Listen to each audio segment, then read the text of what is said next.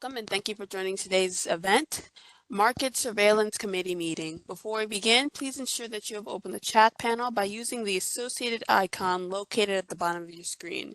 We will not be taking questions via the chat today. There will be all audio lines have been muted until the Q&A portion of the call. We will give instructions on how to ask a question verbally at that time. If you require technical assistance, please send a chat to the event producer or Inteller Events. With that, I turn over the call to Dr. Ben Hobbs, Chair of the Market Surveillance Committee. Please go ahead. Thank you very much, Yolande, and welcome everybody. I'm going to start by introducing the people who are around the virtual table here and at the ISO end of things, and then summarize the agenda, and then we'll start on that. So with me this morning are MSC members Dr. Scott Harvey and Dr. Jim Bushnell, and the ISO staff who are with me include Dr. Guillermo Bautista Alderete, Sergio Duenas-Melendez, Danny Johnson, John Gooden, Shami Davis, and Amelia Blank. And by the way, I apologize if I'm a little muffled. I just had some dental work, and if you can't understand me, I apologize for that. The agenda will be structured like all of our meetings, with an opportunity for public comment at the very beginning, and I'll ask that you make questions or comments on agenda items or issues other than what we'll be talking about in the main part of the agenda this afternoon. In other words, if you can, save your questions about those items until we're in that part of the agenda. But anything else is certainly fair game. And then we have two major agenda items, one before lunch and one after lunch. The first agenda item with Dr. Bautista and Dr. Harvey speaking will be on the CAISO's high demand operations over the last couple of years.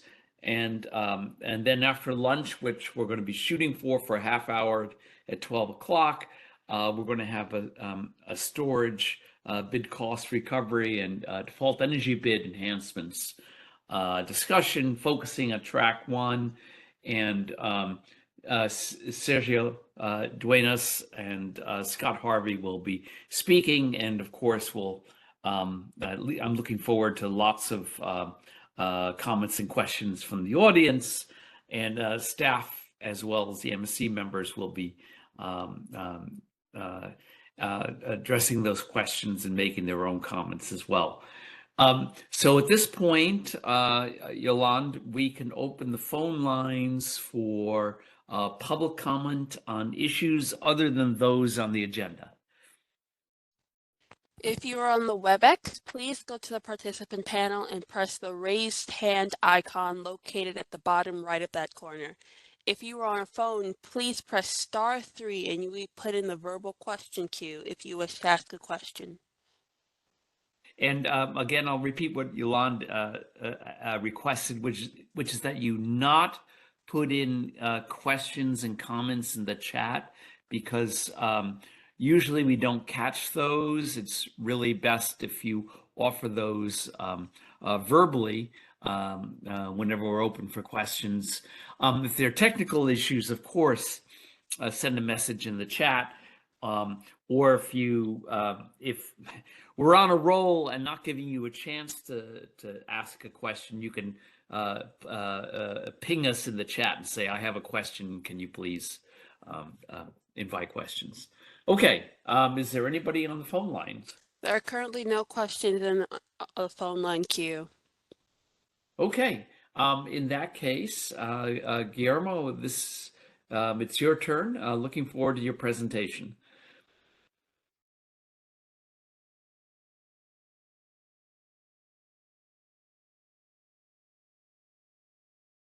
Let's see. Okay. Guillermo, you may be muted. Oh, yeah. Now I hear you. Okay? Thank you. can we move to the first set of slides? Thank you.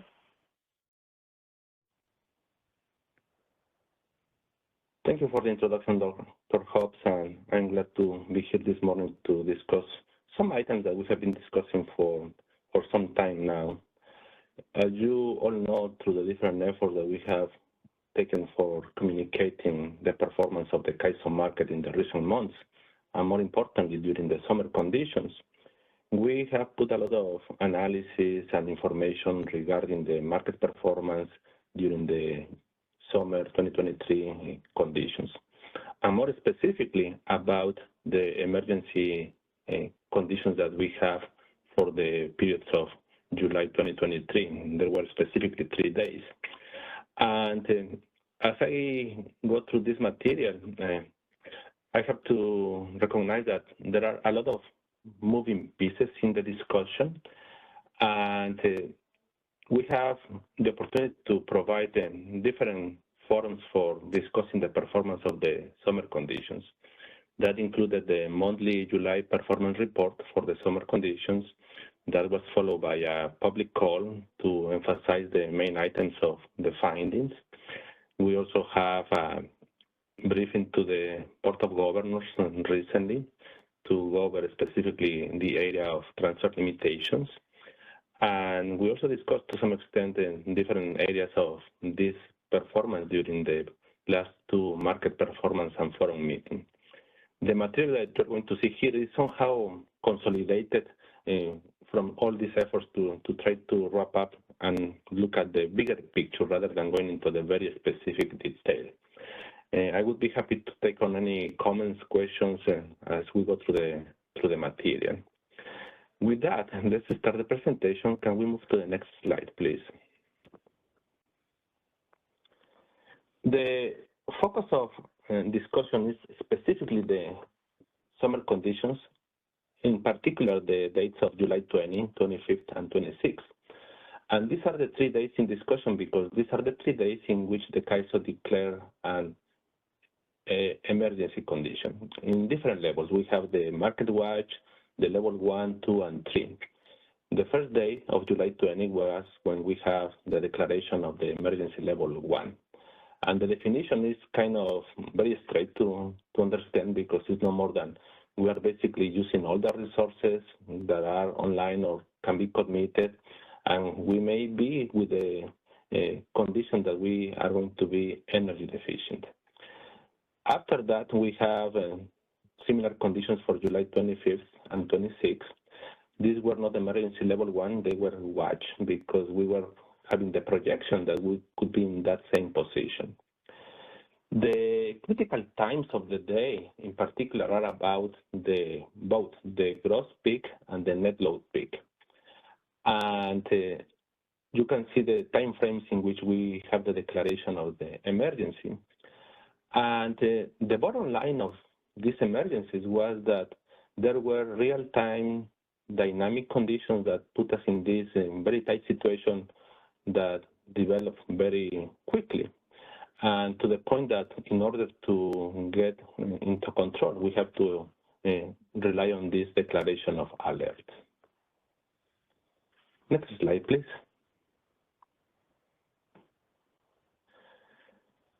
When we put in perspective all the conditions that we deal in a typical summer, you may recall we have developed over the last 3 years after the conditions of the summer of 2020, a whole protocol of summer conditions. We have tuned that process to ensure that it is a matter of having full awareness as soon as possible, have the proper communication, take proactive measures in order to be in the best place we can as we start balancing the system in the real time. We have the protocol, for instance, that we start assessing the supply-demand conditions as early as 7 days in advance. That is the first time when we start seeing the forecast for load, wind, and solar coming into that horizon. We do the basic assessment, how much supply based on the resource adequacy numbers that we have is compared to the levels of demand that we are projecting. And based on that, we start making the projections to see if there are conditions that could require that we take more proactive actions. Naturally, when you're looking at 7 days in advance, conditions are still on the fly. We can see that they are starting to converge as we move closer and closer to the real-time conditions, to the point when we reach effectively the D+2, 2 days in advance, 1 day in advance, because that is the first time when our market is able to run for that market horizon and start to see more realistically the supply-demand conditions. And when we effectively run the D+1, the actual day-ahead market, that is the best picture that we have in that time frame. That is based on all the supply that was made available, accounting for outages, derates, knowing the forecast for load, wind, and solar, taking some estimates of the uncertainty related to the net load, and we know how much exports, imports are going to be coming. So it's a very grounded basis of the picture that is projected to be for the real time. Granted, there are conditions bounded to change. The load forecast is going to change, outages may happen, things happen in the real time. And that is where we have different methods, like accounting for the ROC adjustments, for instance, to account for that net load uncertainty. There are conditions in which operators project other operational risk, and they may hedge for that, including additional ROC adjustments. The short story, coming back from that process into how these conditions play for the July, as we projected all the conditions as early as 7 days in advance, progressing all the way up to D+1, there were no projections of capacity issues in advance, all the way up to the day-ahead market. And the market was able to clear all the load obligation that includes demand plus operating reserves plus the ROC adjustments, and didn't project any supply shortfalls. Indeed, we have sufficient supply to be able to meet not only our load obligation that included extra for about 4,000 megawatts at the peak of the ROC adjustments to account for net load uncertainty. And on top of that, we were clearing in the day-ahead market somewhere in the neighborhood of 7,000 plus megawatts of exports. With this picture, the market was still able to meet supply and demand. Therefore, it was not a matter of the CAISO area being short of capacity to be able to meet the load obligation. And that, again, was in the time frame of the day-ahead market. As we move now into the real time, and in the report and in the different presentations, we actually have a timeline of how things start to evolve very rapidly into the real time. I will not go into that level of detail. The conditions that rapidly evolve into the real time has to do with not a capacity issue, but ramp capability, dispatchability challenges. One of the very first items that we realized as we start going through this condition is that there were conflicting information for the operators. The operators have a set of views and tools to be able to pulse the health of the system, to see where the system is at. And one of those reference points is what we call the ramp dispatchability. There is a way for operators to see how much ramp dispatchability capacity is available for the next 5 minutes, 10 minutes, all the way to 30, 40 minutes. That is the projection of how much ramp capacity is readily available in the system to move up as conditions change, as naturally the net movement of the load is progressing. It happens that that specific display have an issue. It was providing inaccurate information to the operators. So during this first day of the July 20 emergency, that display was basically indicating that there was maybe over 1,000 megawatts of ramp capability dispatchable capacity available for the short-term period, when in reality operators suddenly start to see that they were basically out of supply because we were infeasible. That was an inconsistent display that they could no longer rely and have the certainty that that information they could use to pulse the health of the system was accurate. And at the end, that hinders the operator ability to be able to take proactive action, right? Because one of the purposes of that display and that information is to project how the ramp capability is positioned for the near future. If they see that that ramp capability is getting thinner and thinner, they may start taking action, right? Applying load conformance, calling for resources, taking actions to get out of that trend. When you have that trend to not be accurate, it loses that opportunity to react and be more proactive to position the system where they need to be. That was, I would say, one of the first elements that we find out. And that was no more than a display awareness challenge for the operators internal to the CAISO optimization, the calculation of the power balance supply, the assessment of the infeasibilities, the internal ramp capability that can be used to keep up meeting the demand was still accurate. It was a matter of the display that was not accurate. It couldn't keep up with changes that were implemented some time ago. Next slide, please.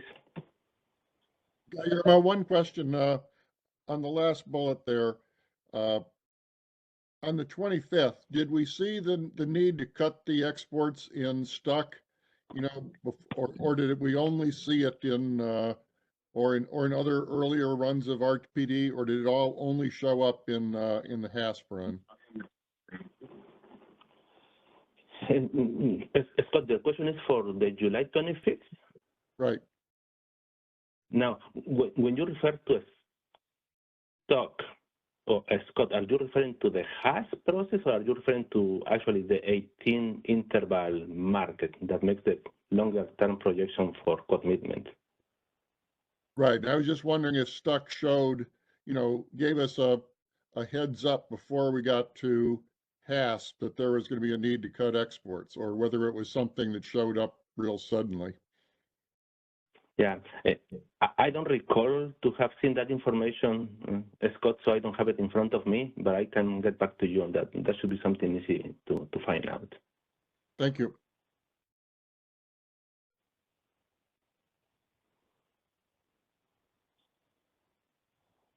I think I had, Ben, I don't know if you want to take it now or later. Yeah, Michelle had a couple of questions she was posting in the chat, and might be an opportunity to take a couple questions.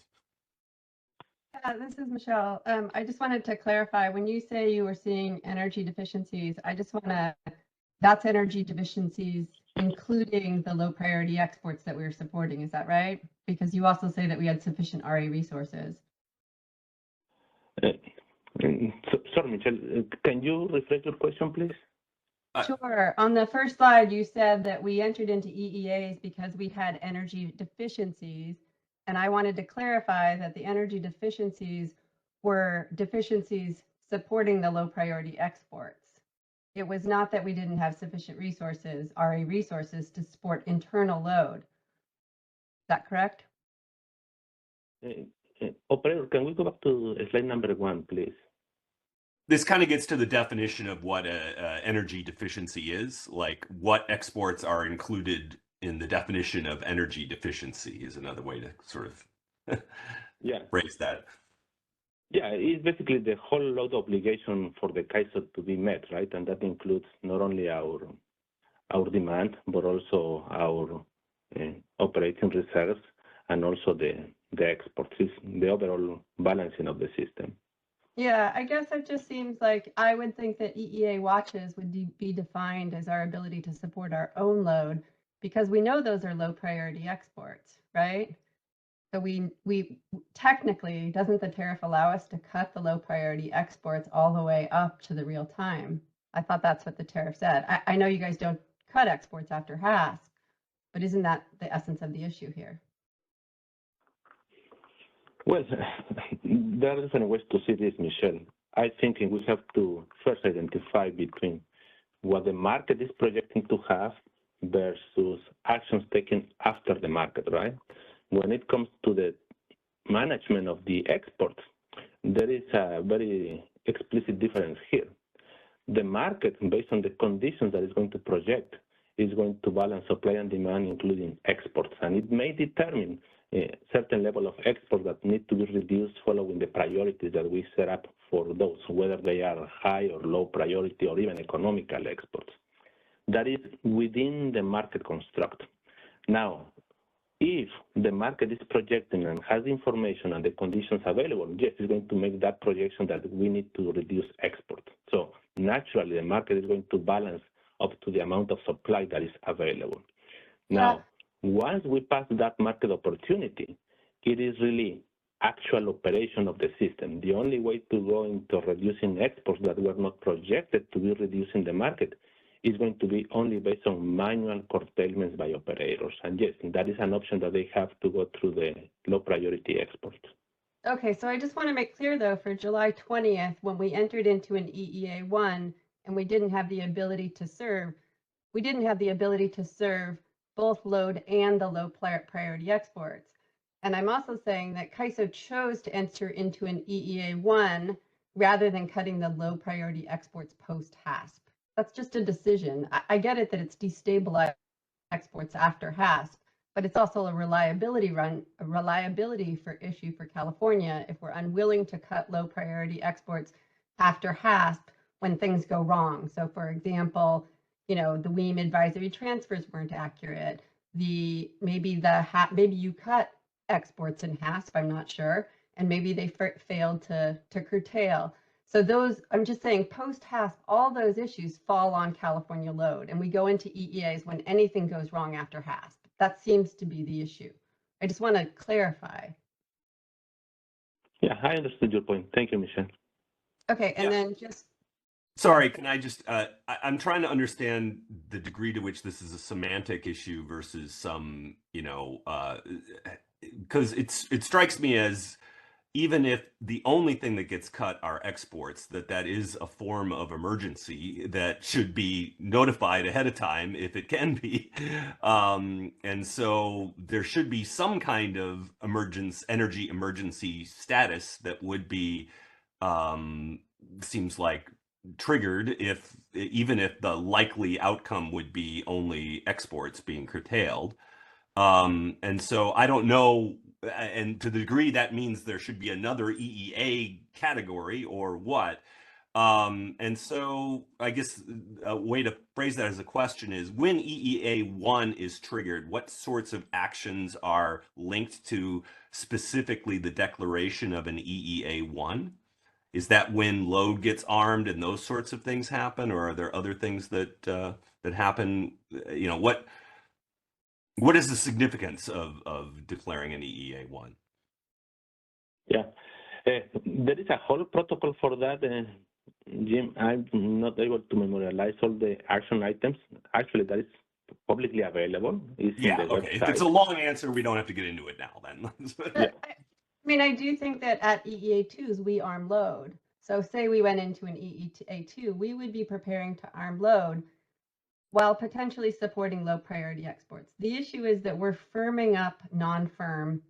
Non-firm imports are getting firmed up by California and becoming firm exports. And that causes a reliability issue. Okay, I'll stop. I'm trying to separate sort of I think the more controversial kind of discussion around, you know, the relative priorities of domestic load versus different levels of prioritized exports versus kind of I think, you know, your legitimate, but I think somewhat semantic point about exactly, you know, what we should call an emergency at different levels based upon the degree to which, you know, we're likely to be eating into something that's beyond, say, a low priority export.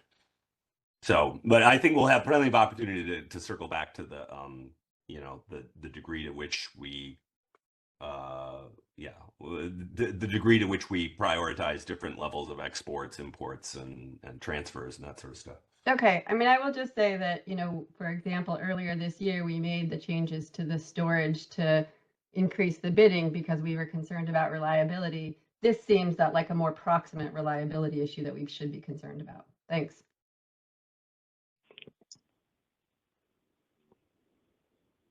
Guillermo, I have a question to stimulate. You know, when we say we were short in the dispatch, that was the EIM dispatch, right? We're dispatching all the resources in the Western EIM to meet loads subject to the transmission constraints, and there was no congestion between the Desert Southwest and the CAISO.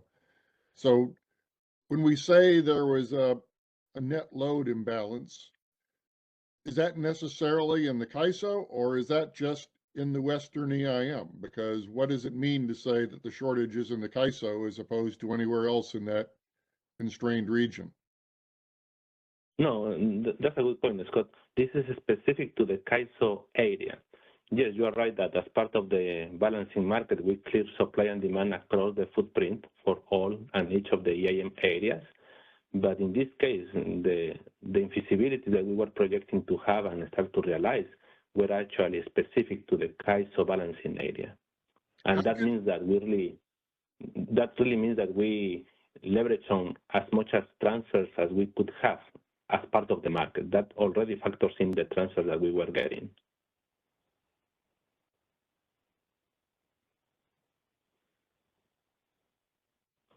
So we were not dispatching, so we were getting the EIM transfers, but we were limiting them because the CAISO was short, and so we were letting it balance in the rest of the Western EIM, but not in the CAISO. So we were creating the shortage was occurring in the CAISO, and the software recognized that, so that, because it seems to me when you don't have a constraint, it's sort of arbitrary to say where the shortage is, but maybe we got some rules that say that the shortage is in the CAISO, but given where the resources are. No, yeah, we can specifically track where the infeasibility is. We have basically a power balance constraint for each balancing area, and we have one for the system, and by default, the CAISO is one of those. So when we have infeasibilities, we specifically track where, in what area that infeasibility is happening. And for the conditions that we saw on July 20, it was really the infeasibility happening specifically in the CAISO VA. It doesn't mean that there were no infeasibilities anywhere else, but the focus was specific to the CAISO area condition. And Guillermo, this is Michelle. Was some of that infeasibility because CAISO cut exports in half and they didn't follow curtailment orders, or was it because WEAM transfers we thought were going to be 3,000 megawatts and turned out to be 0? Were those any of the issues that occurred post-HASP that sent us into the EEA? Yeah, well, with this question, Michelle, I think I would like to set up some expectations for how the conversation is going to happen. Okay. For the rest of the presentation, because here is the deal. We are dealing with 3 days. There were many different conditions happening. Doesn't mean that every single day experienced the same conditions to the same nature in the same combination. There are very specific cases that impacted mostly the 20 versus the 25th and the 26th. So when I get a question, I just want to make sure the question is not general enough to say that it happened in any of the 3 days. And the answer I'm going to give you is going to be as much as I can recall, specific to the day where that may happen. So now, setting that expectation, let me go back to your question. Your question was about whether that infeasibility may have impacted further because some exports were not reduced, were not implemented. That was not an issue for July 20 because in the July 20 we didn't have any export reductions, but it was a factor on the July 25th. And then what about WEAM advisories on the 20th versus the 25th? Sorry, I would have looked at the slides, but I didn't see them up, so I don't know where we're going here. So. Sorry, Michelle, I couldn't follow what the question is. Oh, what about the 20th, the WEAM advisory transfer issue? Okay, let's try to follow some sequence here. We're going to be all over the place. So let me go through the material to cover that topic. Okay, and I just said that I would have looked through the slides, but I didn't see them up there, so maybe I missed them. Thanks.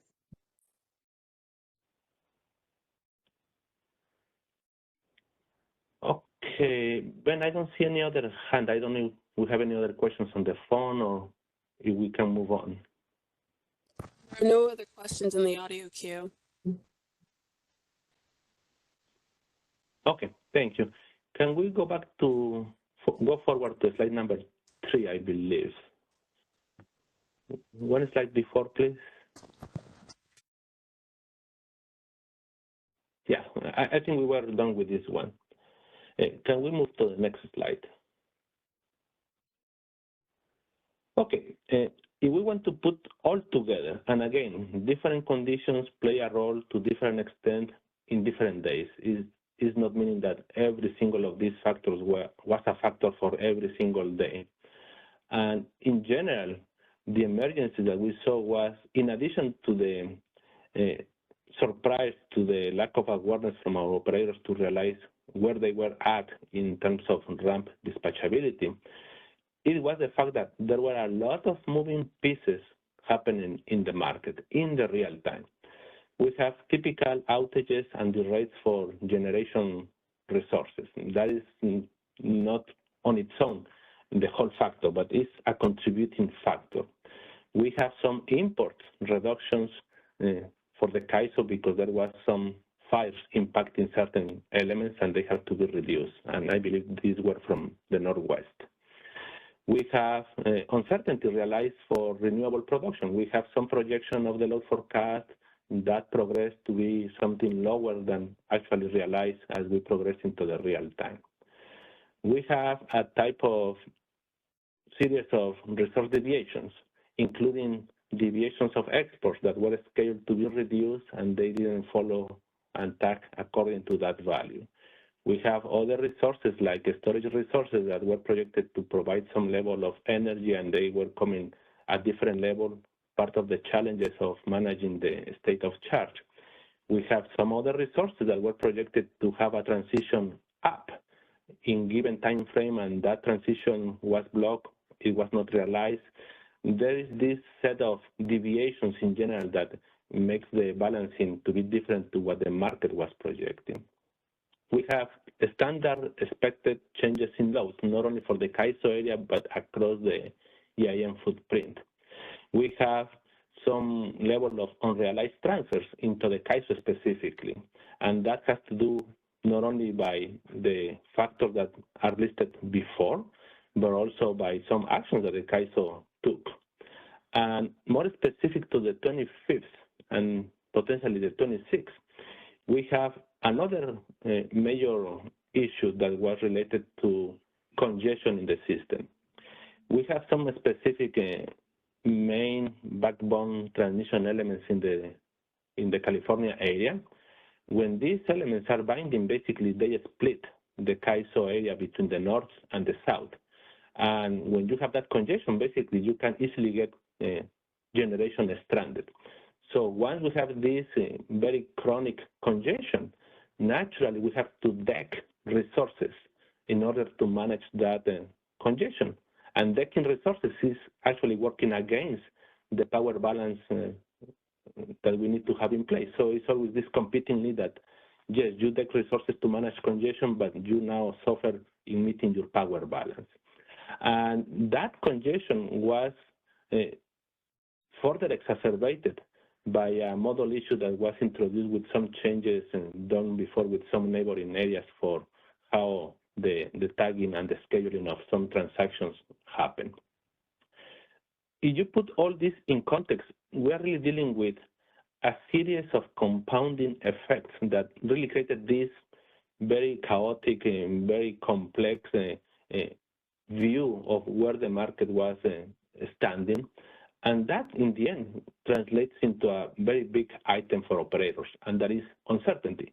They have all these moving pieces, all these changes happening, and they need to try to be proactive and position the system properly in advance as much as possible to not get into this type of emergencies. This is really the main characterization of the challenges, that all this really posed greater uncertainty, operational risk for operators to manage the power balance of the system. Now, when you see this list, you may think, well, you have changes of renewable generation, you have changes of load. Aren't you supposed to have flexible ramping product to deal precisely with that? Yes, flexible ramping product was in place and it has a lot of dynamics on its own, But we have to recognize that also the flexible ramping product design is specific to deal with net load uncertainty, changes of load, wind, and solar. It's not equipped, it's not designed to handle any other type of changes of supply demand in the system, such as resource deviations of exports not following the reductions or reduction of imports. All these other types of changes are not within the scope of what flexible ramping product is designed to capture. Granted, if there are changes like those and we have flexible ramping capability available from the FRP, it's going to be used. The market is not going to distinguish that because it's not net load uncertainty, it's not going to deploy the FRP. It's going to deploy it as long as there are changes that are need to be balanced. The point is that when you have the standard net load uncertainty realizing, and on top of that you have other uncertainties realizing, we're going to be in a place that the flexible ramping product, even if it is doing a good job, may not be sufficient to handle all these type of changes and movements that are happening in the system.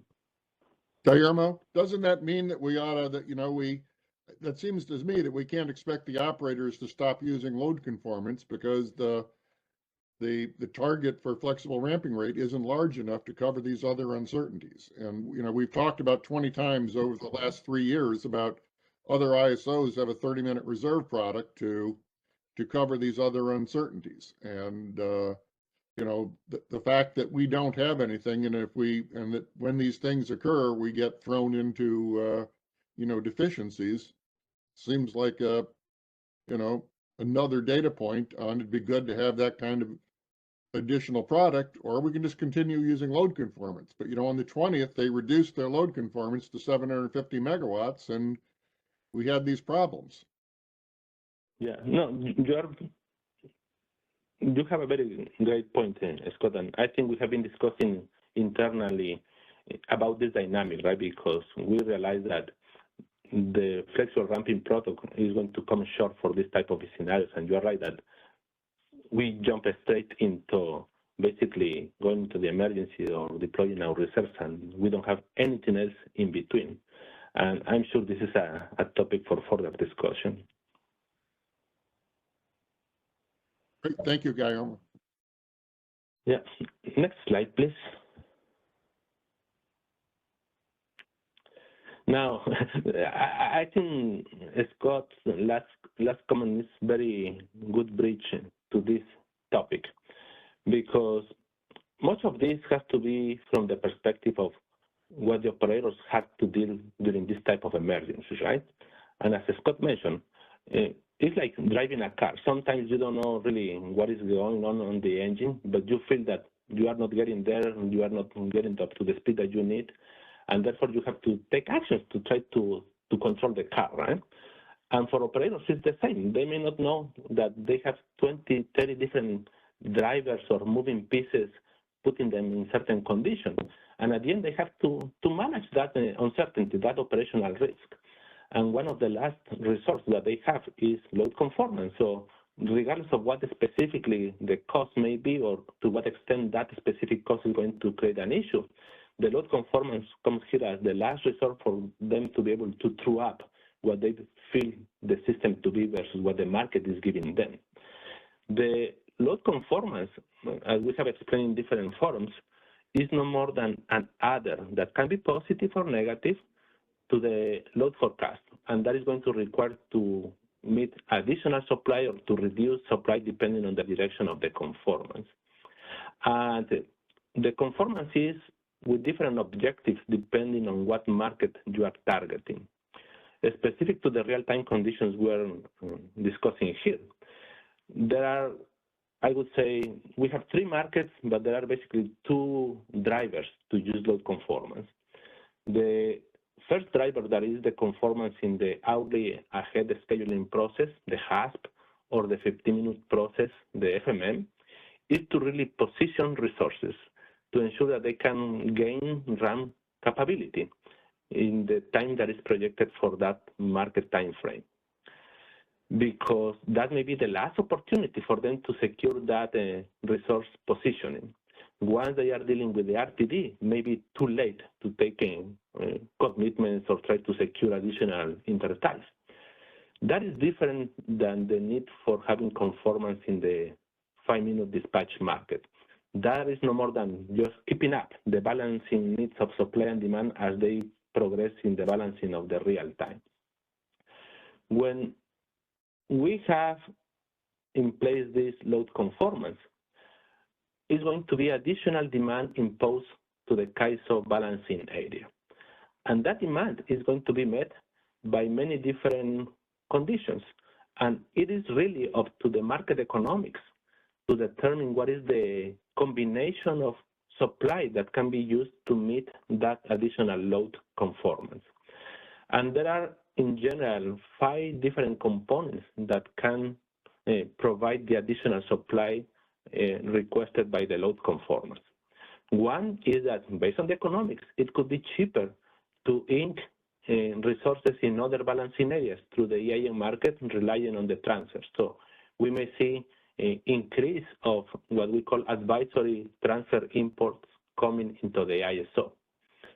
If we were in a position where we actually naturally would be sending export transfers to other balancing areas, imposing additional load conformance is going to most likely reduce the level of export transfers from the CAISO. It's a matter of just regaining that supply through the transfers. Behind the transfers naturally are resource dispatches. Resources are going to be dispatched up or dispatched down to meet that associated transfer. There may be also the condition that the load conformance can lead to commit additional resources, not only in the CAISO, but maybe in any other balancing area. There is additional capacity that once it's committed is gained and is available.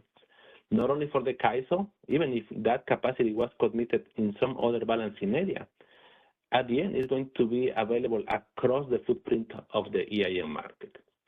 Then we have that the most obvious way to meet that additional load conformance is just by incrementally dispatching resources that are already online, either from the CAISO area or from the EIM areas that eventually they come through transfers. If we are dealing specifically with the HASP market, that is the last opportunity for the CAISO to clear hourly transactions. That load conformance indeed can increase hourly imports or can decrease hourly exports. And the last one, when we are really in a tight supply condition, the load conformance may not be able to be met.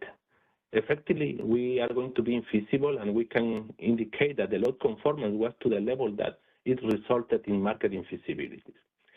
In what proportion, to what extent each of these different sources of supply are going to be used to meet the load conformance really depends on the specific system conditions, on the economics of the market at that point on time. So it's not granted that it's going to be in a very rigid, static proportion of how much is going to be coming from each one of those. And this really opens up some type of additional uncertainty for operators, because if we place the condition where the load conformance is going to influence supply not only in the CAISO area, but anywhere in the EIM footprint granted by the EIM transfers, there is no guarantee through the view of the operator that the additional load conformance is giving them certain capacity that they can 100% count on.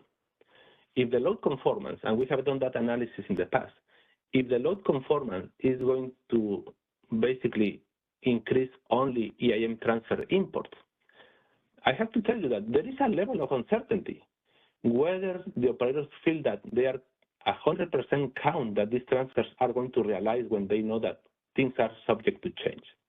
Maybe the load conformance of 1,000 megawatts imply additional 1,000 megawatts of transfers, and when things change between the HASP, that is basically 70 minutes in advance of the actual operation of the system, they may not count on that supply. So it's a level of uncertainty introduced because now that load conformance can be met with any of these moving pieces. And just to link this topic to the subsequent one, this is one of the reasons in order to mitigate for this level of uncertainty, the use of the transfer limitations was in place, because once you put the limitations in place, any load conformance that is in place effectively has to be met with CAISO internal resources. Yes, it's going to be less optimal because you are missing the opportunity to leverage the diversity of the EIM market, but it provides that level of extra certainty to the operators that they know that is capacity that they have now available in the CAISO area.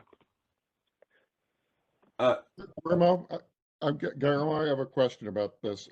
Going back to the earlier discussion about where the load shedding is and where the power balance violation is, I think the rule that determines that is the rule that you can't have EIM transfers into a negative position, so that if your load increases, you can never be forced to support EIM transfers that would put you in a negative position. So it seems to me when we play that out here, that when the CAISO becomes dependent on EIM transfer imports in HASP, it means that if any surprises occur, those people can take those EIM transfers don't have to be maintained. The other balancing area doesn't have to take actions because they can't be dispatched into infeasibility. So that we have this risk that if we rely on EIM transfers, we're the one who is potentially, and especially if we use EIM transfers to support exports, we are the one that's potentially exposed to having the power balance violation be in our control area rather than the other balancing area. Yes, that has a lot to unpack, Scott, but you are right. One of the implications of the HASP market is that we have to clear the demand plus the exports and the imports. So the export become a decision variable in there. And the market is not going to distinguish what type of supply can meet that type of exports. It can be anywhere, not only from the CAISO resources. And this is one of the issues that we raised in the past, that if we were clearing certain level of exports, that supply was including the advisory transfers, and we know that there is no guarantee, 100% certainty that those transfers are going to hold true into RTD. In the end, it's going to be the CAISO area that is going to have to balance off any mismatch. Right. I had a question, I think, for both Scott and Guillermo, just trying to pick up on his point about Scott's point about the 30-minute product. It strikes me that, you know, especially looking at a slide like this, that helps with something like a ruck load conformance situation, but that when we're getting into FMM, that isn't this the kinds of things you were just describing as forcing load conformance here? Isn't that basically what FlexiRamp was supposed to provide, so that we didn't have to do this much load conformance? And so are we still sort of back to the never-ending saga of there's something wrong with FlexiRamp that's there's something missing in FlexiRamp that's forcing this? And then a corollary to that is, you know, it seems like if it's going to take forever to get a 30-minute product, you know, which is a whole new thing, to what extent could just acquiring more spin and non-spin that is not, you know, contingency based, so that it's, you know, it's 10-minute responsive, but it's sort of understood to be more of a energy dispatchable kind of reserve than a contingency based reserve. You know, to what extent could that substitute for some of this? Because it seems like that would be something that you, I forget how the rules work on that kind of procurement, but would, I believe, lead to more capacity freed up internally rather than reliance on EIM transfers? Or could that be sort of at least a triage based way to try to reduce load conformance as the means of dealing with this?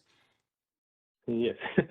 Yeah, I'm fascinated by the implications of your comments, Jim, because you are right.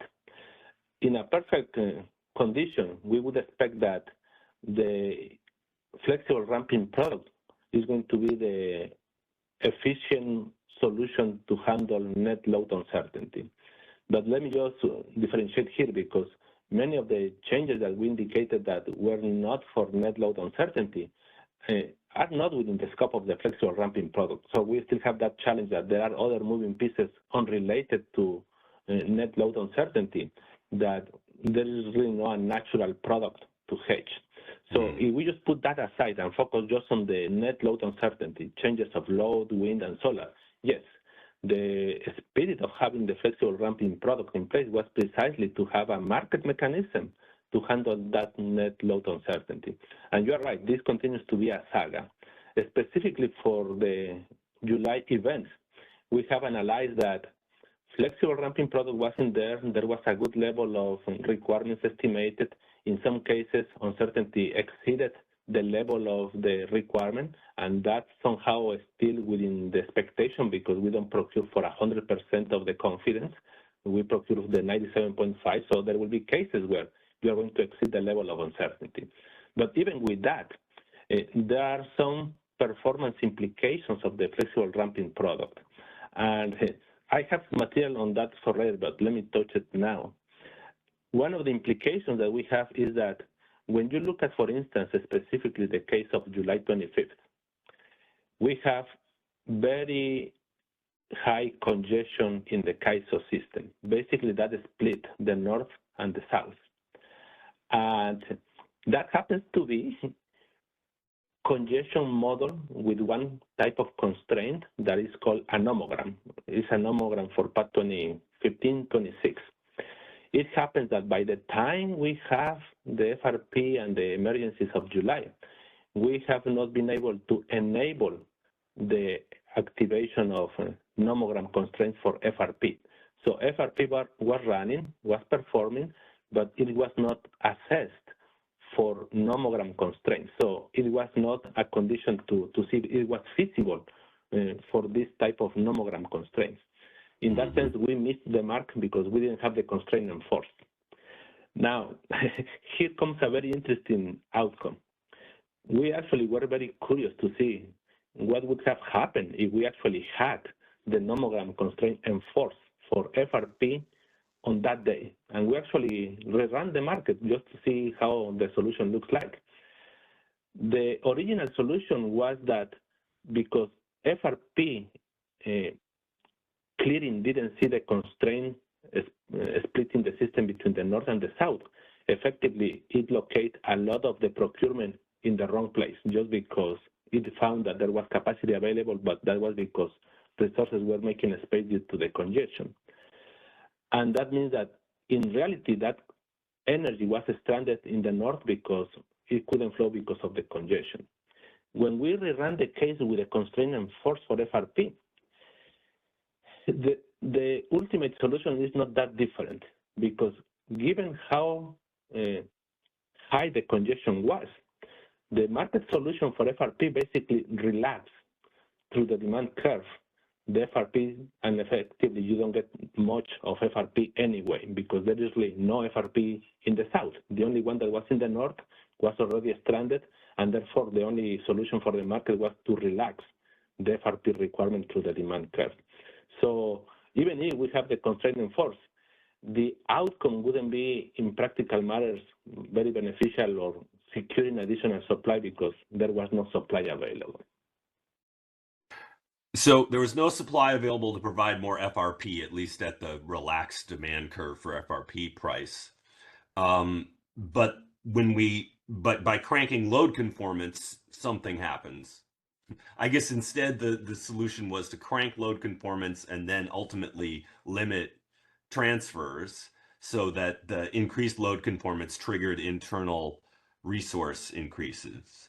But those resources were not capable of providing FRP, or was there something about the relative like penalty prices associated with the two different channels that got us resources that the FRP tool wasn't getting us?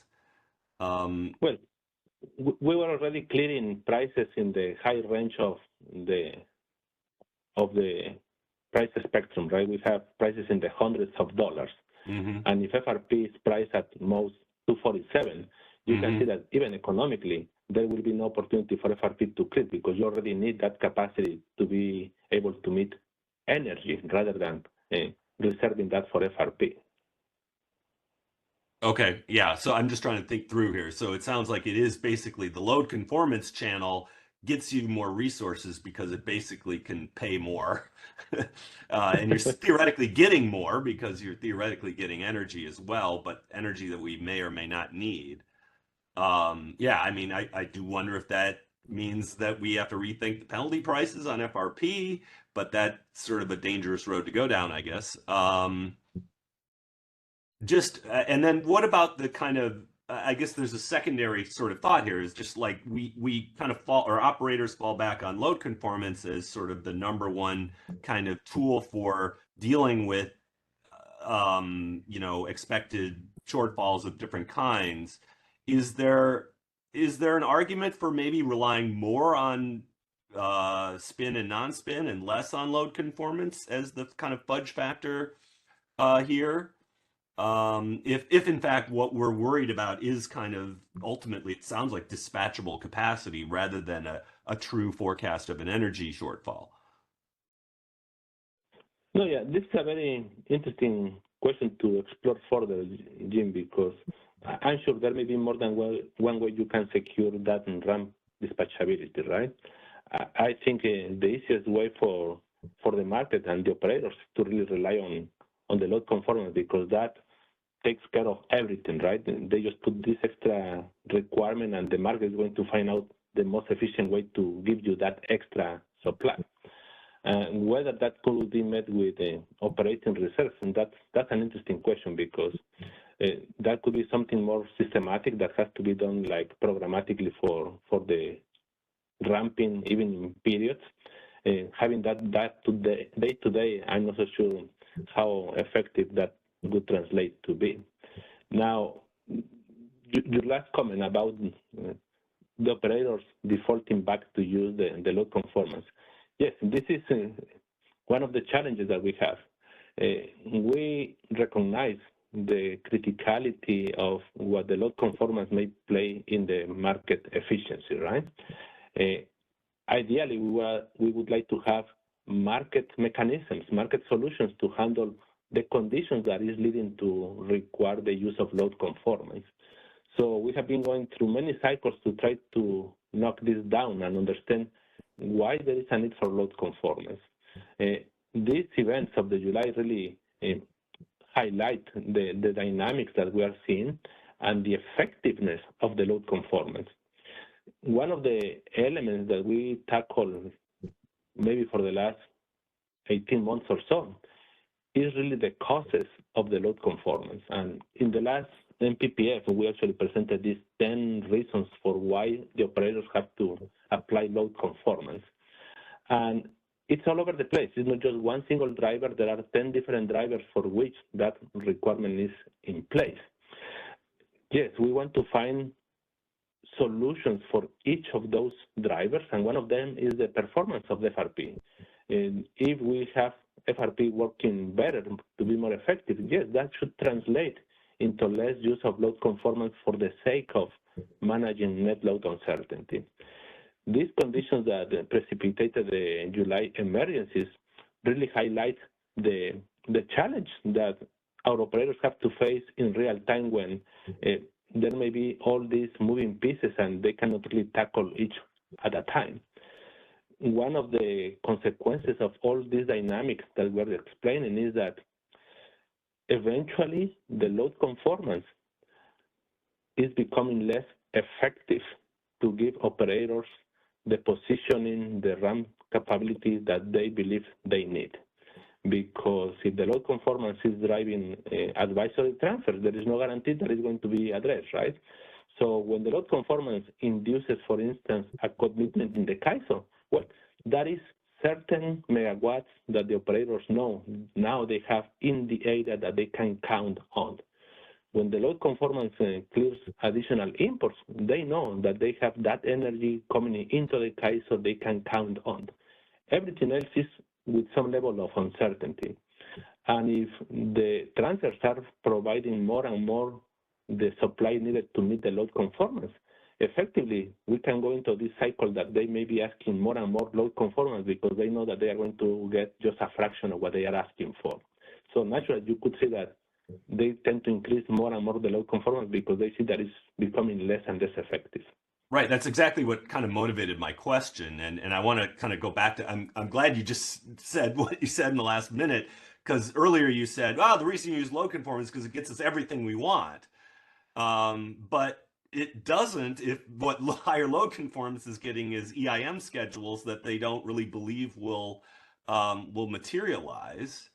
And that's why I was sort of just kind of spitballing other channels that might actually, you know, get what quote we want that might work better than load conformance. Because as you say, this sort of load conformance tool seems to be, you know, both less effective and kind of, I think, more distortionary.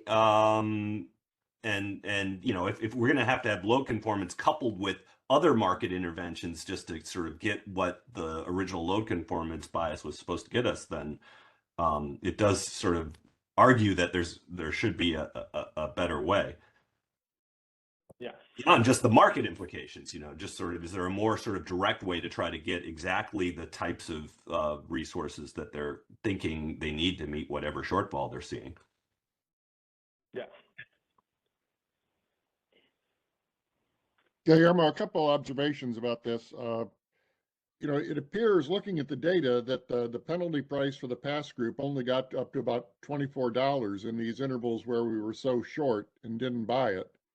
But maybe it's actually the price in the CAISO for FlexiRamp was higher and it just isn't posted the way it's reported. But it looks to me like in any case, the price isn't flowing into, because of the various price caps, it isn't driving the price above $1,000. So when we go short on our FlexiRamp, the price stays the same. And I want to point out something about, you know, what Jim said, you know, how about another spinning reserve product? Well, FlexiRamp that has to be procured in the CAISO is just like spin. You know, it has to be available in 5 minutes instead of 10. So it's just as good. You know, one thing about our Flex, you know, talking about the issue about load shedding and that EIM, we can't use EIM transfers to force somebody else into load shedding. If our FRU is in another balancing area because of the way that's the way we schedule it, then that FRU, we can't make them send it to us if it puts them into load shedding. So, I mean, we got to realize that that's true for FRU too, that if we shift the FRU into another area in FMM, well, the only way that shows up is as EM transfers. So, you know, if we're worried about this issue of is the CAISO putting itself into a position where it's the one who has to shed load because of the way we're structuring things, maybe we have to rethink this idea of having all the FRU scattered across the you know, the Western EIM, because it's when it's in other places rather than the CAISO, we have the same issue. Because when it's used, it's EIM transfers. And maybe this says we go back to, you know, a CAISO requirement, a CAISO, you know, an SP15 requirement, an NP15 requirement with a demand curve. And then the other balancing areas also have, you know, demand curves so that they're not in the situation where all their FRU is in another balancing area, which has a load forecast error, and then they can't get it. So just some thoughts about how these things are interrelated. Yeah, thank you, Scott. I see your point. Yeah, and I think the point you are making about having some type of minimum requirement by region really touches on the current construct of the FRP, because it goes into the diversity and all this construct that we have, that once you pass the test, we can freely move the megawatts in the footprint. So it would require a very deep thought of how this could be constructed.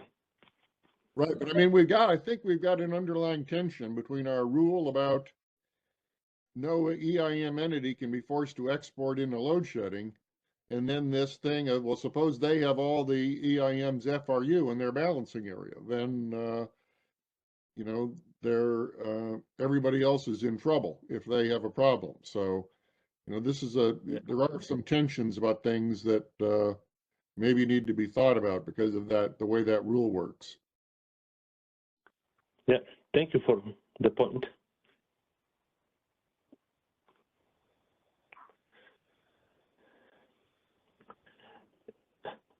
Ben, I see some hands. Do you want to cover those?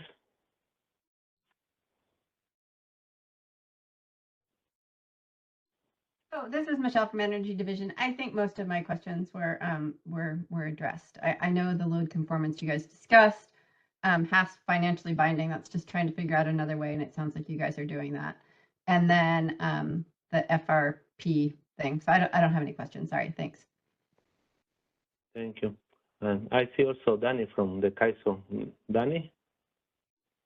I had one observation on Jim's point of maybe using spin or non-spin as an alternative to load conformance. And it's that right now, neither of those products is nodally deliverable. So in the real-time market, especially if those were heavily relied on, it could shift a lot more burden to our system operators to have to be looking at those awards and making sure they're feasible. And then to the extent that they're not able to do that in a real-time scenario, it could lead to even larger maybe additions to either of those products to make up for the fact that they are not nodally deliverable. So it just kind of highlights that might not be there are downsides to this solution as well. Sure. This is I should know the answer to this, but when load conformance happens, is it play the role of just sort of pushing a DLAP? So load conformance itself is not like nodal, is it? It's sort of a zonal rise and fall. Yeah, the load conformance is applied to the system-wide forecast, and then the forecast is basically propagated to the locational level, but proportionally. So it's not targeting a specific area. So you can get supply from anywhere. There is no pre-requirement where that supply needs to come from. But it is deliverable. So because, you know, it has to be. Yeah, it should be considered in the stock.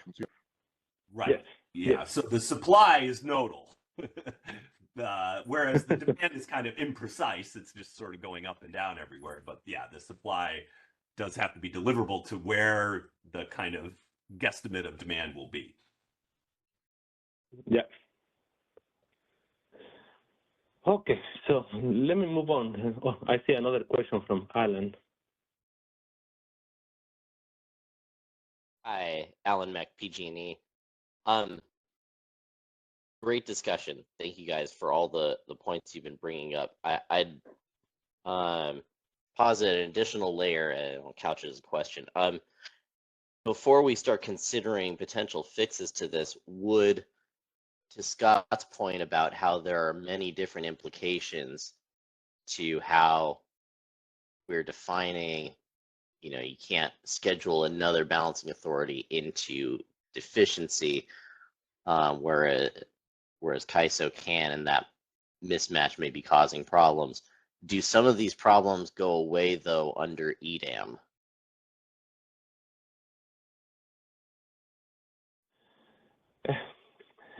That's a very wide open question, Alan, and let me bring this back to the genesis of this discussion.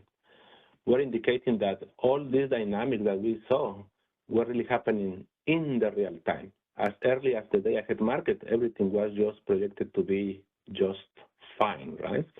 So if we take that as a reference, I would say that this is really more tailored to the real-time dynamics and conditions, and we already have the EIM market.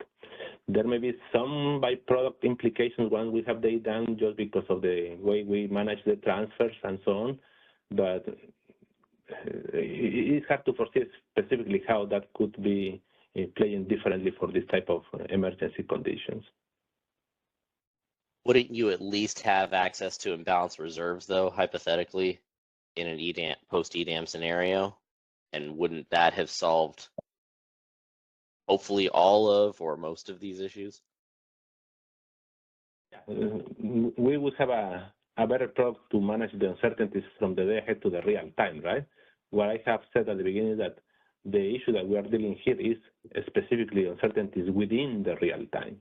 You are going to have imbalance reserve that is going to do the job to match the uncertainty between day ahead and real time. But then once you are in the real time, you have already the FRP in place to handle that type of uncertainty. Yes, but Guillermo, Guillermo, it's only the Alan's balance. question is that maybe the rules for who has to shed load are different in EDAM, and that might change some of this. But I can't remember the details here. That's something to think about, but not to answer on this call, I think, Alan. All right. Thank you.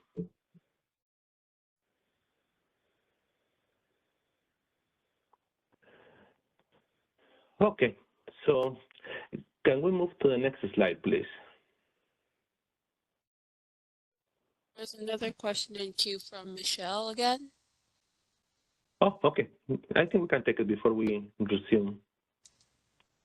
Hey, this is Michelle. Just to that EDAM question, I think we went over this a lot, but my understanding is that it could, if you don't use the net export constraint, it actually makes it worse because you can use imports at the ties to support EDAM transfers, and those transfers are firm, right? So if there's uncertainty between the day ahead and the real time, remember we posited a transmission line going down.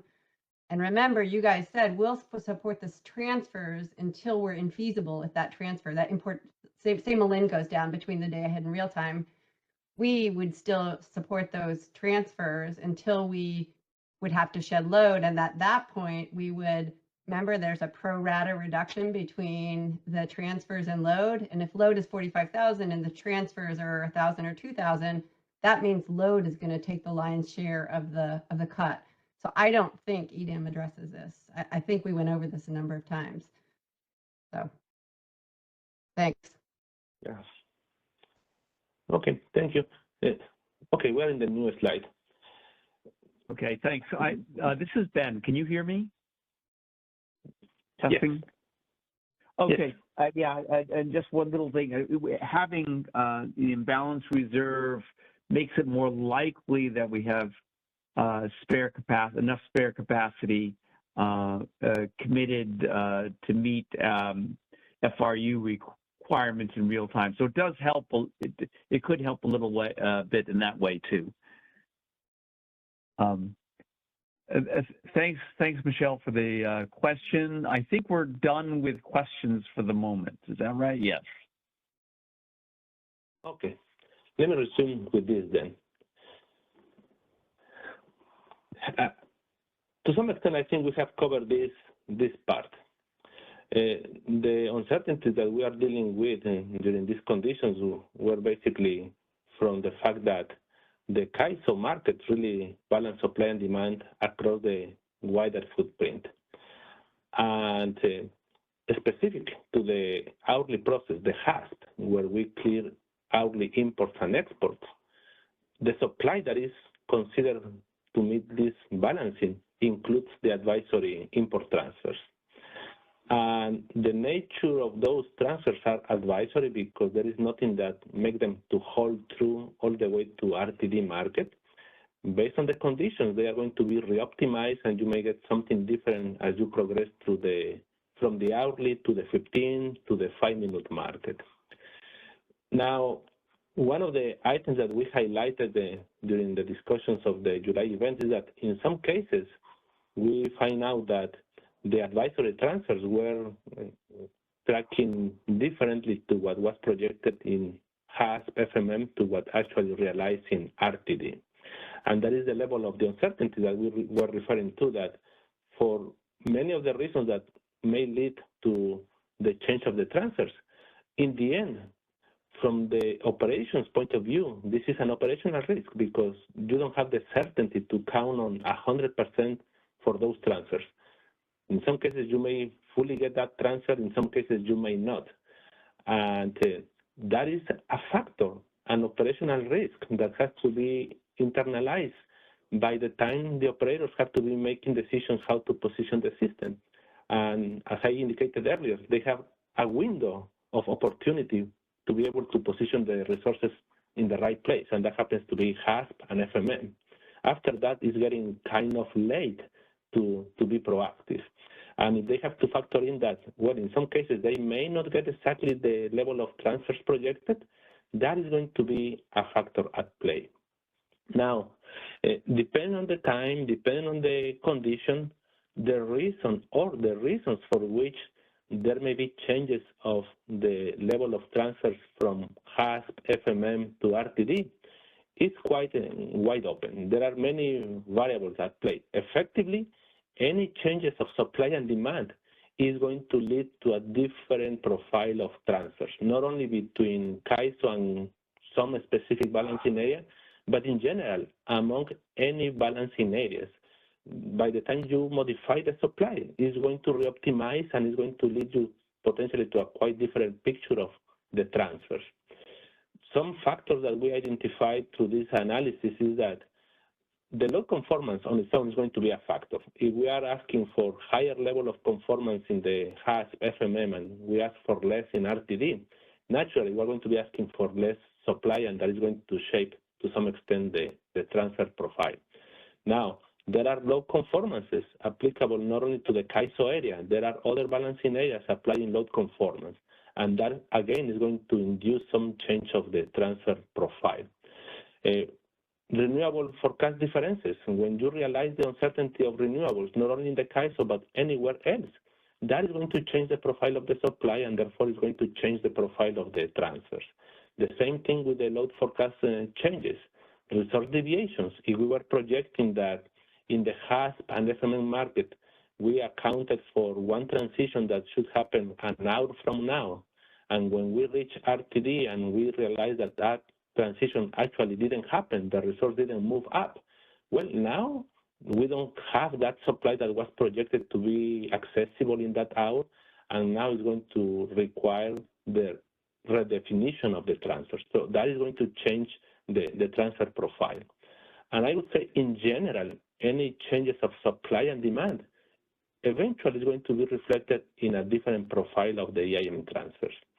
And we can track specifically what may have been driven the condition of transfer changes in one interval, but it's quite varied. And specific for these days when we have that many moving pieces, you can imagine that all this becomes very complicated to actually try to color code the changes that led to the different profile of the transfers. Thanks, Guillermo. I want to make a distinction here, from the standpoint, as we've talked before, of the CAISO balancing area and not having to shed load. If we reduce these EIM transfers and have our own capacity, we're better off because we don't have to shed. And if we're the exporter, someone else has to shed. So one path of this relates to how the CAISO manages its balancing area and the risks of load shedding.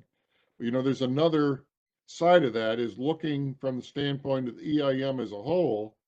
Why are these, what's happening with these resource deviations? Do we have enough capacity in the Western EIM? Are we getting the right information to the CAISO as operator of the Western EIM so that we're not just, managing the CAISO's position if it comes to load shedding, but avoiding the potential for load shedding through better understanding of what's causing these things. So even though there are lots of them, I think on one track, we just, you might say all we need to do is restrict our reliance on transfers, but from another track of, the overall Western EIM, we need to understand, what's causing them, and maybe there's an incentive problem, maybe there's something else.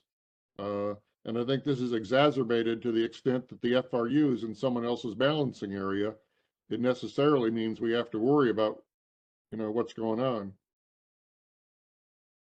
Yeah, no, that's a very good point, Scott. And this is really reflecting on the challenges that our operators faced. And it is the fact that even if it is energy or FRP, we have realized that there needs to be better awareness for operators to get the sense of the wider picture, how much transfers they have, and potentially give them more confidence of how much of that could be realized.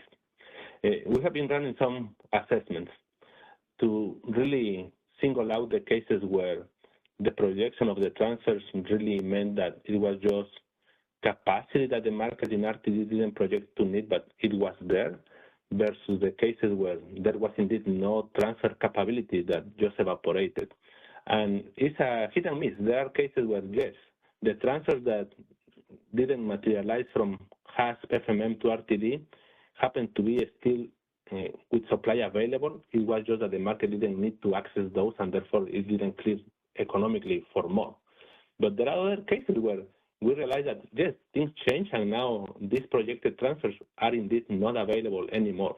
And there are many factors, and this is something that we are still working with our partners in the West, because there are many factors at play that can lead to this unrealization of the transfer. So there is still a lot of work to do on that area.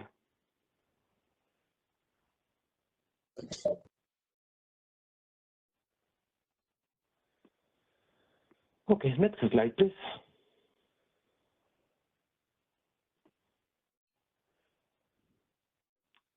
I think we have touched a lot on the HASP market, so let me just jump into the implications of how we start moving into an operational practice that we have. Given all this level of uncertainties, given all these moving pieces that we start to unravel as we analyze the conditions, and all this lack of visibility, limited awareness, the certainty on the transfers, effectively on July 26th, the CAISO started an operational practice, and that was that we started to limit the reliance on the import transfers into the CAISO market.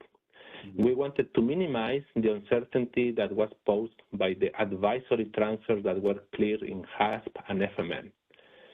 It was a suboptimal market solution because the more you rely on the wider footprint, you realize the economic opportunities. But in this case, it was really a matter of mitigating for the greater uncertainty posed by that volatility of the transfers and all the moving pieces that were happening in the market. So the reason for the limitations was precisely that, to gain more certainty on what capacity our operators could really count on with all the certainty that could be available. Having the load conformance potentially just push for more transfers, and that doesn't give you any additional certainty that you are going to have that capacity. And one of the criticality points here is that the clearing of the HASP process has implications to clear also the hourly interties. And that means it also sets the course for the hourly export, how much exports we are going to be clearing. So it was not just in the benefit of getting the certainty for the CAISO, but also for the entities that were clearing exports. Because if we were in the approach that we were clearing certain level of exports relying on the advisory transfers, and then we have not enough transfer to support that, and now we have to reduce the exports, that would happen basically just in time, and that would be greater uncertainty for those areas where the exports are sinking. So actually, it was also uncertainty for those entities. Therefore, limiting that uncertainty played both ways. And that was, in the end, the main premise, the main objective of having these limitations in place. If we can move to the next slide, please. Now, there are many ways to implement this, and I would like to emphasize how targeted this was. First is that we apply this only for the very narrow period of time to cover the gross and the net load peaks, somewhere between hour ending 19 through 21. It may be 1 hour plus or minus, depending whether that was on July or later in the season, because it gets darker sooner as you progress towards the winter. We only limited in the import direction. That means We, the CAISO, wanted to have a more realistic, reliable view of how much supply internal to the CAISO area we have to meet our own obligation without counting on the advisory transfers. But we still let the transfers to flow if there was available supply in the CAISO that could be exported to other balancing areas based on the economics. It was only in one direction. The other piece is that it was applicable only to what we call dynamic transfers. And that applies to basically all the transfers except Malin. Malin has some configuration in which we don't want to have these movements on 5-minute basis. The movements have to happen basically on 15-minute basis, and therefore, whatever clears in FMM holds true for RTD. They have the certainty that whatever is in FMM is kind of binding, becomes effectively the same in RTD. Then we apply this for the two markets, HASP and the 15-minute market. That is what produces the advisory transfers. We didn't apply this limitation in RTD, that is the binding realized transfers in the market. And just to highlight, this didn't have any implications directly in limiting the participation of the hourly intertie transactions, imports or exports. That is part of the CAISO construct for interties, and they were not limited in any fashion. It was only related to the EIM transfers. Next slide, please. The ability to apply limitations on the transfers is not only a feature applicable or available to the CAISO balancing area, it's a feature, a tool that is available and has been used by different balancing areas. And the limitations that were applied for the CAISO were effectively applied to HASP and FMM. HASP doesn't have binding prices. It creates these advisory prices that are not used for settlements. Eventually, the prices in FMM, in the 15-minute market, are the ones that are financially binding. And yes, the limitations were also applicable to FMM. The limitations in place created a very straightforward consequence, and that is because we are limiting the reliance on the transfers coming into the CAISO. Effectively, now CAISO has to rely on its own resources. It's going to rely on more expensive resources than otherwise could use from economic displacements through the transfers. That simply means the CAISO most likely is going to have higher prices relative to the rest of the EIM market because there is this natural price separation created precisely by the transfer limitations. In that sense, there was a suboptimal outcome. Yes, there were higher prices, but they happened to be for the CAISO. It was the CAISO load that has to pay that higher price in the 15-minute market. The EIM markets were insulated, isolated from these higher prices because the transfers were binding, and therefore they cleared at lower prices. And more importantly, those clearing prices for the EIM entities were economical. They were reflective of the economics of those areas. The resources that were dispatched in those other areas continued to be dispatched in merit. It happens to be just based on the local prices, the local economics of their system. There has been this idea that by the fact that the CAISO imposed the transfer limitations, that deprives entities from economic opportunities to transact at these higher prices that were a result of the transfers.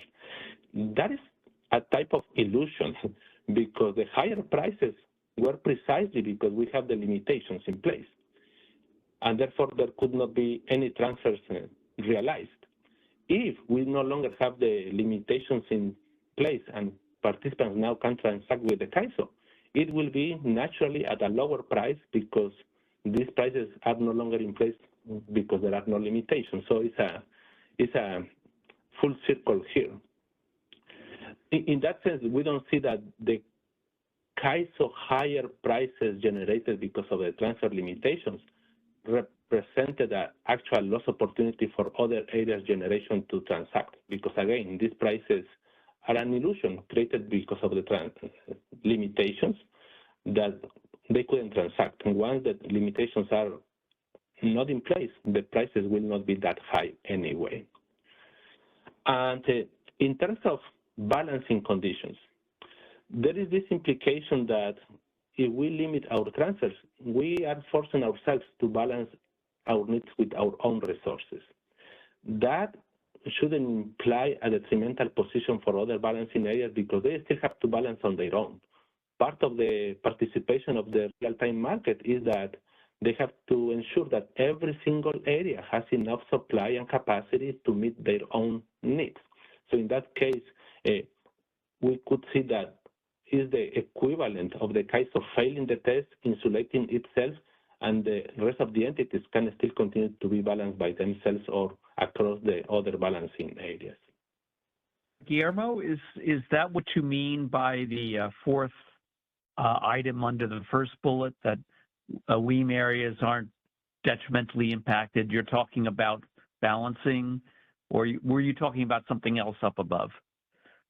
No, I'm talking about the last bullet, that the limitations of the transfers coming into the CAISO should not be detrimental to the EIM areas balancing conditions because they still have to meet their own needs, right? They already passed the test, and that means they should have enough supply to meet. And indeed, my point that I referred to earlier, the limitations were in the import direction. We were limiting the capacity that could come into the CAISO. But still, if there was supply from the CAISO to meet somebody else's needs more economically, they could still be realized because we were not limiting the exports from CAISO to other balancing areas. I just want to make sure there wasn't a third item besides price impacts and balancing impacts. Great. Guillermo, if you could pause for a second, we do have Michelle online with a question. Hey, Michelle Kita, Energy Division, a bunch of questions. So first of all, did you reduce load conformance when you took the WEAM advisory transfers out of HASP? Let me answer this way. One of the consequences of using the transfer limitations is that the load conformance is going to be more effective because the purpose of having the load conformance in the first place is for operators to secure position resources in the CAISO area. And if now that cannot be met with the transfers, yes, it's going to become more effective. They are going to get commitments or reduction of exports or additional imports. So naturally, the consequence should be that, yes, potentially there may be less need for load conformance in the HASP FMM market. So if I go back and look at the data, I'll see a reduction in load conformance across the net peak hours?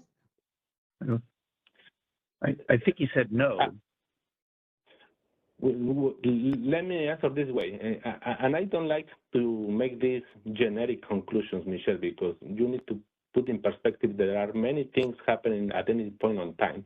So 2 days are going to be different positions because of different conditions. So I cannot guarantee that everything else remains fixed, and therefore, yes, there should be a reduction of the load conformance. Given the fact that there are many moving pieces, there is no guarantee that there should be an immediate reduction of the load conformance. What I'm indicating is that, yes, because there is now more effectiveness in the load conformance, if everything else remains the same, naturally you would expect to see less conformance because now they need less because they get more with the values that they put in.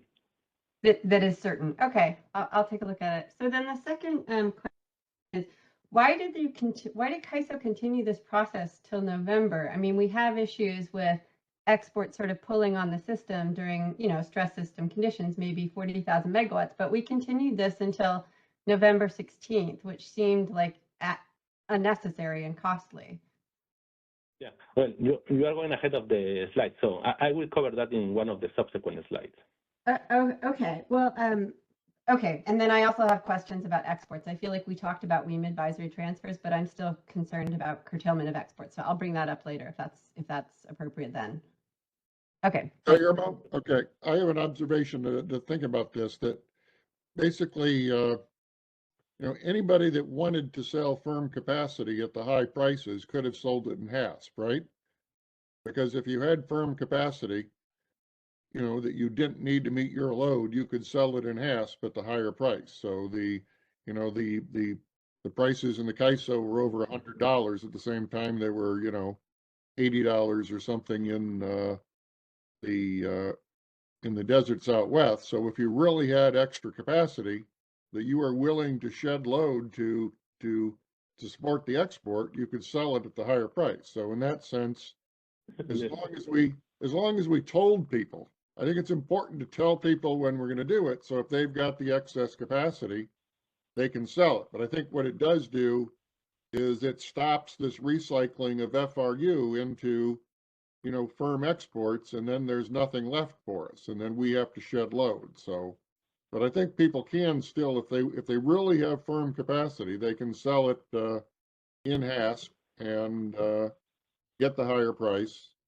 And what this is driving us to is sort of a firm capacity price that's the HASP price and the FMM, and then the economy energy settles at the RTD price. So, Yeah. you know, maybe people won't like that or they will, but I think that's what we're doing here, because it basically goes to the stuff you send in RTD, you don't have to shed load to support. But if you're going to sell it in HASP, then it's your problem. You better have the capacity. And therefore, you know, the CAISO is aligning itself, and maybe other balancing areas want to do the same thing, at least during risky hours. But it, you know, it's when there's load shedding risk, we're basically saying there's a big capacity value here, and it's worth a lot more than economy energy that can be recalled. Yeah, I follow your point, Scott, and just to clarify for market participants, what you mean really is that energy could be sold to the CAISO by means of hourly imports, right? As part of the HASP. Yeah, no, that's a great point. Actually, I haven't thought about that. Yes. Yeah, and I mean, that addresses the point that's not on this slide, which is that, you know, you say, oh, well, this isn't, the higher prices in CAISO are okay because we're putting this constraint in, but there's lower prices outside of CAISO that stakeholders have been raising the concern about. And, you know, it's a limitation, but to the extent it's a self-imposed limitation, you know, there's legitimate questions about exactly whether it's a arbitrary limitation or one that represents something meaningful here. Oh yeah, thank you. These are great points.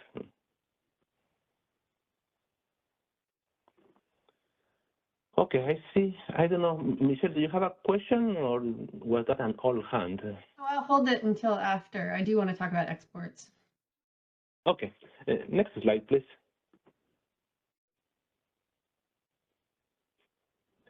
Okay, now this is a good bridge to answer previous Michelle's question. And we understood the conditions as they evolved in the July days, and we started imposing this practice. I have to say that we realized that we could have done a better job in communicating more proactively when, how frequently we were doing those limitations. That is an area that indeed we have in one of the slides to highlight that we are going to be improving that communication. Now, the bottom question here is why the CAISO extend that practice all the way basically through November 16, right? Yeah, we were dealing with emergencies in July. It makes sense that we started imposing those limitations, but why so long? Well, at the end of the day, this reduces to the management of the uncertainty, the operational risk that the operators were dealing with. And through the discussion we have had through this morning, let me just summarize that there were three major issues impacting the market performance. One of them I explicitly explained at the beginning. It was this lack of visibility or limited visibility for operators to realize how much dispatchability they have in the real time. That issue was relatively quick to be fixed. There was a second issue that related to the model of transactions that are common between the CAISO and some neighboring balancing areas. There are hourly transactions that can happen between CAISO and other balancing areas. as part of the HASP market. And if these balancing areas happen to be participating in the EIM market, we have to consider how we model those transactions to not double count the capacity. And specific to the schedules that happen in one intertie that we have going from Oregon to California, that is the NOP constraint, the CAISO, have a share of that scheduling capacity.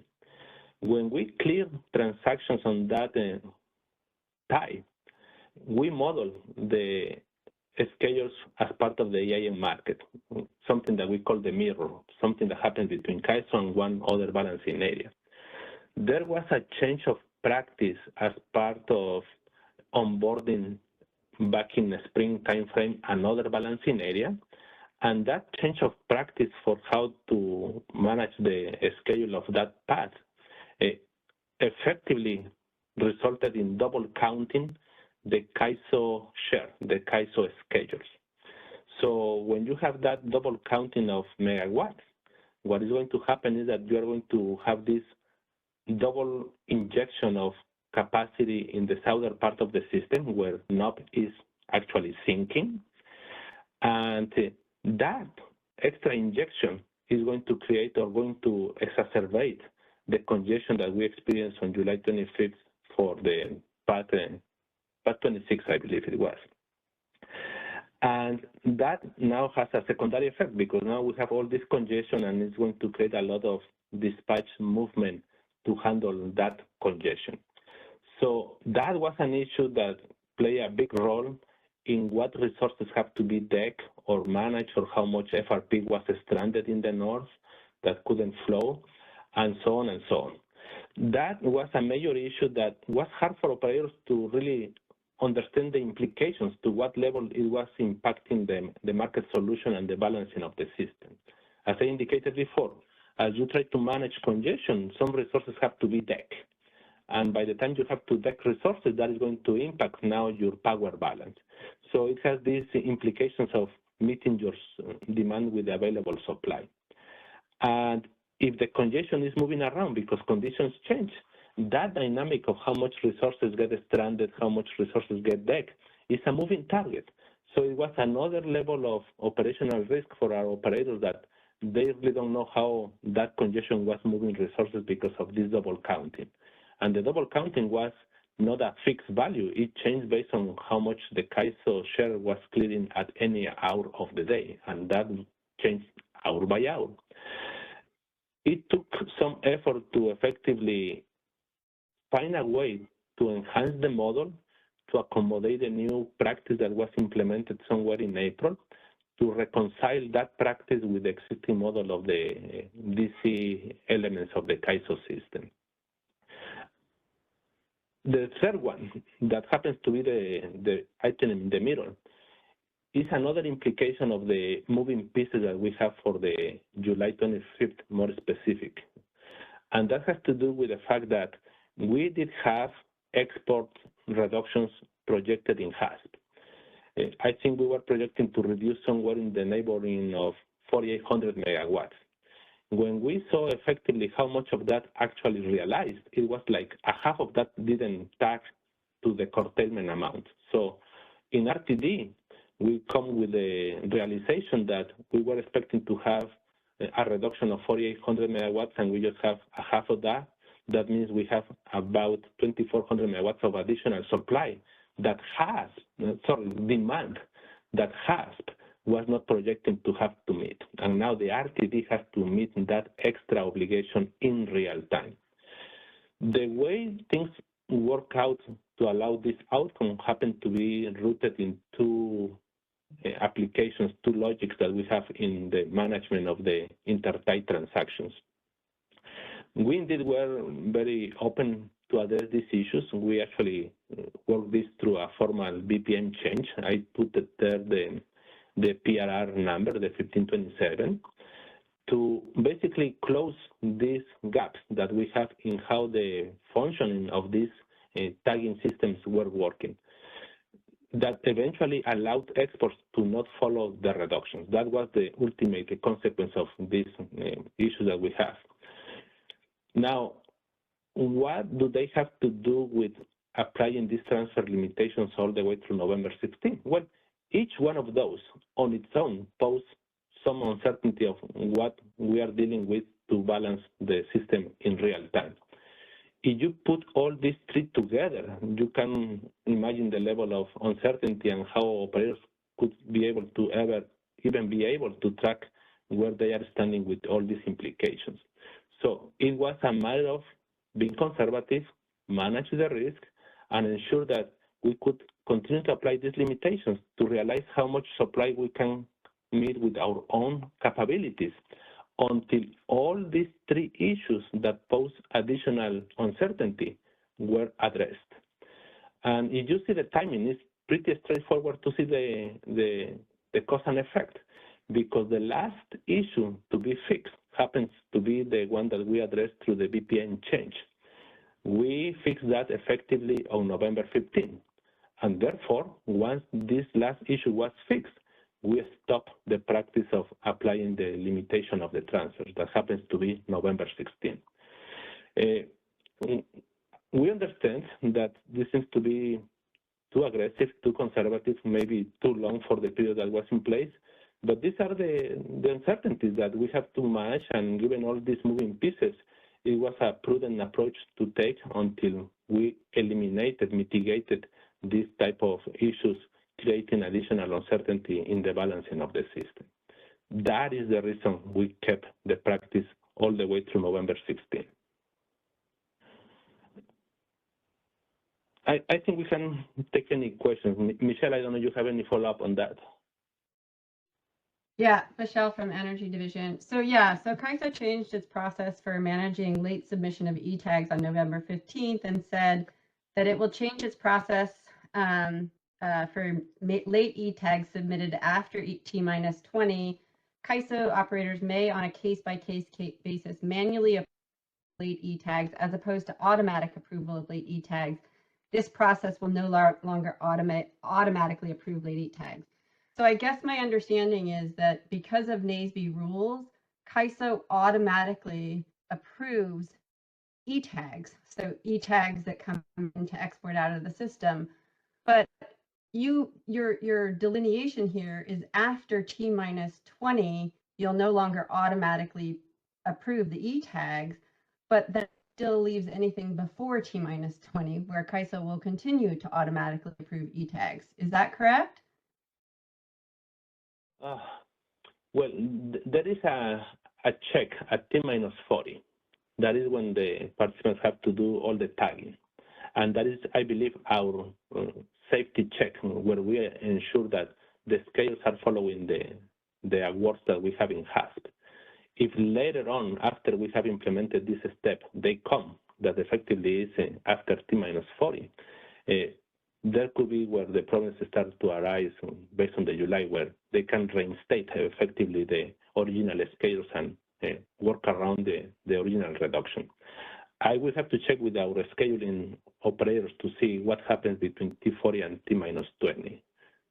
Okay, but my bigger issue is we just went through this in the RSE, and that is that you can get your e-tags before you clear the market. So you can get your e-tags to export out of the CAISO system before HASP, right? And CAISO automatically approves it. That's my understanding from the NASB rules, and I believe Danny's on here. And it's also my understanding that when you cut e-tags to export out of the system, everyone on the e-tag has to agree. And it just seems to me that this is another reliability risk, but because during stress system conditions, the people we're exporting to can decline the e-tag curtailment. That's my understanding. Now, yes, they're not going to do that often because it would be bad behavior, but during stress system conditions, they have that option. And that strikes me as a reliability risk that I don't think we fully talked about. So Michelle, I can help with this. You are correct that the CAISO's current process is to accept e-tags that are submitted to it. Once they're accepted, the NASB rules would require that all parties on the tag accept any changes to the approved tag. It's really clear in our BPMs right now that we expect that tags are promptly updated to reflect market awards. Prior to T40, it would be a market adjustment. So you're again correct that all parties to the E-tag would have to accept the change. Following that T40, it may become a market curtailment, at which point it's just the source and the sync BAAs and the reliability parties to the tag who would have to accept the change. But Yeah, your and general Danny- premise that the CAISO accepts tags per the NASB rules is correct. Okay, so that just strikes me as a reliability risk. So if we try to cut it in HASP and they decline to take it, so that's one reliability risk. The second reliability risk is T-40 when it becomes a BAA to a BAA issue for reliability. We're not going to cut it unless we're in a reliability issue, and right? So they're not going to. I mean, look, somebody's not going to agree to it unless they're in a reliability. This is only going to happen during stress system conditions, but we're going to allow ourselves to go into an EEA potentially again so that we can cut it. Do you see the issue? It seems like, again, we're setting ourselves up. I mean, I know that these don't happen, but certainly during stress system conditions, people are, I mean, look, they've already demonstrated that they're not going to follow the curtailment orders during stress system conditions, which occurred in July of 2023. You've closed some of the loophole, but the loophole remains. I think I look back to the point Jim made earlier of, is this a semantics issue and what are we trying to do here? Is the goal to avoid an EEA or is the goal to avoid reliability energy shortage curtailments? Because even to the extent that the tag was automatically curtailed, the ISO would still, through emergency energy assistance as a neighboring balancing authority consistent with good utility practice, offer that supply back to the deficient BAA. So I personally it's an open question, I guess. What are you trying? Like, I agree that there's an underlying dynamic that semantically creates an issue, but what is your objective on this line of questioning? I don't think it's a semantic difference. I think we continue. Again, I'll go back to the fact that we changed the market rules for storage to allow them to bid to 2,000 because we said it was a reliability issue and that we were all concerned about reliability issues. And it strikes me as a reliability issue that if we have E-tags that we know aren't supported and people fail to follow curtailment instructions, then we are going to have the reliability issue. Now, as to the question of whether an EEA1 is a semantic difference, I don't think so. When we have an EEA1, we will start doing RDRR. We will start talking to the Air Resources Board and seeing if we can do diesel. We will, at an EEA2, we will actually maybe at an EEA1, we'll be calling our utilities to ask to arm load. And it's not because we don't have sufficient resource adequacy resources, which everyone seems so concerned about. Please cover your load. We're doing that. This is a market issue in my mind. We will then send ourselves into an EEA1 or an EEA2 for these particular market practices. And I think that confuses people. Michelle, this is Scott. To point out something that happened in the last couple of years elsewhere, on December 23 and 24 in PJM during Winter Storm Elliott, PJM entered a state of emergency in order to support exports to TVA and Duke. And the rationale was that TVA and Duke were actually shedding load, that every megawatt you cut was another megawatt of load freezing in the dark. Scott? Yeah, and I want to address this. If you tell me, do you want to give power to Arizona because we live on the coast and Arizona is 120 degrees, I would say absolutely. But I think we should be very clear about that. We're not in an EEA. We can cover our load, but we're going to support the external entity. I think that's a fair assessment, but I think we should all be clear about that. Well, I think that's what Danny was pointing out, that we'd be selling them the emergency energy anyway if they were literally load shedding. And so the question is, would they not allow the transactions to be cut if it were just a mild summer day, or whether it was going to be causing load shedding? Mm-hmm. Well, so if we shed load under those circumstances, or arm load, shed load because we're supporting exports, like what kind of shedding load? This is only we'd be going, we'd be continuing to support those exports down to the point where we did have to shed load. So we'd enter a state of emergency, but not actually go into the EEA 3. But don't we arm EEA? We arm load at EEA 2, right? So, okay. I mean, I think it's important to understand, like just when we started at the beginning where we said we're in an EEA and we can't support our load, maybe there just has to be a more common understanding that we're entering an EEA because we're supporting exports to support an external balancing authority. If we're very clear about that, I different, but it's not always that clear. And also, I would like to just go at this idea. I shouldn't. So there is a difference between we told you to cut your exports and you failed to do so, which seems to me like a tariff violation, versus we cut the exports, you're in an emergency and we're providing emergency energy. I think that has a very different feel. And I think rule-wise, Michelle, our expectation is that if the market or the CAISO operators are adjusting or curtailing an export, that the tags would be updated to reflect that.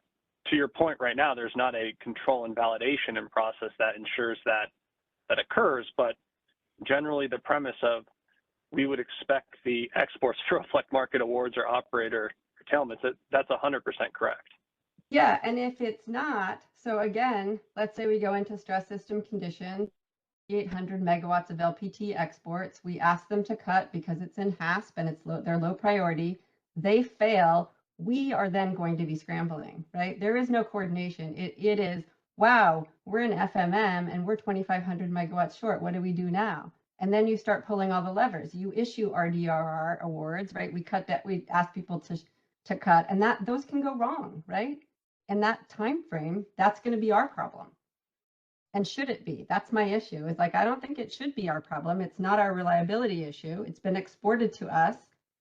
We can support emergency energy and we can do all those things, but I think it has a different feel to be supporting an external balancing authority that's in an emergency as opposed to going into an emergency to support something that the market did not award. Yeah, I follow your point. Okay, I just think it continues if they have to accept the cut. So I think we still have we spent a lot of money, right? We cut the WEAM advisory imports. That cost us a lot of money, $30 million. So to fix this issue, and I'm just saying I don't think it's necessarily fixed. So thanks. I agree with you, Michelle, that they have to follow cuts. And, but in emergency conditions, we might continue to supply. But yeah, we have to have a system where cuts are honored. Yeah, are those at some level, do those become NERC violations? If it seems like that's kind of a classic definition of leaning, if there's a export that's not supposed to flow and it flows anyways. I would defer to our legal, who I don't see online, about what may or may not be a tariff or a NERC violation. But again, Jim, your premise is right. We would expect these to be honored. And Scott, to your point, to the extent we don't have the right controls in place and sequencing with all the different market runs to make sure these are, that's definitely an area for improvement that we're aware of and are interested in taking action and improving. Sorry, I just want to cut in here. I mean, you guys did have a solution, and the solution was that they couldn't tag until the market cleared. You got pushback from external entities and you switched it around again. So we had a solution. It just wasn't acceptable. And there was reasons why that implementation got changed, and it's really the sequencing of how the HASP works and how the base schedules are submitted that Scott's going to be going through later. But that's something that we're cognizant of, and I can't disagree with you that that's something that needs to be worked through and updated. Okay, thanks. Back to the different sort of emergency levels, I do think like there are these stages before you're shedding local load, and the whole idea of these different levels of emergencies I thought was to sort of signal that we're approaching and taking other actions, and there is this sort of, I guess, gray area about should we be using backup diesels to support exports, or should we be, triggering demand response, and those sorts of things that are kind of these intermediate steps. I can give you my opinions, but that doesn't really matter. But I think the point that's being made here is that the actual involuntary shedding of load is not something that would happen, and then there's this, I guess, intermediate gray area about these other steps. Shift gears here a little if Michelle's done. One thing about these 3 points you've made, Guillermo, is they don't address the point we were talking about back 20 minutes or an hour ago about that under EIM rules, if we have EIM transfers supporting our HASP exports and the other balancing area has trouble, we're the one who has to shed load because you can't export into load shedding. So, I mean, I think there's a question of, was the problem just these little operational details, or are we worried about the fundamental principle of, if we rely on EIM transfers, we're the one that has to shed load, and that we want to shift to a more firm design that we're relying on firm supply, that we don't have to shed load because of it, and that we're not relying something where if where we're the one who's got the onus on it. So I mean, that's this is bigger than just this meeting, but I mean, I think we need to be clear about what our answer is to that, and as opposed to these more detailed issues.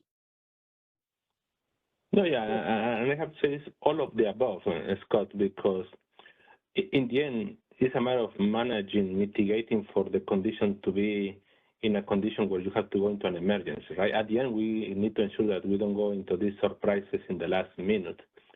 So mitigating for that projection of what could be, that could negate the ability for the CAISO to realize how much supply we really have available with our own means, was really the genesis for having this. And if you have that projection of what you can count on, you can make actually better clearing process of how much export you can realistically clear, right? That you can support with the supply that you can count on. So that was really the motivation. And just to be clear, the use of the limitations were extended because we have these other issues going on that created the uncertainty, the additional risk. It's not the fact alone that the transfers may not be that firm because they can realize in different levels, right? Just to give us the certainty that we can, on what capacity we can count on. And that is the reason we stopped that until November 16.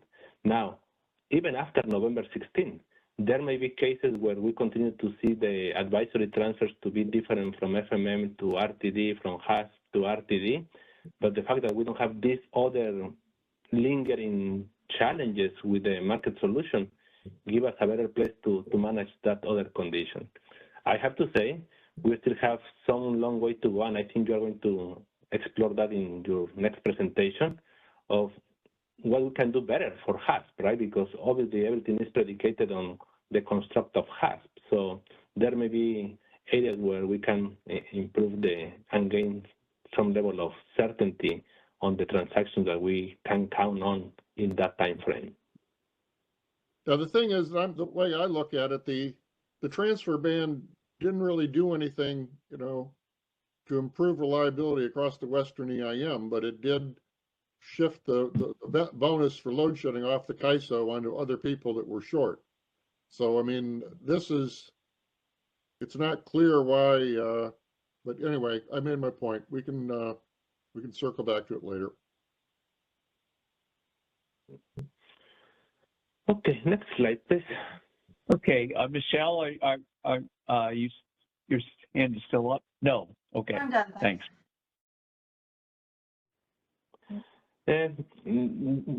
as part of this assessment that we have done, we realized that we could have communicated better, and I think we can do better for whatever the next time is going to be. And the information of we imposing the limitations on the transfers was basically at the beginning, and we just leave it there. What we are expecting to do now is that if we ever need to use this limitation again, we are expecting to use also market messages so that participants can know as it happens that we are applying this type of limitations. Eventually, those messages actually are posted on Oasis, so people are familiar with that. They can see that type of events happening more on real time. That is just improving the transparency and the communication of these conditions. I have to say, this is still a tool that is in the toolbox like any other EIM entity has it. And there may be the conditions, and the challenge is that it's hard to predict when the conditions may be rising to the point where we may have to utilize that. We have mitigated the issues that we found last summer. They are no longer present. That is a good place to be because the associated uncertainties are already mitigated. But things are bounded to happen. We don't know if we are going to be dealing with other type of conditions that are new to the new conditions that we have, or something else out of our standard control that we have. So we don't want to deprive ourselves of the potential opportunity to rely on this tool if conditions ripe for that to happen. Next slide, please. Just to conclude the first part of this presentation, just to put a couple of other items that to some extent had some interplays. The one regarding the market mechanism that we have to handle net load uncertainty. I already covered that topic. We didn't have the enforcement of nomograms and contingencies for FRP when we were running into the emergencies of the July to see the full value of the FRP nodal deliverability. We enforced effectively the nomograms for FRP starting on September 7th. That was past the summer condition. And then the last piece that was missing to enforce was the contingency. Contingency is a meaningful set of constraints for congestion management in the CAISO system. And we have been exploring for a long time how we are able to implement FRP for contingencies. We effectively implemented that or enabled the contingencies for FRP on June 4th. And basically it took us a week to come to the realization that given the additional complexity to find an optimal solution, you are adding more constraints and you are kind of doubling the constraints for contingencies, not only for energy, but also now for FRP. And that has an impact on the computational effort of the real-time market.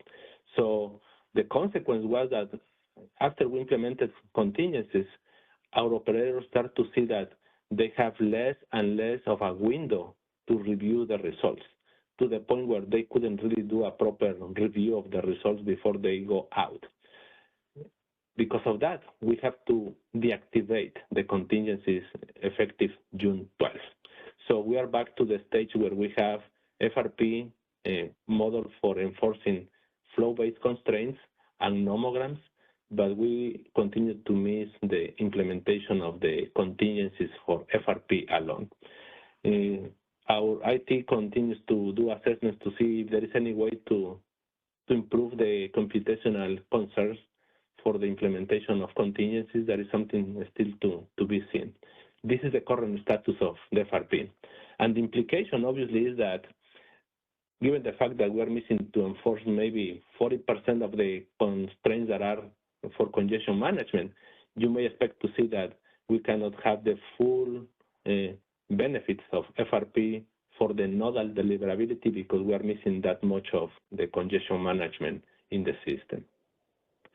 The other piece is that we understand that just on the latest discussion with Michelle about the dynamics of the exports, we understand that for at least the July 25th, we have meaningful amounts of curtailments, reductions of HASP exports.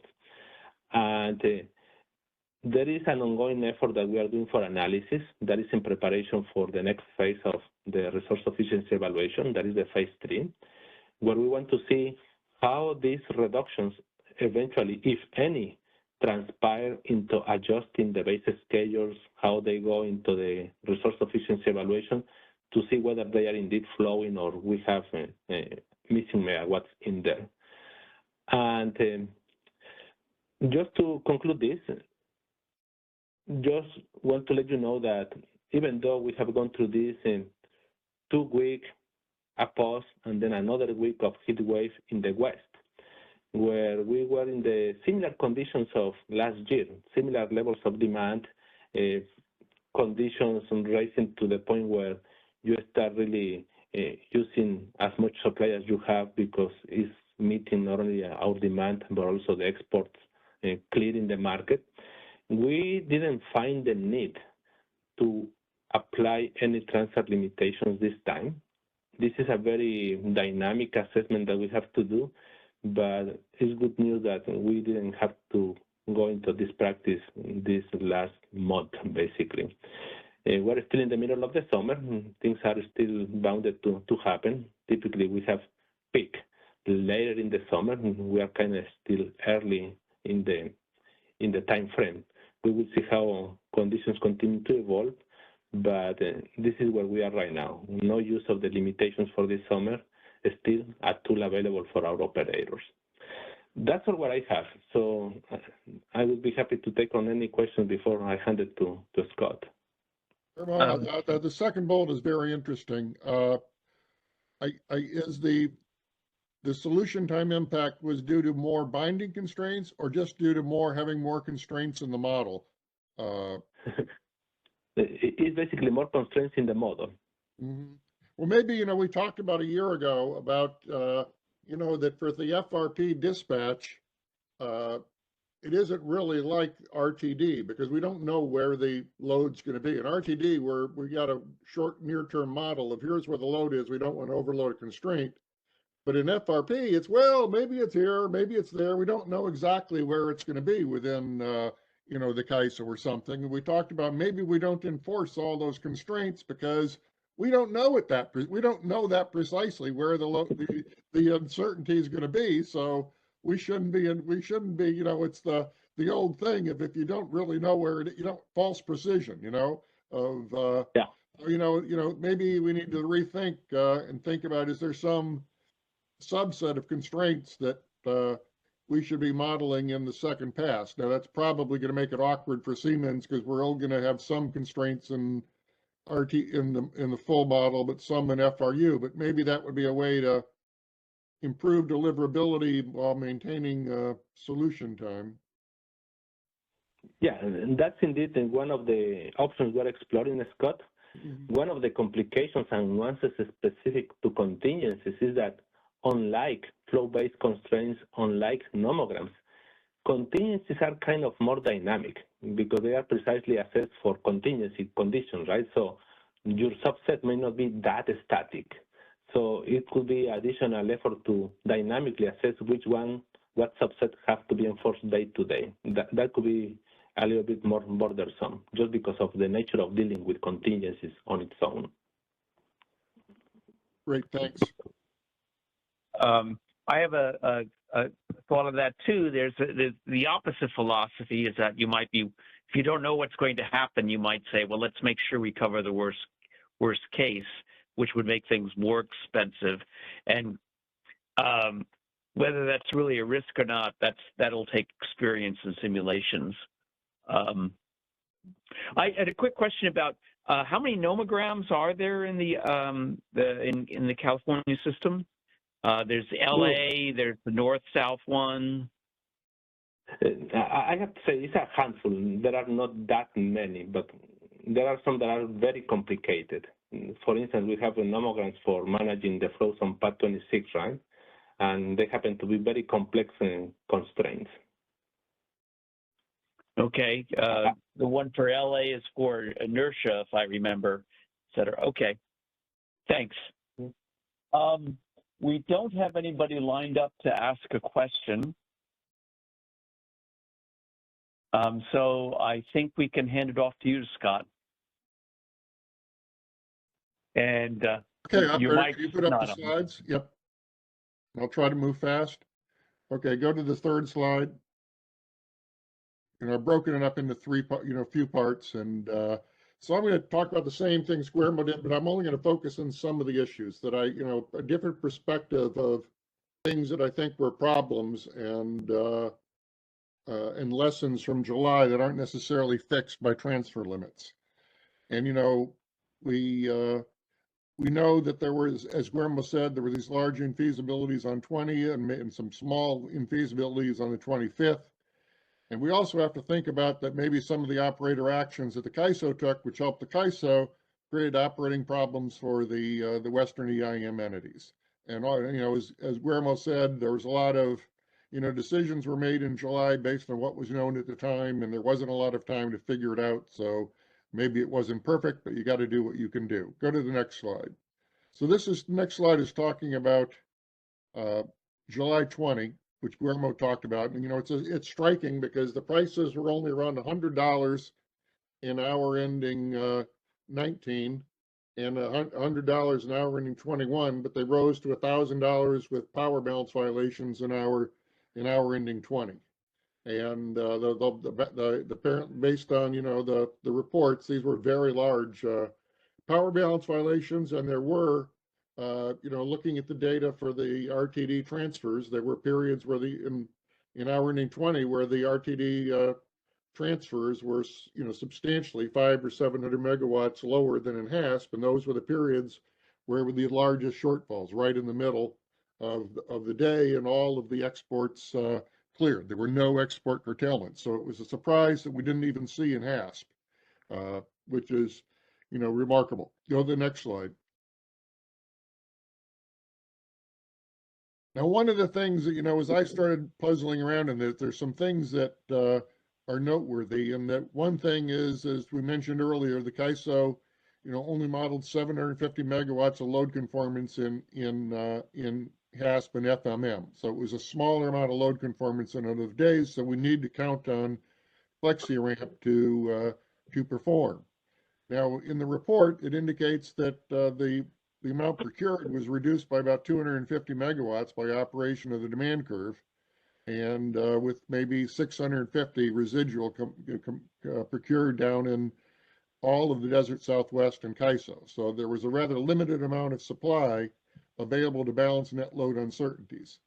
And while looking at the data in the report, almost all of the FlexiRamp in the Pacific Northwest was dispatched, since there's a binding constraint in FMM between PG&E and SP15, none of that FlexiRamp in the Pacific Northwest or in PG&E could have gotten to the problem area in the Desert Southwest and the South. So we're really running on, some of that load conformance might have been in Northern California too. So maybe we only had 375 megawatts in the South, and some of the CAISO FRU, which couldn't be dispatched, was probably in the North. So, one of the things that struck me is because of the way, FRU is set up, we ended up with not very much FlexiRamp available to balance the net load uncertainty and not much load conformance. And in fact, just the variations in not load, but just in the intermittent resource output in the Desert Southwest and CAISO was more than enough to wipe out all the FRU that was available. So, this is the, the importance of, if we're going to reduce the load conformance, we got to make sure that the FlexiRamp is deliverable. And it looks to me like part of the problem on the 20th is it wasn't. Go to the next slide. Now this is the 25th, which is a different day. The load forecast was off. We had a lot more load in real time, and the supply demand balance deteriorated to a small infeasibility, but it never really was that bad. Or at least based on the report, it was never like on the 20th in terms of large. And EIM transfers were very similar. In fact, most of the EIM transfers in HASP were exports, not imports. So that wasn't really the problem. What did happen in hour ending 20 in hour ending 20 on the 25th is about 4,000 megawatts a day ahead exports were cut, and about 1,000 megawatts of real-time exports were cut. And then, you know, it was mentioned in the report that there's a lot of chaos with the cuts. Some of the HASP didn't clear time, so FMM didn't clear fast. Some of the, and as we talked about, not everybody followed their cut the transaction. So, you know, it seems to me that part of the problem was just a lot of chaos from the transactions being cut and not cut, and what did FMM see, what did RHAS see, what did RTD see, and everything being a little different. I also think there's some surprises that were due to the operational structure of HASP. Go to the next slide. Now, there was about 4,000 megawatts of load conformance modeled in HASP and FMM on the 25th. Now, the procurement there was no reduction in procurement based on prices of FRU, so all of it was procured. But again, we had a large proportion of it scheduled in the Pacific Northwest where it could not be dispatched because of congestion, so we didn't have it. So, but we still had that 4,000 megawatts of load conformance, although some of it may have been stranded in the north. And there was only about 150 procured in the CAISO and EIM in total. So, you know, this is when we think about the EIM transfer imports, think about this situation where all the FlexiRamp is procured outside the CAISO and here outside the desert Southwest. So if we're saying, okay, we might have to shed load, but all of that FlexiRamp we were counting on is another balancing area, and it counts for them, not for us. So, you know, one of the bottom lines, again, is that the FlexiRamp didn't work as intended and put the operators in a tighter position than we probably intended them to be. Go on to the next slide.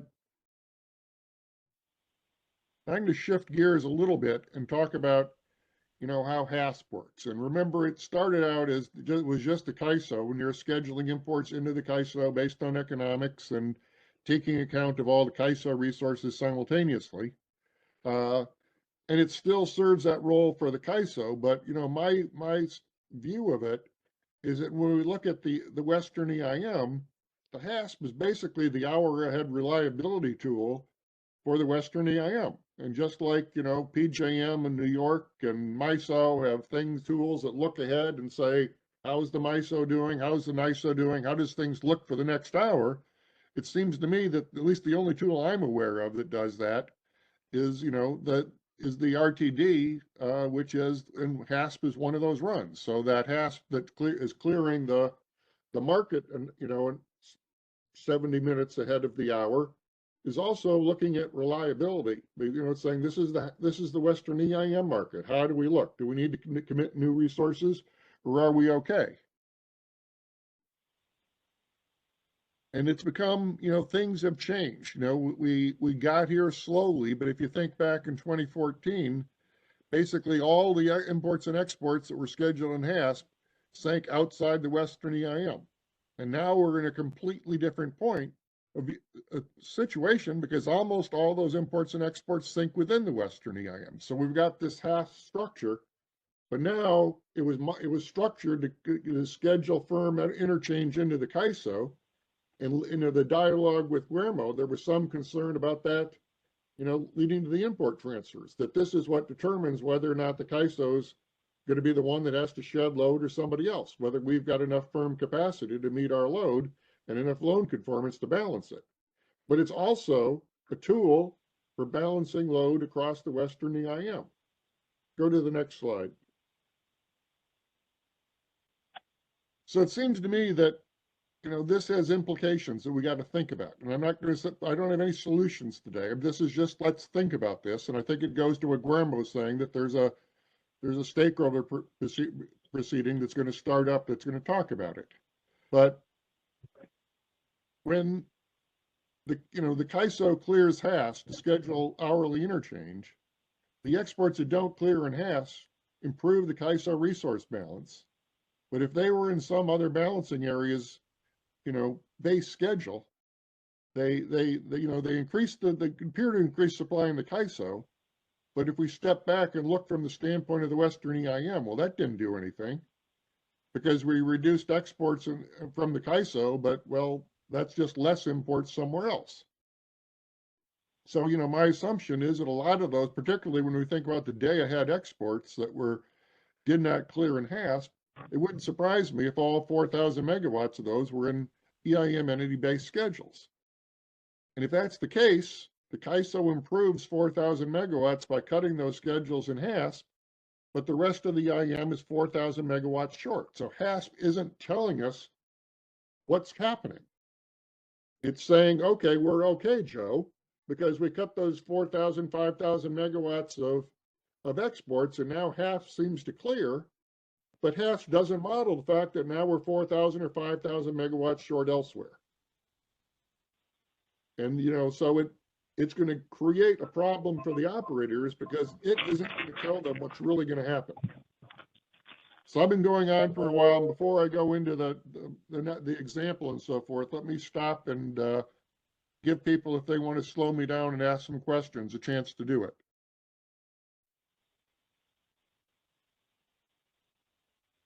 Okay, I don't see any takers, so I'll keep going. Go to the next slide.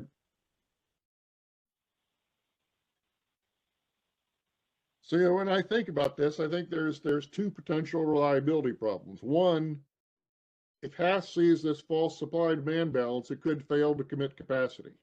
Now, maybe that's not going to happen because if we're cutting exports in HASP, it probably means there were no EIM transfers available, so that it isn't going to, you know, there was nothing else to commit anyway.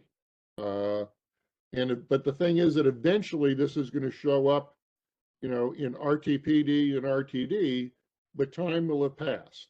And, you know, from the standpoint of the CAISO operators, you think about it, okay, they ran the HASP and everything looks cool, but then at some point, those changes in base schedules are going to show up in RPD and RTD, and they're going to say, oh, blank, because it looked rosy in HASP, and it's not rosy in, as you get into FMM at T-minus 37 or RTD.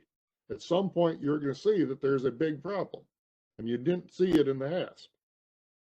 And the other, turning out from the other side, from the standpoint of the CAISO Western EIM operators to the actual balancing areas in the Western EIM, if they don't find out right away that they're all those exports didn't cut, they've got limited time to figure out what to do either, because, you know, if they don't see it till T-minus 37, they've got a big problem also. So it seems to me that this HASP structure is creating, you know, an information problem, that it isn't set up to tell us the truth for the Western EIM. It's going to tell the truth for what the CAISO needs to do to avoid load shedding in terms of having enough supply that it can point to, but it isn't necessarily looking at all circumstances at the big picture. So go to I put together an example that maybe is beating the horse. Go to the next slide, please. But here's a day where everything looks rosy, day ahead market in the CAISO. We got 2,000 megawatts of RUC adjustments, so we got a 2,000 megawatt surplus, and the balance, and I'm assuming that the EIM entities have 1,000 megawatts of extra capacity in their base schedules, you know, to cover their FlexiRamp obligations. So if we put that together for the Western EIM, we're 3,000 megawatts short. I mean, long going into coming out of the forward markets. Go to the next slide. And then this is my example of what happens in HASP. The bad stuff happens to the CAISO, so they've got to cut 4,000 megawatts of supply somewhere, and they get 1,000 megawatts of additional real-time supply, and then they cut 3,000 megawatts of HASP exports. So when you say what happens in the end, well, we still have the load conformance, so we think we got 2,000 megawatts of surplus, and we assume we still have the 1,000 megawatts in the rest of the Western EIM, so everything looks cool in HASP, we got a 3,000 megawatt surplus. Go to the next slide. But then we look at the other side of the picture. When we look at the EIM entities, you know, the problem is their imports went down by 3,000 megawatts. So that wiped out the capacity that was going to provide the FRU and puts them in a 2,000 megawatt hole. So if you look at what was apparent in HASP, it said, okay, Joe, we're fine. We got 3,000 megawatts of surplus. And then when you get into the actual situation, we got nothing. So that seems to me, when I look at the 25th and all the chaos and things that happen there, I think it's a false sense of security that the half structure provided to everybody, because it doesn't show what's happening with the base schedules. And that when you cut the CAISO cuts exports, they're potentially, not every day, but on some days they're creating a big problem for someone else, and the supply balance is deteriorating. Go ahead to the next slide.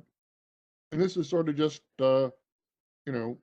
repeating the point that we got this surprise, and that because of this example, there's always a potential we cut exports for the CAISO operators to have a surprise and for the EIM entities to have a surprise. And I don't think that EIM transfers solve that problem. Go to the next slide.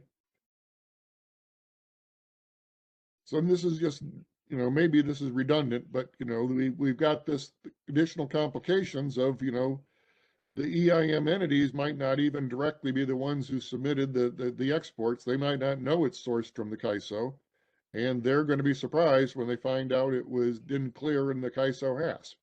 And and even if the utility was the one that bought the power out of the day-ahead market out of the CAISO, they wouldn't know, or at least based on what I know, it's not clear that they would know in advance what was going to happen in HASP. This is why I was asking Guillermo the question about what do we do with stuck results? Because I think one thing we should be thinking about is, can we tell everybody what's coming and before HASP? And I've worked a lot with Eastern ISOs on interchange scheduling, particularly a lot with Ontario operations and NISO operations, and have talked about this, and they tell each other. When PJM is going to cut 4,000 megawatts of New York exports to New York later in the day, they usually tell New York hours before that it's coming. There's always the thing that happens when a unit trips offline or something like that, but they got reserves and policies for that. But when the load forecast, they realize they've totally blown it and they're in trouble, or half their generation froze overnight and is not there, they tell people in advance. So that we should have the same sort of philosophy here. Maybe we do, and it just hasn't been talked about. But if we see trouble coming and stuck, we ought to communicate it. And maybe we need changes in how we coordinate things between stuck and HASP and the various entities that participate in the Western EIM. And I think I'm going to change topics again and shift to FlexiRamp here. So why don't I stop for another 30 seconds and see if there are questions. Okay, not seeing anybody leaping into it. I'll go ahead to the next slide, please. So now, Guillermo and I talked about this a lot already in his presentation about, the potential for FlexiRamp to provide operational surprises. And,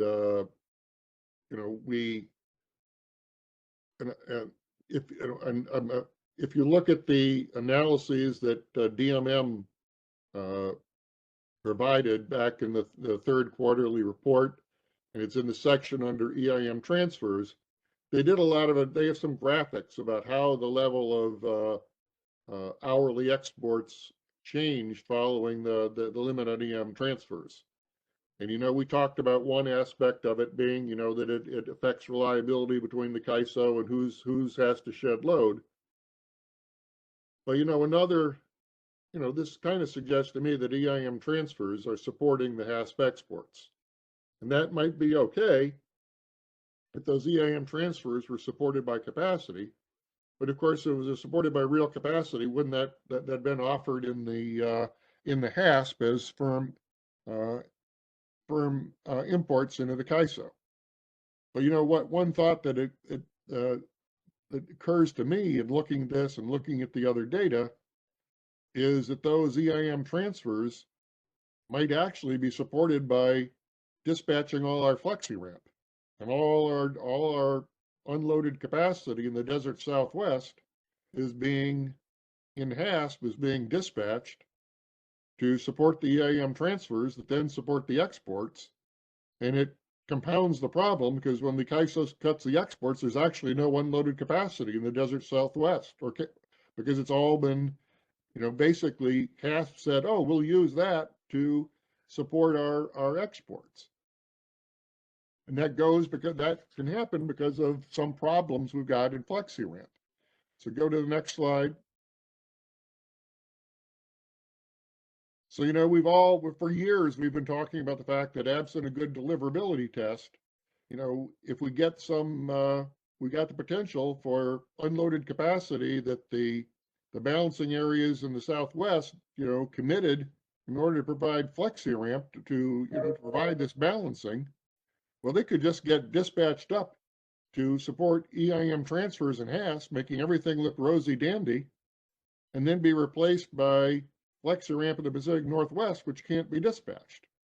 So the HASP says, oh, you're okay, dude, but we're not okay because the capacity we were counting on for balancing is actually being used to support EIM transfers, and the FlexiRamp that's being scheduled is up in the Pacific Northwest. And we've talked about this, that, the nodal delivery test was going to fix this, but it didn't. Maybe it's better now because of the nomograms that were modeled in September. But, Guillermo explained to us just a few minutes ago that as far as the contingency constraints, we've still got a problem in modeling them. So the problem isn't just the EIM transfer imports that are supported by the FlexiRamp, because we could have the same problem if it were dispatched to meet load in HASP that was within not in the CAISO. They were dispatching the FlexiRamp in the CAISO to meet CAISO load and dispatching the FlexiRamp in the Pacific, in the Desert Southwest to meet Desert Southwest load, and there are no EIM transfers, but we got a surprise coming in real time when we get there and the operators find, oh, we've only got 150 megawatts of FlexiRamp scheduled between the Desert Southwest and CAISO, and that's not very much. Go to the next slide. So there are two elements of the surprises that I see on these 2 days. And one was, the shift in capacity, that it's actually part of the capacity being met by, or the FlexiRamp targets being met by capacity in the Pacific Northwest. And maybe that's gotten better, but maybe it hasn't. Another element is that by design, we don't test whether the diversity benefit is deliverable. When we do the nodal delivery test, we're only testing whether the amount procured for a given balancing area is deliverable. We don't test whether the diversity benefit is. So there's an additional amount that we're potentially short. The capacity, the target capacity for the Desert Southwest from CAISO might get shifted up to the Pacific Northwest. And also the diversity benefit that we use to reduce the procurement target, isn't available because if it's all up in the Pacific Northwest. So if you look at it from this perspective, as Guillermo and I were talking about earlier, there's a problem for the operators that they may need to use load conformance to compensate for this deliverability problem. And if we can't solve the deliverability problem, maybe we have to drop back and rethink how we go about it. If the nodal test is just unworkable, maybe we'll have to rethink how we do it. Go to the next slide. And there's another element of this, and Guillermo touched on this, and we had some dialogue about this, but on the 20th, the demand curve basically reduced the procurement of FlexiRamp in the CAISO and Desert Southwest by several hundred megawatts. And when I look at what's in the daily report, the past group price was only $23.25, which is nothing. And the CAISO price was zero, and the price for all the balancing areas in the Southwest was zero. Now, maybe that's just a reporting convention, and maybe it's something about the way the data is reported, and actually the prices of FlexiRamp are high in those areas.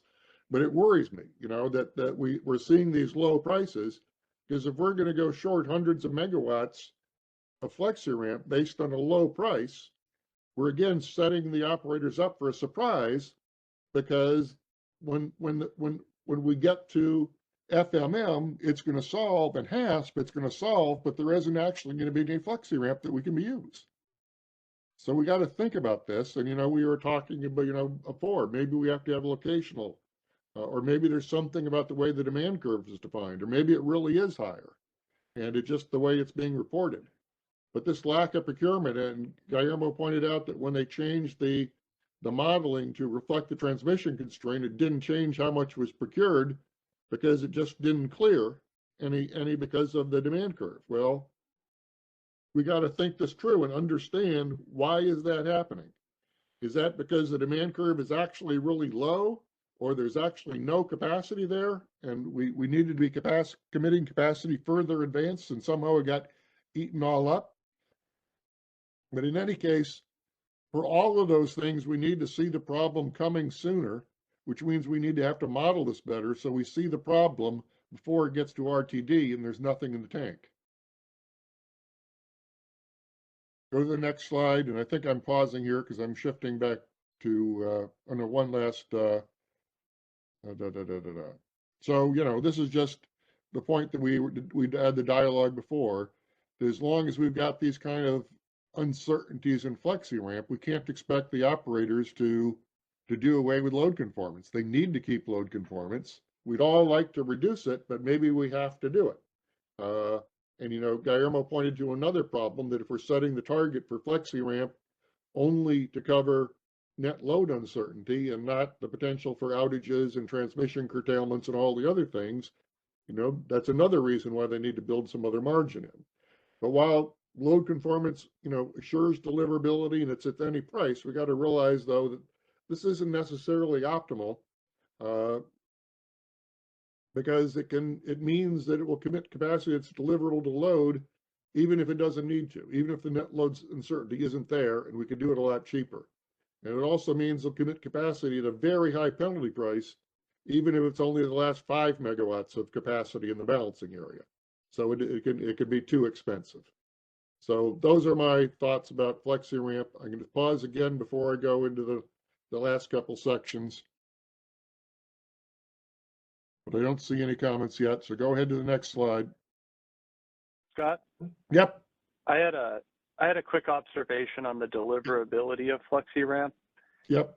When we tried to implement this, and you activate all the contingencies, obviously that's not possible. If you move towards a more targeted contingency activation right now for transmission constraints, that's on a BAA by BAA basis. It's not centrally controlled. Each BAA has their own control. So some level of coordination might be needed to standardize when FRP specific contingencies would be activated, because you could run into the same scenario where all of the FRP gets awarded within a BAA that is activating constraints per their own methodology, and it might not ensure the FRP is ultimately deliverable. Very good point, Danny. Yeah, that's definitely another thing we have to keep in mind, that, we want, again, the benefits of, having FlexiRamp around the whole Western EIM footprint to reduce the cost. But on the other hand, maybe we've leaned too far in that direction, and we're creating more problems from lack of deliverability than the benefits we're gaining. So we got to think about that, I think.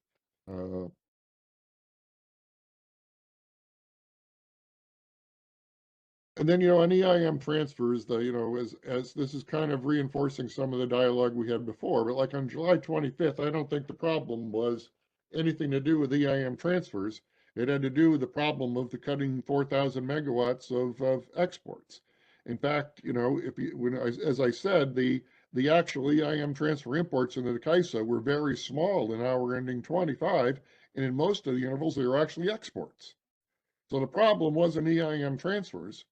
I think the problem was we had a 3,000 or 4,000 megawatt surprise in coming out of HASP into, and that's in the example, and maybe in real world it was even larger than that, 4,000 or 5,000 megawatts, and that's a lot to deal with when you only find out after HASP clears and HASP hasn't done anything to solve the problem. And RTUC apparently didn't warn us that the problem was coming. I mean, we need to think about these things of how do we see this surprise coming and not have a 3,000 or 4,000, 5,000 megawatt surprise happen to us after HASP posts and everybody figures it out and starts amending their base schedules, and all of a sudden FMM and RTD throw up their hands and say, shoot me. because there's nothing they can do. And that may be kind of what was happening with, you know, the problems with the software not solving on the 25th or solving late, and different numbers flowing into HASP and FMM and RTD for transfers as things got cut and reinstated and cut. So, you know, it makes me think we need to think about this problem as well as the problem of just the transfer recycling. Go on to the next slide.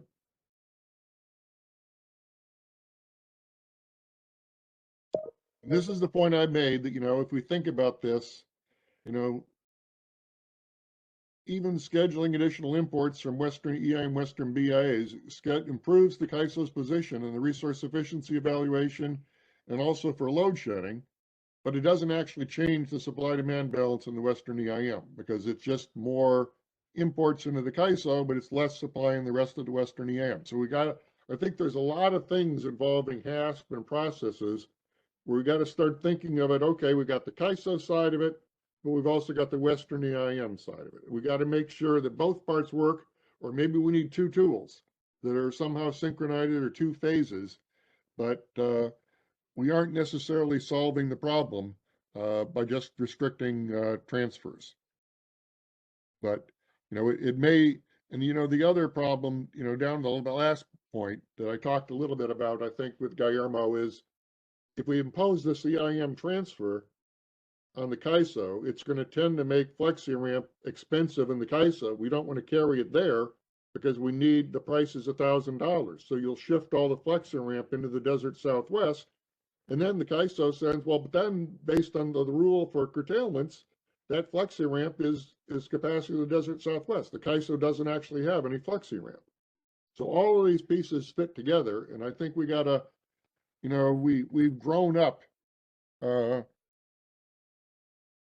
the Western EIM, and we started at one point, and we've grown into a completely different organization that is almost dispatching all the capacity over a broad region of the West, and things change. Go ahead to the next slide.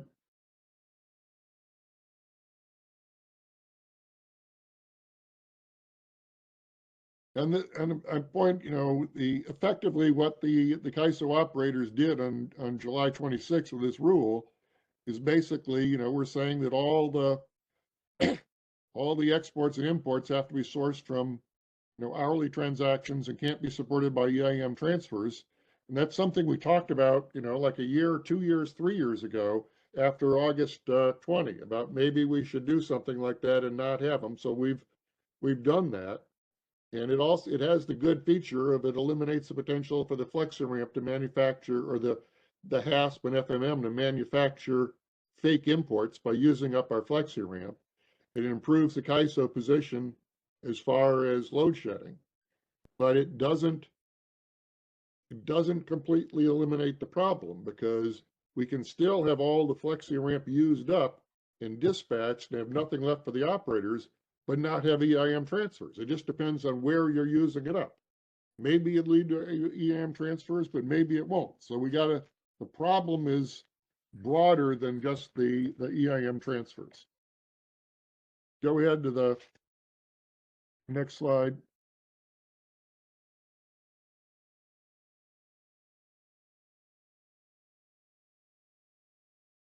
And this is, you know, if we think about the issue of the RSE and so forth, you can think of, okay, and scheduling imports, we might want to limit the imports there, but we've also got these issues in when we impose that restriction in FMM, because as we've talked about, it means that any FlexiRamp carried outside the CAISO or outside the balancing area can't be used, you know, because it's outside the CAISO. So when you impose the restriction in the HASP and it moves all the FlexiRamp outside the CAISO, then that FlexiRamp can't be dispatched in FMM if we also have the restriction there. So we've lost that balancing. And again, as Guillermo was talking about, it kind of drives the operators towards we need to use load conformance. So we got a bunch of these problems floating around. go ahead to the next slide, try to wrap this up.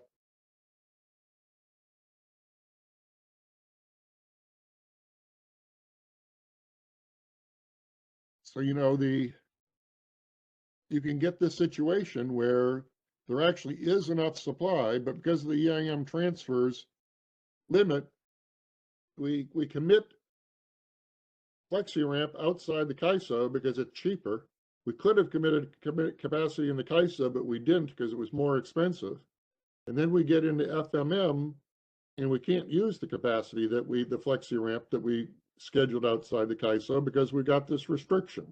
And then we can use it in an RTD, but in the meantime, maybe we paid $1,000 because we don't have access to the FlexiRamp. And, you know, think about, was it the 25th or the 20th, where there's only 150 megawatts of FlexiRamp scheduled in the whole desert Southwest, and I think maybe 50 megawatts in California. So, you know, if we can't use anything outside the California, we got a problem. Go to the next slide. So I'm winding down. Okay, some conclusions, you know, I think I've talked about all these, but, you know, I don't think the restriction can solve other problems. You know, we got other problems we need to deal with, the way HASP is structured, the continuing problems in FlexiRamp. So we got to think about all the problems, and they may require solutions in addition to the EIM transfers. And it sounds from what Guillermo said, the CAISO's got a lot of these things on its plate starting up. So that's good. That's what I want to see happen to get them some discussion of how we can do better. Next slide. Okay, this is just more, I don't think I've repeated this. Go ahead. Next slide.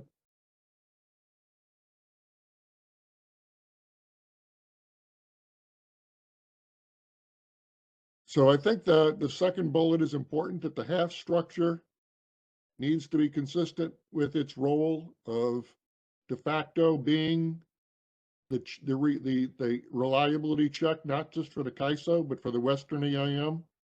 So it's got to tell the operators when there's a problem and not let the problem surface later. And we also know that it serves a role in scheduling transactions to meet the resource sufficiency evaluation. And also, given the rule about not dispatching oneself into a load shedding, it serves a role in making sure there's enough capacity located within the CAISO.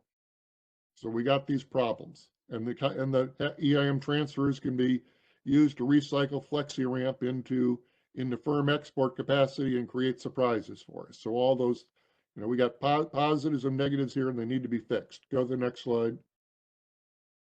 Scott, what did you mean by, I'm sorry, I don't understand what you mean by bid price guarantees. Can you explain that a little? Oh, remember that we've got special rules for when we get into the very tight conditions that normally HASP imports settle at the FMM price, but there's a bid production cost guarantee. I didn't want to go into all the weeds on that, but I just remind, you know, there is that exception. Okay, thanks for explaining.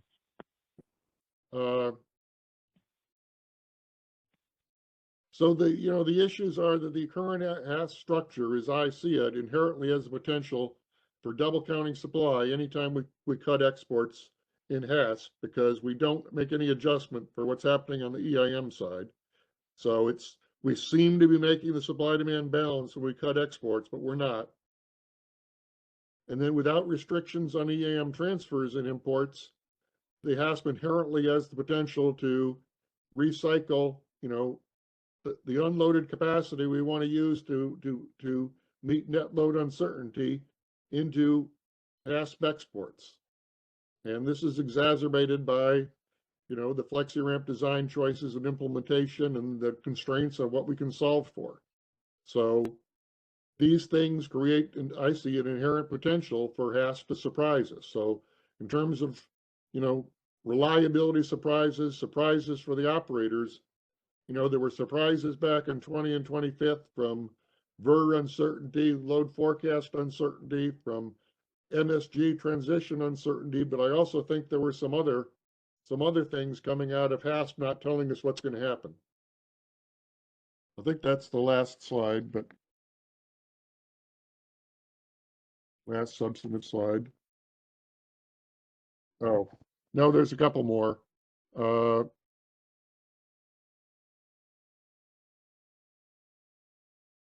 Yeah, we can go to the next one. The last one is the most important.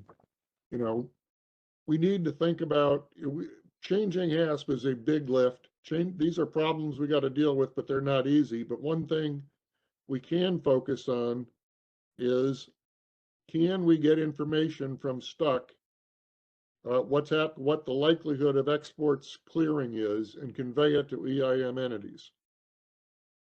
And similarly, you know, if it's other from Stuck, if there are other things that the operators know there's going to be a problem before HASP clears, we ought to tell them. And as I said before, that's consistent with practice among operators in the East, and we ought to do it.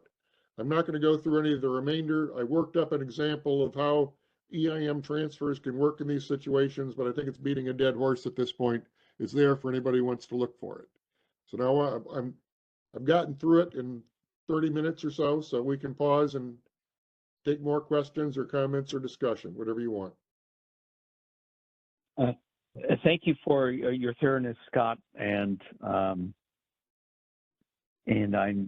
now looking now invite anybody to ask questions and make comments. There's nobody lined up at the moment, but give folks a second. If there are no comments or questions, I'll thank both you and Guillermo. Maybe give Guillermo, I don't know if you have any reactions to Scott's lessons and questions and suggestions for what might be priorities going forward. Yes, thank you, Ben. I actually have my hand raised. I want to thank Scott for... I'm sorry I missed that. Yeah, that's fine. I just put it there. Yeah, thank you, Scott, for providing this different perspective of the challenges that we experience. And it's interesting to see some facets that you're bringing to the problem.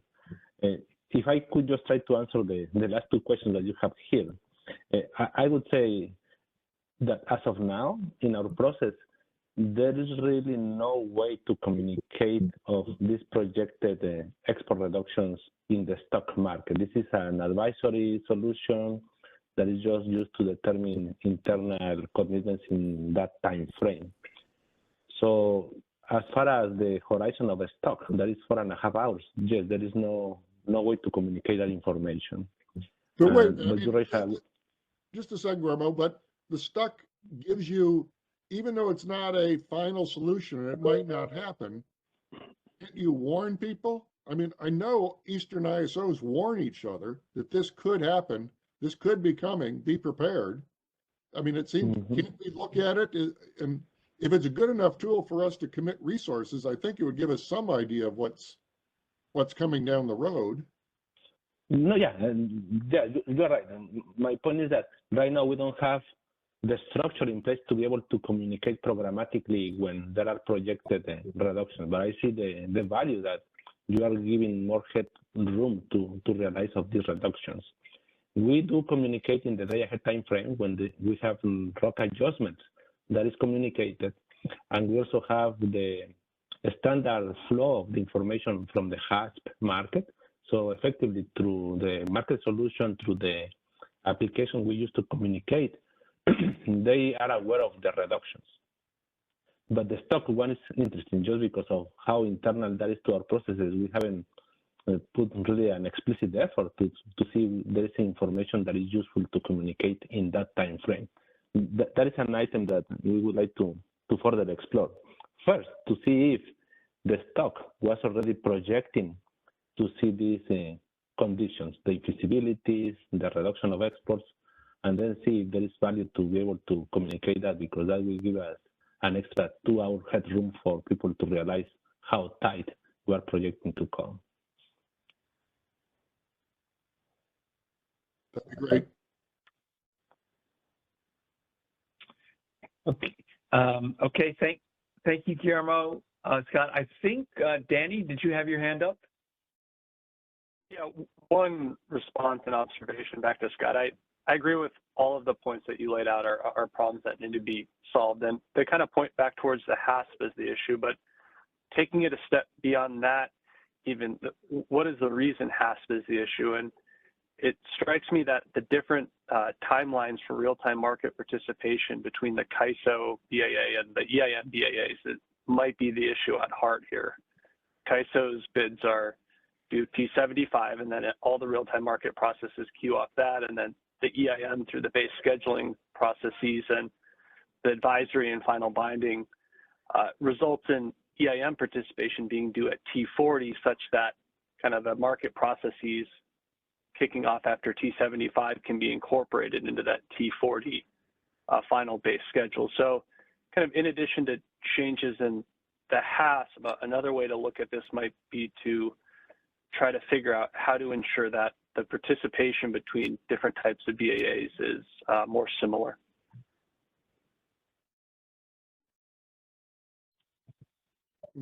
Yeah. I think we got Dan Williams Thanks, Dan. online. Yep, got another Dan. Yeah, thanks. Dan Williams from the Energy Authority. Always good to follow Danny, but really great discussion today. And Scott, I just kind of wanted to follow a little bit more on Danny's point, but lean into kind of what you said about HASP and the CAISO hourly intertie market sort of being the firm energy market, and maybe get a few more thoughts from you there on, kind of comparing the role that HASP used to play with where it is now that sort of the EIM has taken over so much of the market share for transfers in and out of California. And when I look at it, it's a issue of incentives that sort of drive that capacity to be flowing through the EIM instead of using CAISO's hourly intertie market. We've talked in the past about things like potentially not charging the TAC or WAC to economy energy exports that get scheduled in HASP. We've looked at things around the GHG impacts and clearing price in EIM versus how GHG is sort of managed and priced for compliance in HASP. And there are then issues also sort of from the EIM BA side as well. They also charge for transmission if you're scheduling in HASP, but don't in EIM. I think we made some good advances with as you're, I think, saying to Jim around when we're in tight conditions, the sort of make whole payments for hourly block schedules. But I'm just wondering if you can, maybe share some thoughts on, maybe needing to take a stronger look at the incentives that are maybe driving market participants to show up in one market versus the other, and whether that has consequences for sort of market stability and achieving the things that we've been talking about today. Well, I mean, I think there's a common theme between what Guillermo was talking about and I was talking about is that, there's a false sense of security because maybe there's too much non-firm capacity in HASP. And, the FRU is being recycled into HASP and if people have real firm capacity, they can offer it in HASP and that'll get a premium. And they'd have to pay for the transmission, but that the rest is economy energy and you bear the risk of load shedding. And that's kind of the way it used to work 30 years ago. There was economy energy that would get cut and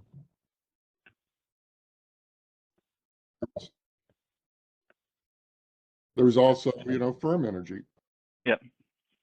Yeah, and that makes sense. I think one other thing to point out too is there was a question an hour or two ago about what may improve under EDAM. And one of the things that stands out for me is that I think for the most part, when EDAM is implemented, all of the generation and load within what would also be an EIM BA at that point, both EDAM and EIM, that all the load and generation would be participating. And unless they've taken steps to sort of carve themselves out in order to be able to access the CAISO intertie and the CAISO intertie market, that all of that capacity is going to sort of be optimized in the the same market under the same timelines, where today there's a very small amount of sort of, call it third-party generation participating in EIM. So you sort of have this bifurcation today of third-party generators, using the CAISO intertie market, but then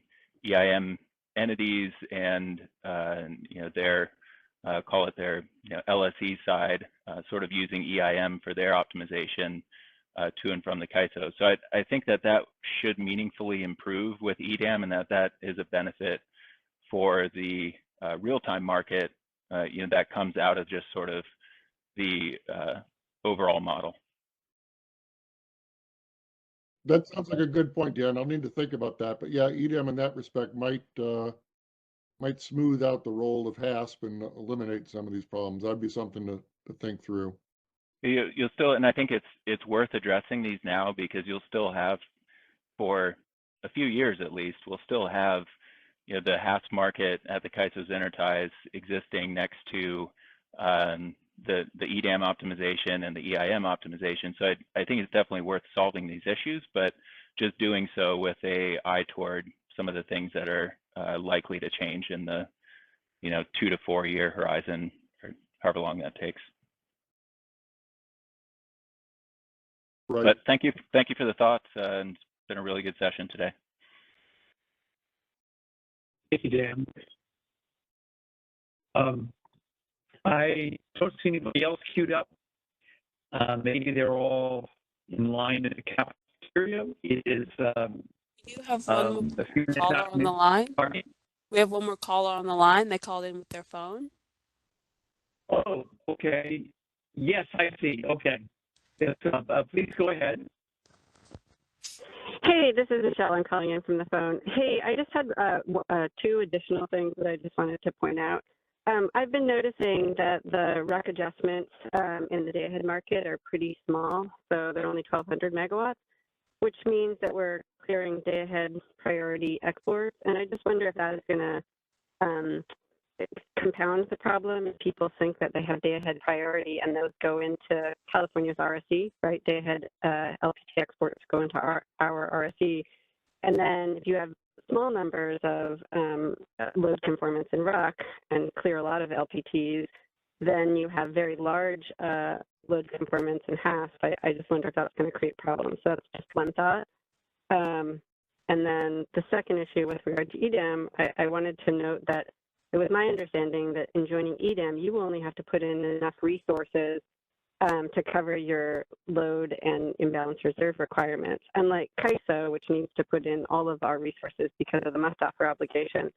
So I don't necessarily think that that would solve the problem because you don't have access to all the resources throughout the West. I would just add that part of the WRAP program, the Western Resource Adequacy Program, requires people to hold back resources for other areas, which sort of diminishes the diversity benefit of any EDAM if people join WRAP. I think that's my second point. And then I think that's probably it for today. Thanks so much. I can take on the first one. As I understood the question, and I think Michelle is referring to the current model and practice that we have to handle the net load uncertainty from the day ahead to the real-time market. You may recall that about a year ago, we implemented a methodology that provides more calculated base estimates of the ROC adjustments as a guidance to the ROC adjustments. Prior to that, it was up to the operator just to assess based on the confidence bands of load, wind, and solar how much ROC adjustments to put in. But effectively, July 1st, we start using a calculation that is very similar to the logic we're going to be using for imbalance reserves. And that has the typical daily profile. And now, once we implemented that, we naturally have to go through the process of assessing how that's working. So short story, we started with a full calculation in place. We have done adjustments and tuning to the methodology, to the process, and we make one significant change on December 21st, another one on May 7th, sorry. And those effectively reduce the frequency and the magnitude of the rock adjustments, because we are taking into account not only the percentile of the net load uncertainty, but also the conditions of supply in the CAISO and the weather conditions in the whole western footprint. That has effectively resulted in lower values of rock adjustments. Typically, we are targeting the peak hours, and that's it, similar to what used to happen a few years ago. Now, let me just clarify that this is under the current construct of the market that we have, and that is simply rock. It's a matter of providing guidance to the rock adjustments. Once we have the EDAM, that is a different story, because we're going to have a different construct of the market based on imbalance reserve. That is an actual market product. So I think out of this experience that we're going through the rock process, we are simply assessing how we can tune appropriately to reflect the risk that the operators are dealing with as means to inform the rock adjustments. Yeah, I guess I'd just say a couple of things. I think you determined that the rock adjustment in the last summer and fall were vastly too large, and those rock adjustments were similar to the methodology that you proposed to use in EDAM, which is to cover 97.5% uncertainty. But I think, I mean, there's just an aspect of just understanding it. I think most people would agree that you don't need 4,000 megawatts or 3,000 megawatts of rock adjustments in the winter when we know we have excess resources. Likewise, it seems to me that we know when we have, 45,000 megawatts of load, that 1,200 rock adjustment is likely not to be sufficient. And so it just strikes me that we're going to extremes, whereas what we're trying to approximate is what most people understand to be what you need. And it seems like 75% uncertainty on high system days is probably not going to be sufficient. And it concerns me because that means you're going to clear low priority exports in the day ahead market, which means that that's going to be added to California's RSE, and then you're going to load bias in half and potentially have to cut them, which is kind of confusing in my mind.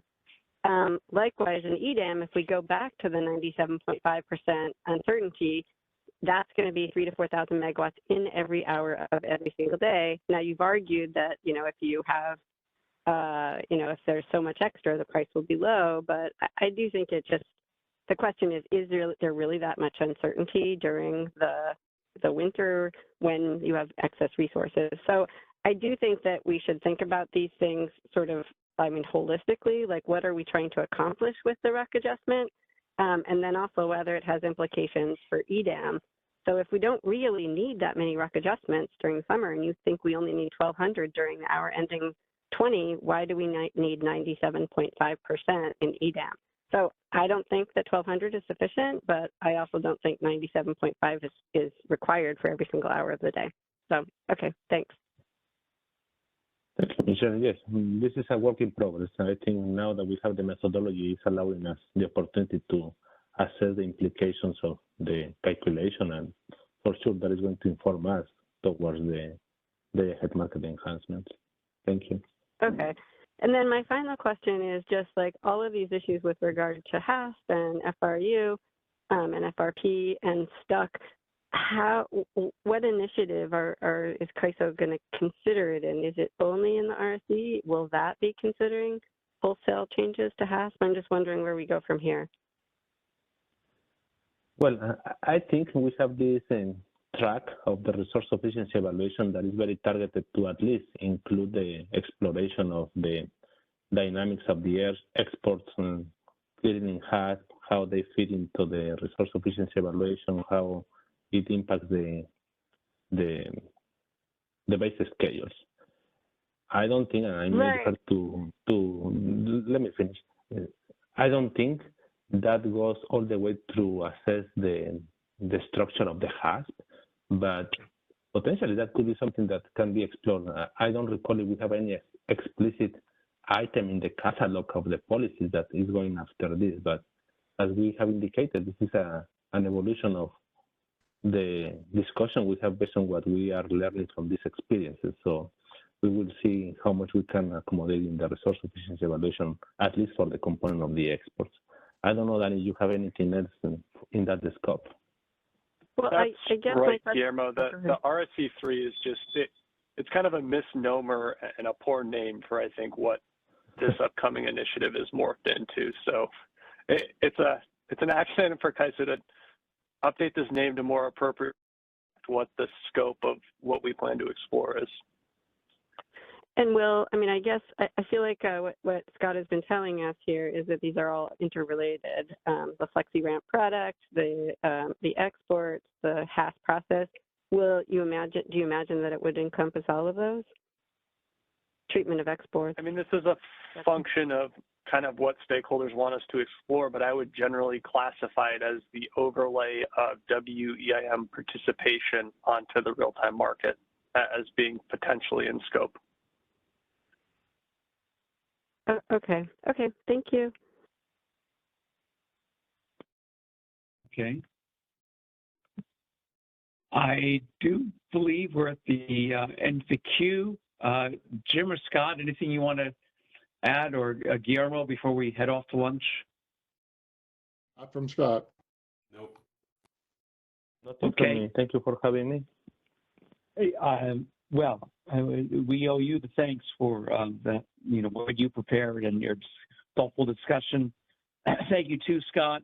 So it's 12:15, so I suggest that we reconvene at 12:45.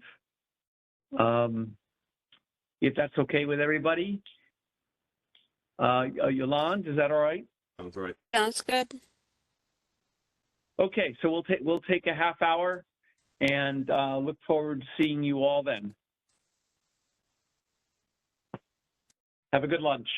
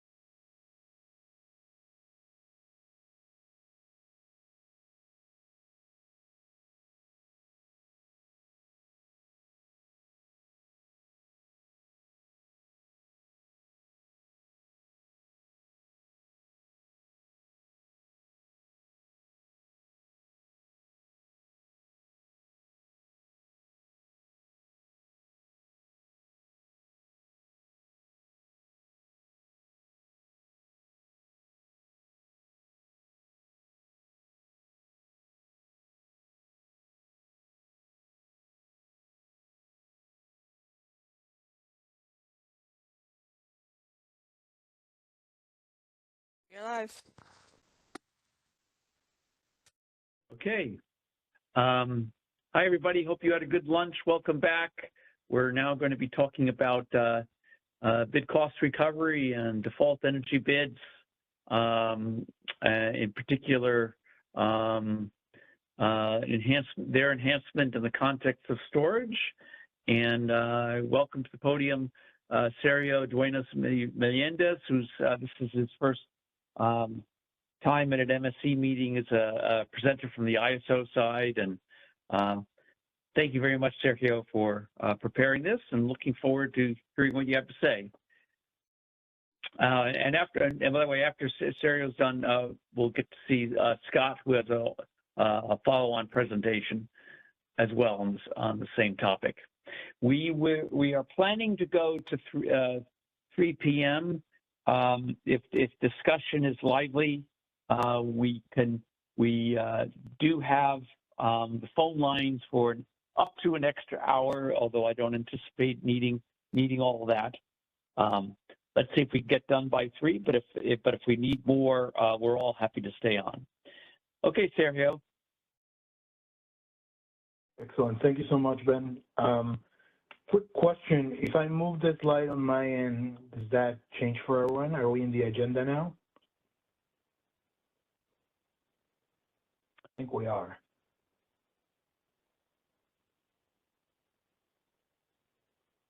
Okay. Very well. Well, good afternoon, everyone. Thank you for the time to talk today about our efforts on storage bid cost recovery. Today, we'll be chatting quickly around this agenda. I'll start with talking a little bit about the initiative and its motivation. provide some background on bid cost recovery to ensure that we're all, starting from the same premise and understanding how BCR works today. Then I'll talk about some of the issues and challenges that BCR poses for storage resources and walk through a couple of examples of the main challenge that we're trying to mitigate here, the buy and sell back for storage resources. And finally, we'll talk about the ISO's proposed solution and discuss some of its implications and how we are developing the solution for the future. So if we go, if we start with the initiative motivation, storage, as you all are all aware, is quite a unique type of asset. It is not perfectly comparable to conventional thermal generators or to variable energy resources. Storage is a type of resource that its ability to provide energy and all of the services that it might be awarded or scheduled for is completely determined by its ability to secure the state of charge needed to support those awards and schedules. So contrary to, for example, conventional thermal generators, the fuel risk, the ability to get the necessary fuel for performing later in the day is directly related to the behavior of the storage assets within the electric market in the intervals prior to those awards and schedules. Because of these different operational characteristics, the storage resources are able to, submit bids in the energy markets, but these bids are not purely reflecting their costs to generate or to produce energy in a given interval. In reality, these bids are reflecting more than that. They're also reflecting an economic willingness or unwillingness to be dispatched at a given time, considering their opportunity costs in future intervals. So because of this, we have a couple of tensions, right? The first is that all of the behavior of the asset in prior intervals has a direct impact in future intervals. And the second is that the way that these resources bid is directly related to the opportunity costs in any future interval. It's not just a reflection of marginal cost.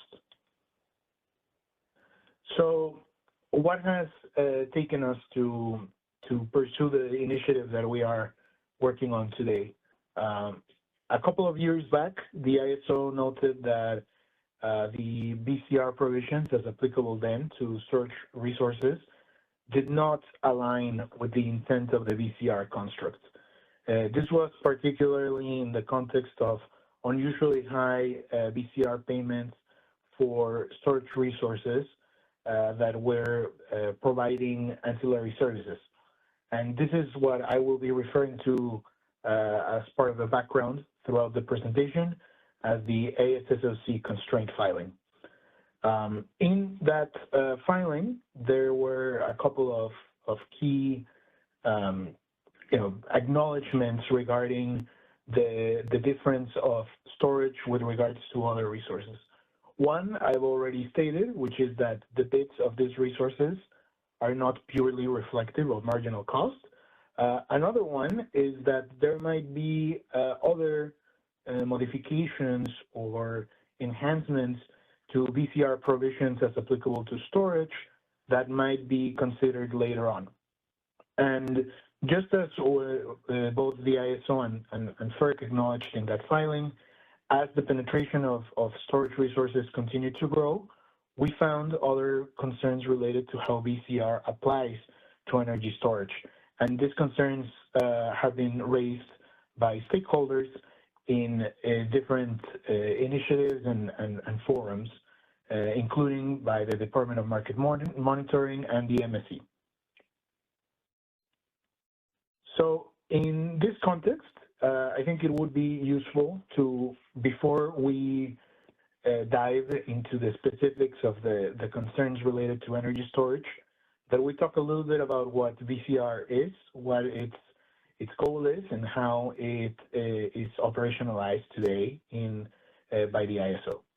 So because recovery is the CAISO settlements process for which eligible resources can recover their bid costs. Their bid costs include the list that is here in the first sub-bullet: startup bid costs, minimum load bid costs, energy transition bid costs, pump shutdown costs, pumping costs, ancillary services bid costs, and rock availability payments. To calculate the VCR, the commitment costs and the energy and ancillary services bid costs are used as inputs, and they are we calculate a net difference between these costs and revenues in separate pre-calculations for the day-ahead market, here referred specifically as a part of the integrated forward market, or IFM, the residual unit commitment process, or ROC process, and the real-time market. As you will see, much of our discussion today is focused on the real-time market. So in this process of bid cost recovery, we take the difference between the total costs and the market revenues, and if this difference is positive in the market that we're analyzing, then that would mean that the resource experienced a shortfall. If the difference is negative, that would mean that the resource experienced a surplus. Now, this is done for each interval, right? Each relevant interval. And then it's netted over all of the hours of the trading day. And as I mentioned, this is netted separately in the IFM and in ROC and RTM. So a good way of thinking about this for those that are a bit more, let's say, numerically inclined, is that really this surplus and shortfalls are calculated as the product of the difference between the real-time dispatch and the day-ahead schedule, and the real-time bid and the real-time LMP for the real-time calculation for the RTM, right? So basically, we see the what would be an imbalance between real-time dispatch minus the day-ahead schedule. Then we multiply that by the bid minus the LMP, and we'll show this in an example much more clearly in a couple of slides. But this is important to note because this shows that both what actually happens in real time, the dispatch, and what the resource bids in real time, the real-time bid, both of them have a direct impact on whether a given interval is a shortfall or a surplus. So as you can tell, VCR has been designed to provide what we are calling uplift payments here to our resource when the revenues from the sale of either energy or AS do not cover all of the resources bid costs over the whole day. This has been this was designed initially with thermal conventional assets in mind. And it's very clear when we think about these assets how this would work out. Let's say when a thermal power plant starts up, it may incur in certain costs that are necessary, and that those costs are experienced in the intervals before the asset might have an award or a schedule. This is because thermal power plants may need to reach a desired output level to be able to generate, or they may have some startup costs, meaning that during that period prior to their award or schedule, which is what we call and refer to as the commitment period, there may be costs that are incurred in that commitment period, and VCR is a mechanism that allows for the recovery of those costs. Without VCR, this resources would likely be incentivized to add risk premiums to their offers, right? And that might be that might result in more inefficient market outcomes, particularly because of the uncertainty regarding that premium that makes it so that the overall cost of using the resource and of serving load might be higher. So BCR exists to make sure that resources that may incur costs during the commitment period are made whole of those costs to incent that they continue to participate in the market and to offer in a manner that is more generally aligned with their marginal cost. Now, this is mechanism by which VCR was thought of for conventional resources is quite different for energy storage, right? Energy storage, these resources are fundamentally different from thermal assets. In general, they do not have startup costs, nor do they have minimum load costs. And because they are tremendously responsive, they generally lack the conventional drivers for VCR. This basically means that because of their cost structures or the characteristics of their costs, as well as their responsiveness, the concept of commitment is generally not applicable for energy storage resources. They are able to go from, not generating to injecting energy to the grid, or to consuming or withdrawing energy from the grid very quickly. And as such, this concept of commitment is not really applicable. A second important component that makes it so that the VCR construct is not, identical in what it's trying to achieve with energy storage is that the bids of these resources, as I mentioned before, are not merely reflective of their cost to produce energy in a given interval. They reflect more than that. They reflect the desire of these resources to be dispatched at a given time based on their opportunity costs for future intervals. So this means that their bids are not really equivalent to those submitted by conventional thermal assets. They are not only representing what would be included in the list of bid costs that we saw before, but they also include an implied opportunity cost.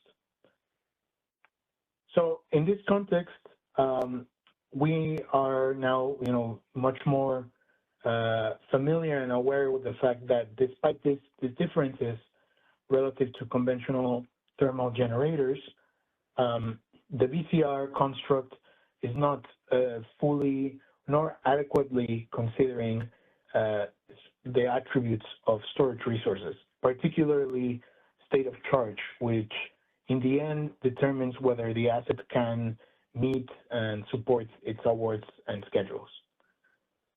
So these differences result in a treatment that is, significantly different from that of other dispatchable resources, meaning conventional generators. Today, if a conventional asset is unable to perform and fulfill its day-ahead schedule due to unavailability, meaning, an outage, either full or a partial outage, the expected energy from that asset would be categorized as UIE or uninstructed imbalance energy. And that means that that asset would not be eligible for VCR as part of that imbalance in that given interval, right? That would not be part of the netting of shortfalls and surpluses across the day. In contrast, when storage is unable to meet its day-ahead schedule due to limitations such as having a state of charge that cannot support said schedule, the market would instruct the asset to a 0 megawatt dispatch, and that is categorized as optimal energy, which is eligible for VCR. So this is an important differentiation, right? Because we have a situation in which, you know, relatively, it's relatively comparable, the situation. In both of these cases, the assets are unable to meet that schedule due to non-availability, but the treatment is quite different, and the latter, the treatment for storage, results in a situation that, you know, creates some concerns. Specifically, this differentiated treatment creates two big concerns. First, storage assets are not exposed to real-time prices for deviating from their day-ahead schedules, meaning that they are not really, the risk of non-performance has a floor as they are not exposed to real-time prices. At the same time, storage assets are also potentially incentivized to bid inefficiently so as to maximize their BCR and market payments. It is possible that these assets would bid in a way that would not only, you know, take advantage of this lack of exposure from real-time prices, but they would also be able to have a significantly outsized BCR payment. Given these conditions, we've seen that some of these payments have materialized, particularly with relation to buy and sellbacks of their head schedules. And that is the set of examples that I'll go over in a couple of slides. Before going into those examples, I just want to make sure that we are all clear on what we refer to when we talk about a buy or sellback. A buyback of the discharge day-ahead schedule occurs when the storage asset has a real-time state of charge that is too low to support that day-ahead schedule. A sellback of a charging day-ahead schedule will occur when a storage asset's real-time state of charge is too high to support that charge schedule. So basically, as we move through the next examples, you'll see that we are referring to conditions in which the asset either discharged earlier relative to its day-ahead schedule for different reasons, or was charged earlier relative to its day-ahead schedule, meaning that it's either, you know, premature depletion or charging of the assets. I know that this has been a lot on the context of BCR and storage BCR in particular. So before going into the examples, I'll pause briefly to see if there's any questions or comments so far.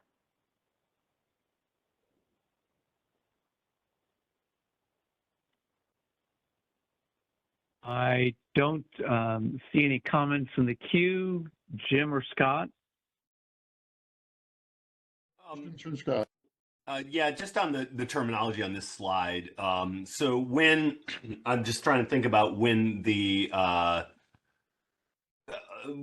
when you need to start charging in advance of a future, you know, commitment. That you're basically these bullets are referring to simultaneous moments. I assume that you're charging for whatever reason. And that is leading you to deviate from your day-ahead schedule for that very hour. That charge. Yeah. So that will be a little bit more clear in the examples. But what we're referring to here in the first bullet is, let's imagine an asset has a discharge schedule for the net peak hours, and entering those net peak hours, the asset has already been depleted. It's already discharged in prior intervals. Similarly, in a sellback, in the second bullet here, the asset might have a day-ahead schedule to charge during the peak solar hours, let's say hour ending 10 to hour ending 13. But for a combination of reasons, the asset reaches those hours already full. So because of that, it would need to sell back that charge schedule. Yeah, hopefully that clarifies a bit, Jim. Yeah, I guess I was thinking of a little more nuance, but maybe this is all just semantics. But let's say that you are you have enough charge to meet this next interval, but not the intervals after that that you are also scheduled for, and that the optimization decides, okay, we better hold you back. And I guess so it's more of a kind of multi-interval optimization version of, I think, what you're conveying here. Would that also be considered a buyback in your kind of terminology? There would be a buyback in that scenario in the subsequent intervals. So let's imagine that, again, we have this day-ahead scheduled to discharge during the net peak hours. You reach the first hour, the first interval of the first hour, with some state of charge. And in that scenario, let's assume that based on the bids, you are on the money to discharge. So everything that can be discharged, thus meeting that day-ahead schedule, would not contribute to the imbalance or that surplus or shortfall calculation. Eventually, either in the next interval or a couple intervals later, you'll be in a situation where there's not enough state of charge. And in that moment, that's when the buyback would be calculated. Okay. The buyback is not, it's not that in a given interval there's either no buyback or all of the buyback. It depends also on the amount that it can still be discharged to meet that award. Yeah, and from what I'm hearing, it's basically that whenever the actual real-time operation deviates from the day-ahead schedule because of some kind of charging requirement. And I was sort of envisioning we might have enough charge to meet the first interval, and I think this can happen. But let's just say the multi-interval optimization sees, okay, yeah, we could probably use you now, and your bid's in the money for this first interval, but we need you even more 2 or 3 intervals down the road. And so the dispatch actually would not dispatch them in the first interval because it foresees that this SOC is going to be a problem in the future. And I think that can happen. And I think that would also be considered a buyback because it would be still a circumstance where the SOC is causing the actual dispatch to deviate from the day-ahead schedule.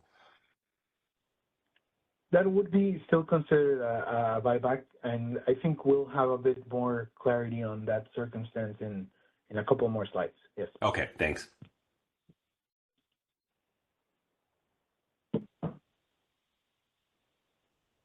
Okay. As I don't see any other questions or comments in the chat, I'll keep going then. So in the next couple of slides, I will show very simplified buy and sell back examples. There are more complex examples, more realistic ones in the appendix, and all of these were discussed in our last stakeholder meeting. So for those that were in that call, this will seem familiar, but we want to have a similar understanding here. So first, we have this simple buyback example. In this situation, we have a resource that has a day-ahead schedule to discharge in the later hours of the day, let's say the net peak hours. This day-ahead schedule, everything that you see in the slides, if it's blue, it refers to the real time. If it's purple, it refers to the day ahead. So this day-ahead schedule is derived from the fact that this asset submitted day-ahead bids to discharge at $75 throughout the whole day. The day-ahead LMP is relatively low throughout all of the day, with the exception of those net peak hours where it rises just above $75, thus making it this schedule that we see on the right. Now, in the real time, the asset is bidding just a bit above the day-ahead bids at $80 throughout the entirety of the day. But as you can see in the graph on the left top side, the LMPs in real time are much higher, and they are much higher earlier in the day.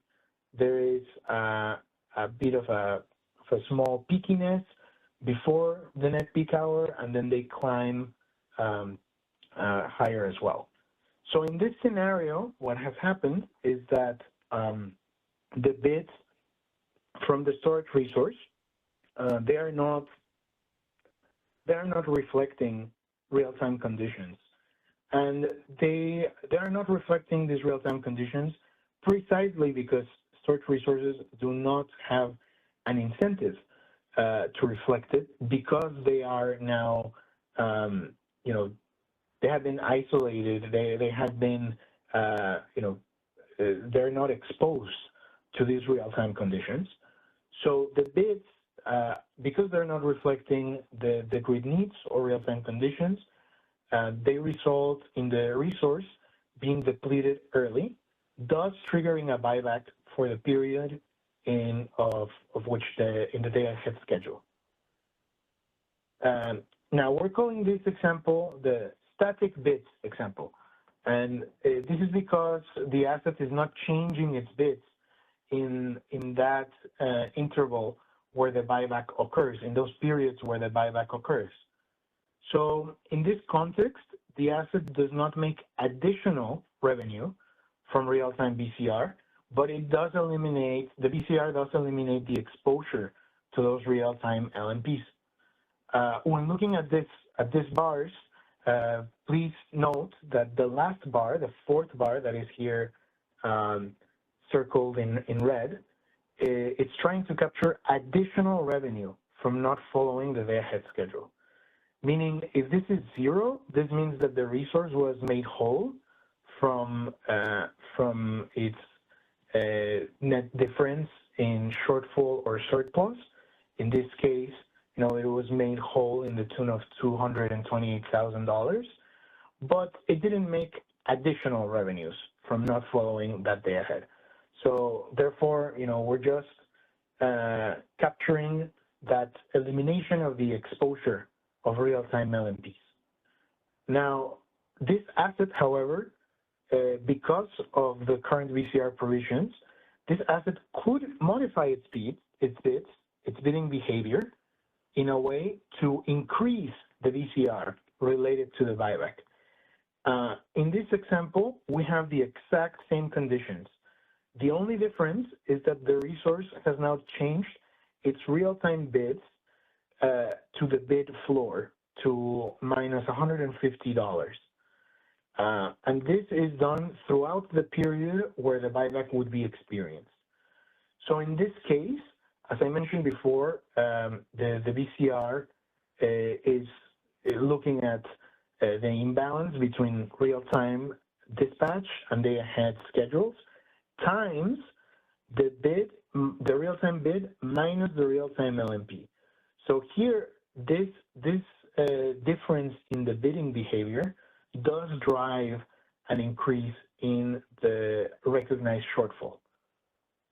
By modifying the bids to the bid floor, the asset is able to capture an outsized VCR payment, getting an additional $110,400 of revenue from triggering this buyback and from bidding strategically. So here, the asset is not only enjoying the fact that it's no longer exposed to real-time prices, but it can also behave in a manner that during the real-time market, it can incent or, you know, make it easier for the buyback to be triggered via its bidding strategy and for this buyback to result in additional revenue from not following that day-ahead schedule. As you can tell here, the impact of this modification, on the bidding strategy is directly related to how low or how high the bid can go. So here we went to the extreme of minus 150. In the case of a sellback, we'll go to the extreme of the bid cap, not the bid floor, right? Looking at this sellback example, this is, again, simplified. We're looking at just the charging range. Here, the asset bid to charge at $10 at every single hour in both real time and day ahead.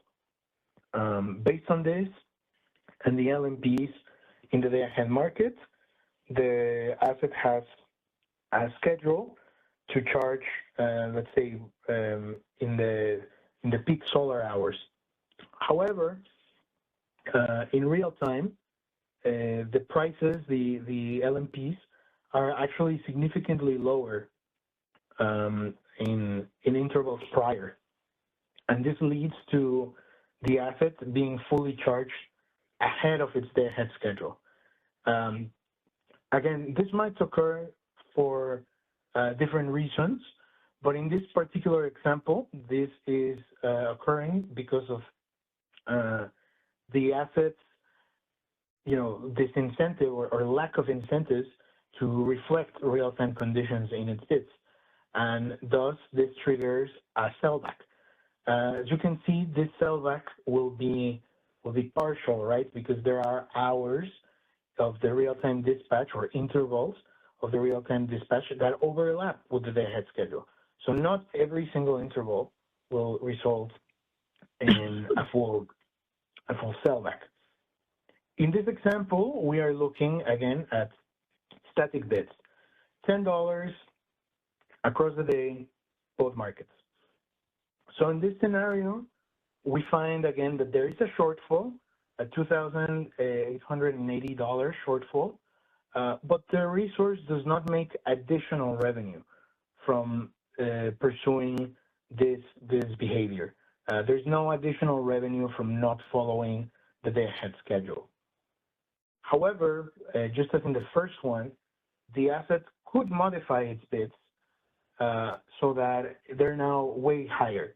Here we have modified them to $2,000 for the purpose of illustrating how this would affect the amount, the magnitude of the sellback.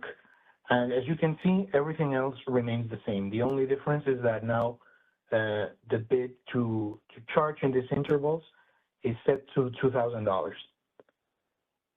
This results in significant additional revenues from not following the day-ahead schedule. In this scenario, the asset gets over $500,000 of additional revenue from triggering this sellback and bidding strategically. I do want to be clear that this is a simplified example for illustrative purposes. We understand that it's not every single day, every single interval that a storage resource would be able to bid to $2,000. But we want to underscore this dynamic here because it definitely shows that the challenges posed by the VCR construct as it applies to storage today are not just about not having these assets exposed to real-time conditions, but also that this construct may incent bidding behavior that could result in significant financial impacts to the market as a whole. So I will pause here before talking a little bit more about our proposed solution to see if there's any questions or comments. Not from Scott. I see we have a question in the queue. Hi, this is Callie Wells from WPTF. Can you hear me okay? Yes.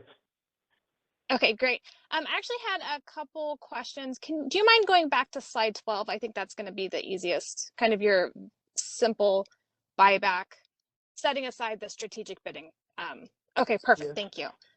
Okay, so again, setting aside potential strategic bidding, in this example, you mentioned that the premature dispatch of this unit was because of the way it bid, and it didn't update its bids to reflect real-time conditions.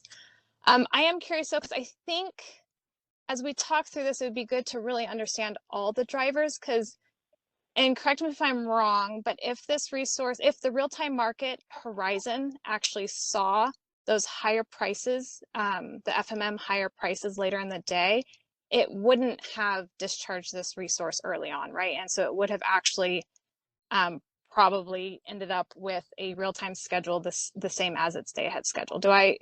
Am I missing something there? So it's more of a combination of maybe the bids as well as the market horizon.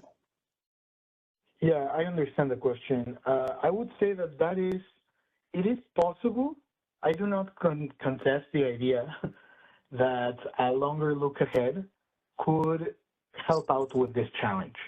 However, that longer look ahead would not address the challenge that these resources are not exposed to real-time conditions, and it could actually create further challenges. Let's imagine that we have a look-ahead horizon that looks at in the real time, that looks at the whole day, and that look ahead at 11 a.m., way before we are even thinking about the net peak and the peak. At 11 a.m., it assumes that it will be a relatively, amenable day. It's not that hot. We're not going to be in a very tight situation later on. As we move further and further into that look ahead horizon, the veracity, the accuracy of that look ahead also diminishes, right? So we would still see challenges like this if the look ahead was complete, and it could pose other challenges, right? Because now we would be perhaps overly reliant on that look ahead, whereas what we're trying to underscore here is that if the resources do want to be able to be responsive to the market conditions, and they should be incented to do so because there's revenues that can be accrued, this given construct we have today does not do that, right? So I don't contest that it could be helpful, but it does not address the issue at hand. May I just jump in with a suggestion that if there were two changes, then I think, Callie, the incentive would be eliminated. One change is the longer horizon, say to midnight or whatever, which of course is not computationally possible. And the other thing, which also is a dream, but may be possible in the future, is if not only extending the horizon, but making all real-time intervals binding rather than just the first one, so that if you are scheduled to, if you discharge in the first binding interval, there would be some matching charging interval later, and you'd have to settle both.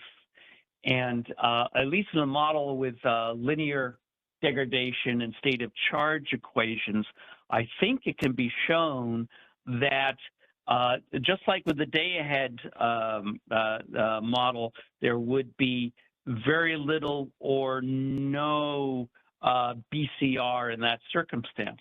But of course, nobody at this point is proposing having all binding intervals in the real-time market rather than just one. But I think the basic point, Callie, is that part of the problem, certainly much or most of the problem, is arising because of shortcomings in the real-time market in terms of both look-ahead and settlements. So I can imagine somebody saying, well, that is kind of the ISO's responsibility if it schedules somebody to discharge now because the time horizon is too short, and it really does want the resource to follow instructions. that could be a rationale for BCR. My response to that would be is that everybody needs to be looking ahead and forecasting prices, and if it can be reasonably expected that prices will be higher in the early evening, there should be an incentive for battery resources to offer accordingly, and the present BCR system doesn't allow that. I'm sorry if that was a bit confused. So I'm definitely partially agreeing with you there, Callie. But it would take more than a longer time horizon to fix it. So I'm also agreeing with Sergio on that point. Yeah, I hadn't gotten down to what to possibly propose to address it. I was just getting more at kind of the point you made last was just there could be some other drivers that are contributing to this issue. And I think that's the part of the stakeholder conversation we haven't had yet. And maybe there are some conditions that would warrant BCR and others that would not. So I think those are really important conversations that hopefully we will have. The other quick question I had on this slide, actually, yeah, leaving it here is, I see that these are FMM prices in the blue, and I think in the paper, the chart also showed the 5-minute prices, and the 5-minute prices were actually more aligned with the day-ahead LMP. So I think even if we were in a world where, you know, this resource updated its bids in real time to reflect the fact that it wants to hold onto its discharge till later in the day, even if it did that and maybe the 15-minute market, you know, had a schedule similar to the day ahead, it has now priced itself out of the 5-minute market. And so when it actually has to be discharging to the grid, it's not actually going to get that final binding discharge schedule because it's updated its bid, and there's still this huge price discrepancy between the 15 and 5-minute market. And I think that goes back to the importance of price formation, and hopefully we will make some, you know, progress on that. But I did just want to raise that point as well. We don't have to go into detail on that, but just to kind of point that out. And that was all I had. Thank you. Thank you. And just to add quickly there, I think the more complex examples do include the 5-minute, but these ones that are the simplified ones, you know, we also kept it at DA and FMM in the paper, so we can go back to add a bit more clarity in those other complex examples in the paper and when we discuss that with stakeholders. So thank you. Yeah, and just thinking through, you know, potential implications with any proposed change that we make and what possible outcomes that might have on the market. So thank you. Sergio, if I could make one other comment. In the following examples, a lot of the extreme BCR is happening because of the behavior, the offers that are set. And back when we were talking in ESDR 3 about how to manage storage, I'm not sure if it wound up in our opinion or we just talked about it. An adjustment to BCR, which would at least eliminate some of the most extreme cases of payments, would be to base BCR on actual costs and not as bid or the offers. The actual costs being the variable O&M, degradation costs, and losses, but not including offers or bids. I suspect the most extreme numbers would disappear. And this would be consistent with what we had proposed for the day-ahead market, how the day-ahead market should be run, and the ISO initially adopted, but then the ISO switched to a day-ahead market where they wanted storage to make offers and bids. And I think including those offers and bids in the BCR calculation worsens the problems. It would not, disregarding bids and offers, assuming zero instead, or just maintenance costs, would not entirely get rid of this problem, but would help a lot. I am not proposing that this be what the ISO does, but I just wanted to give some perspective on why these numbers might be as large as they are in these examples. Thanks, Ben. I appreciate that perspective, and I think that is not so dissimilar from some of the feedback we got in prior stakeholder meetings of, considering, well, maybe instead of using the bid, we could use something like the default energy bid, for example. That is kind of a proxy of what you're stating, but it still includes some other elements like the opportunity cost estimation, et cetera. But I think that it gets to the point of, well, maybe those extremes could be mitigated or minimized.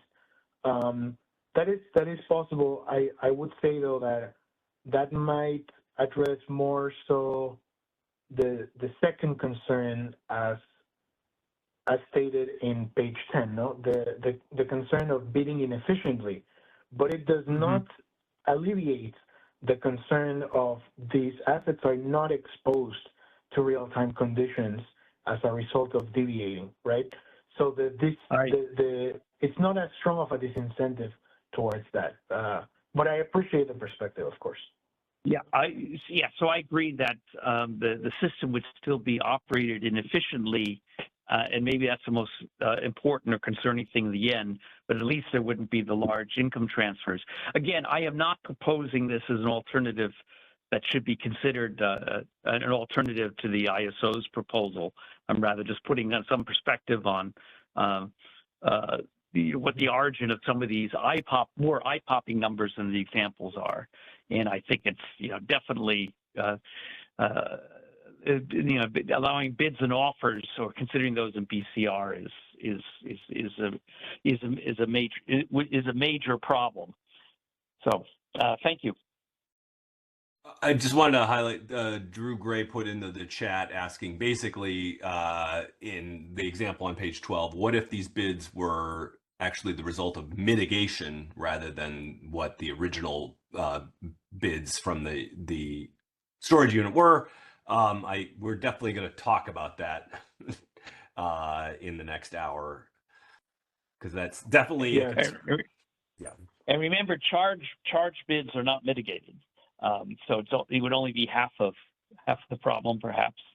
But yeah, good point. Yeah, on discharge recently. Yeah, right.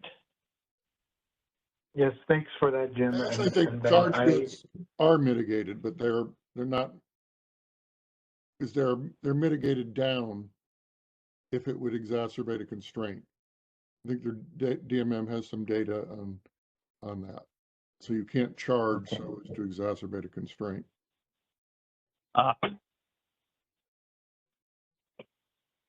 And just to add a bit of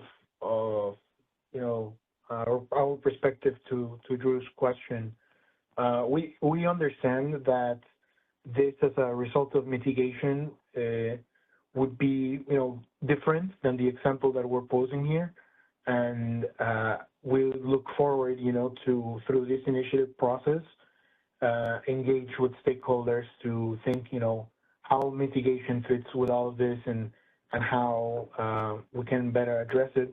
Overall, I would say that the efforts that we're undertaking here, it's called the storage, BCR, and dev enhancements, right? So we are also thinking about ways to enhance the default energy bid for storage right after we address this BCR matters. And we think that to the degree that we get a more accurate default energy bid, some of the concerns around mitigation could be minimized as well, and we can get to an outcome that is adequate both for the goals that we have here and for the consequences of mitigation if they occur. I'm pleased to let you know, Sergio, that we have 4 people queued up to ask questions. That's always a sign that people like the presentation. So Grant? Yes, thank you. This is Grant McDaniel with Wellhead, and I appreciate the discussion here today. We have seen that the only time this has happened to us has been through bid mitigation. And it's usually just prior to, let's say, the peak where we have day-ahead awards. The second thing that we discovered that we really had not understood, and I think this is important for all of us to understand when we look to say, how do we create a solution here to this, is that almost everybody in storage uses an auto bidder or a smart bidder or some sort of automated help. And they're rules-based engines. And one of the things that it does is that it says, oh, I have a day-ahead award. Well, then my real-time bids that I have a must-offer obligation for, I want to make sure I'm a price taker for those.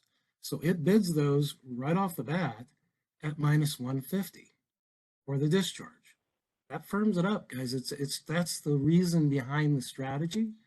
And so, we're working with our developer now to say, how do we get that out, or what do we change that to be more reasonable way of saying, we want to firm the bid, but we're not trying to trigger something that we're not entitled to, right? But you have to have a method to firm that day ahead bid, or at least to indicate to the market that you want to firm the bid. So hopefully that's informative to the discussion. Yeah, this is Scott. Just a follow-up question on that. I mean, if you know 2 hours before the bid change that you're 50%, 80% depleted, I mean, you wouldn't want to bid in at -150. If you've still got the juice in the tank, bidding in -150 doesn't create any. Don't disagree with that at all. And that's one of the things we have to work with our developer on are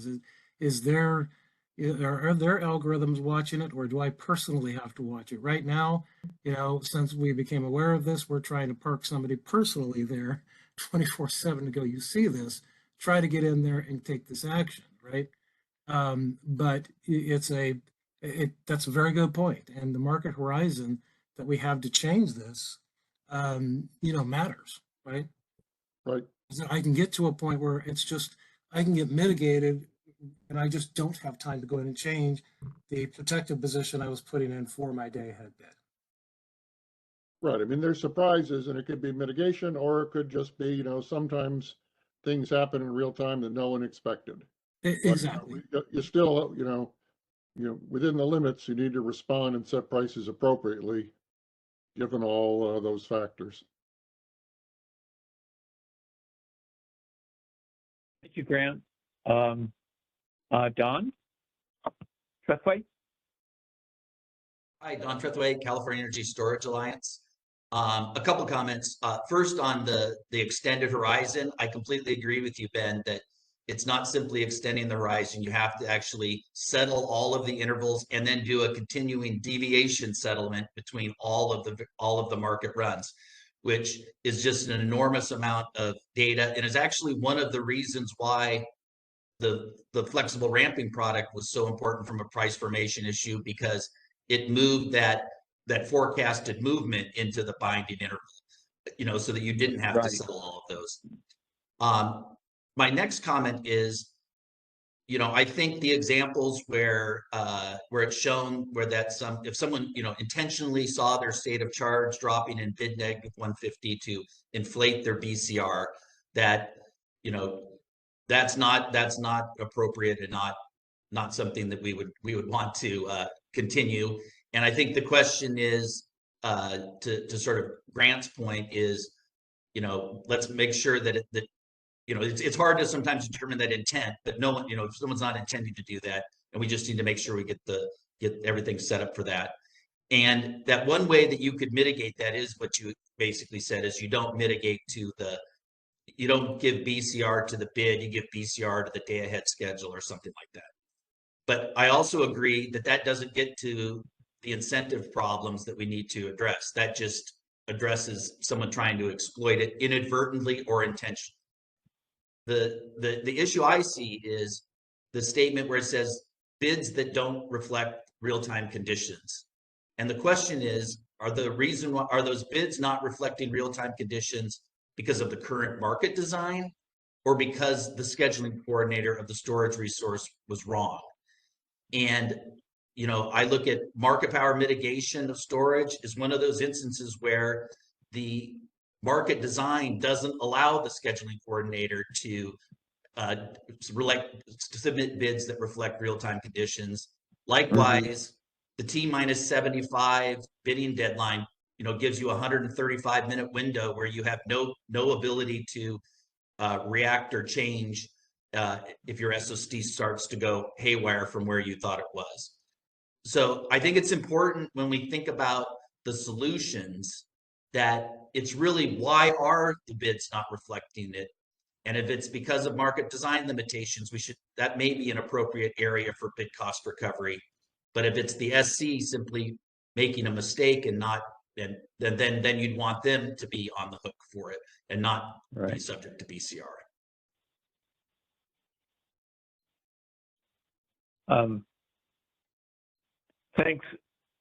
Thanks very much, Don. You actually said it a lot better than I did.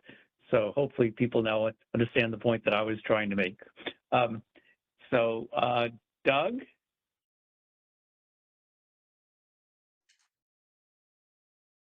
Hi, Doug Boccignone for the Bay Area Municipal Transmission Group.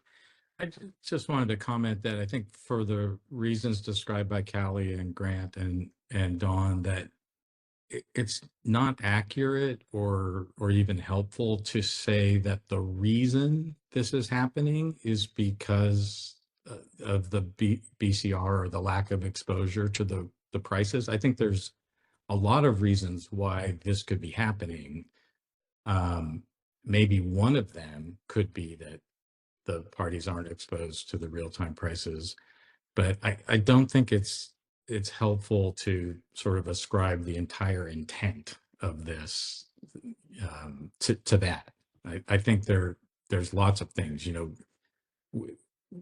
nobody knows what the real-time prices are going to be for the remainder of the day.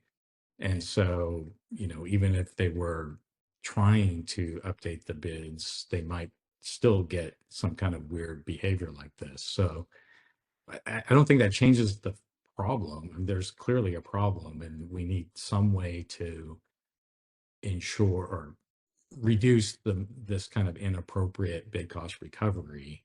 But I don't think it's helpful to say that people are doing this, that this is only happening because they're not exposed to the real-time prices. I mean, what do you mean by this? I mean, I think the issue the CAISO is posing is that because you have BCR, you have less to lose when you make a mistake. So you bid lower.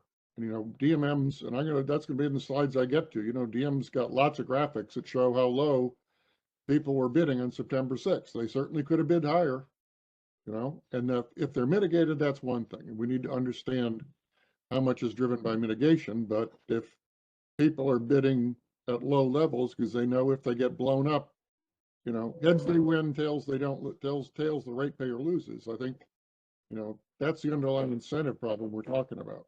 I get that there's an incentive problem, but I don't think that everybody is structuring their bids in a manner that's resulting because of the incentive problem. You could have be bid in a way that had prices that turned out to be too lower than what happened, what caused you to clear in real time too early. But okay, whether that's you bid $50 or you bid $500 and you still clear too early, either one of those. So it sort of suggests that people have a crystal ball that, we've just said it's not possible for the ISO to have the crystal ball and make it work. So why are we saying everybody has to have the same crystal ball? I'm not saying we shouldn't address the problem, because I think we want to get better incentives, and we don't want to sort of reward people unnecessarily and transfer money. But I just don't think it's helpful to say that this is only happening because the incentives aren't right. No, I don't think we're saying that, but we're saying the incentives aren't right, and giving people BCR doesn't solve the lack of forecasting. you know? Yeah, I agree with that, but I think Sergio did say this is happening because they're not exposed to the real time. I think the transfer of money is happening partly because they're not exposed to the real time prices. I mean, I think we heard Grant say he's taking steps to try to address this. And I think it's laudable that he is and great, but that doesn't seem to me to speak to somebody who's like, because he's not exposed to these real-time prices, and yet he's still trying to do something to minimize this happening. Maybe he sees the writing on the wall. Or maybe he didn't intend for this to be happening. Well, I would just say that I think it's fair for me to say, no, he didn't. And again, that's why I was trying to point out the reason that people take that minus 150 position is to try to firm up their day ahead bid. And whether or not their auto bidder or their scheduling operator has the time and understands that this is going to trigger a BCR is very important to the conversation. We thank the CAISO for bringing it to our attention. But, you know, it was not our intent to ever bid that way because we were trying to trigger some BCR. We're trying to protect our day ahead position or signal to the market we want to firm it up. Simple as that. And so, look, we want to do everything we can to not be bad actors here. That's never been our intent. It was just to, right? And it's our auto bidder. And again, the only time I've ever received it, to my knowledge, looking back at everything we've done, we've tried to dig deep, was because we got mitigated right before the peak. I can't help that, but I also don't know, even if I bid zero, I mean, what do I have to bid to then, in that condition, what does that real-time bid have to change to not trigger the BCR, the real-time BCR? I'm not, you know, that's a market rules problem, not my bidding behavior. I'm trying to be a good actor. And I think you're not the only one, right? Why did we put so much effort to raise the real-time storage bid cap and allow people to bid above 1,000? If nobody would have cared if they were just relying on BCR, right? Everyone was trying to avoid getting dispatched too early. Well, if we're all aware that, well, we're getting BCR anyway, no one would have cared about this. Yeah, if I Anyway, may, I'm not saying that this effort isn't important. I think it's very, very important that we find some solution. But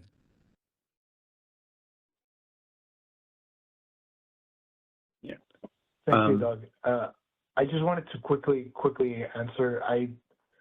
It was not my intent to say that because of this lack of exposure, all of this is happening. But I'm saying that this is material, you know, differentiated treatment that creates the concern that there might not be, you know, this lack of incentive to reflect real-time conditions with the bids comes from the fact that there's no exposure to real-time prices. Now, other situations can make, other factors can contribute to this BCR to be triggered or to occur, but it is that key difference between how we treat storage and other conventional assets that creates this situation where storage is not exposed. And I would just say also that we're not trying to approach this conversation as under the assumption are good or bad actors, or trying to state that some or all market participants are pursuing this strategy or anything like that. What we're saying is that the fact that this can even occur highlights an area where improvement needs to be done, right?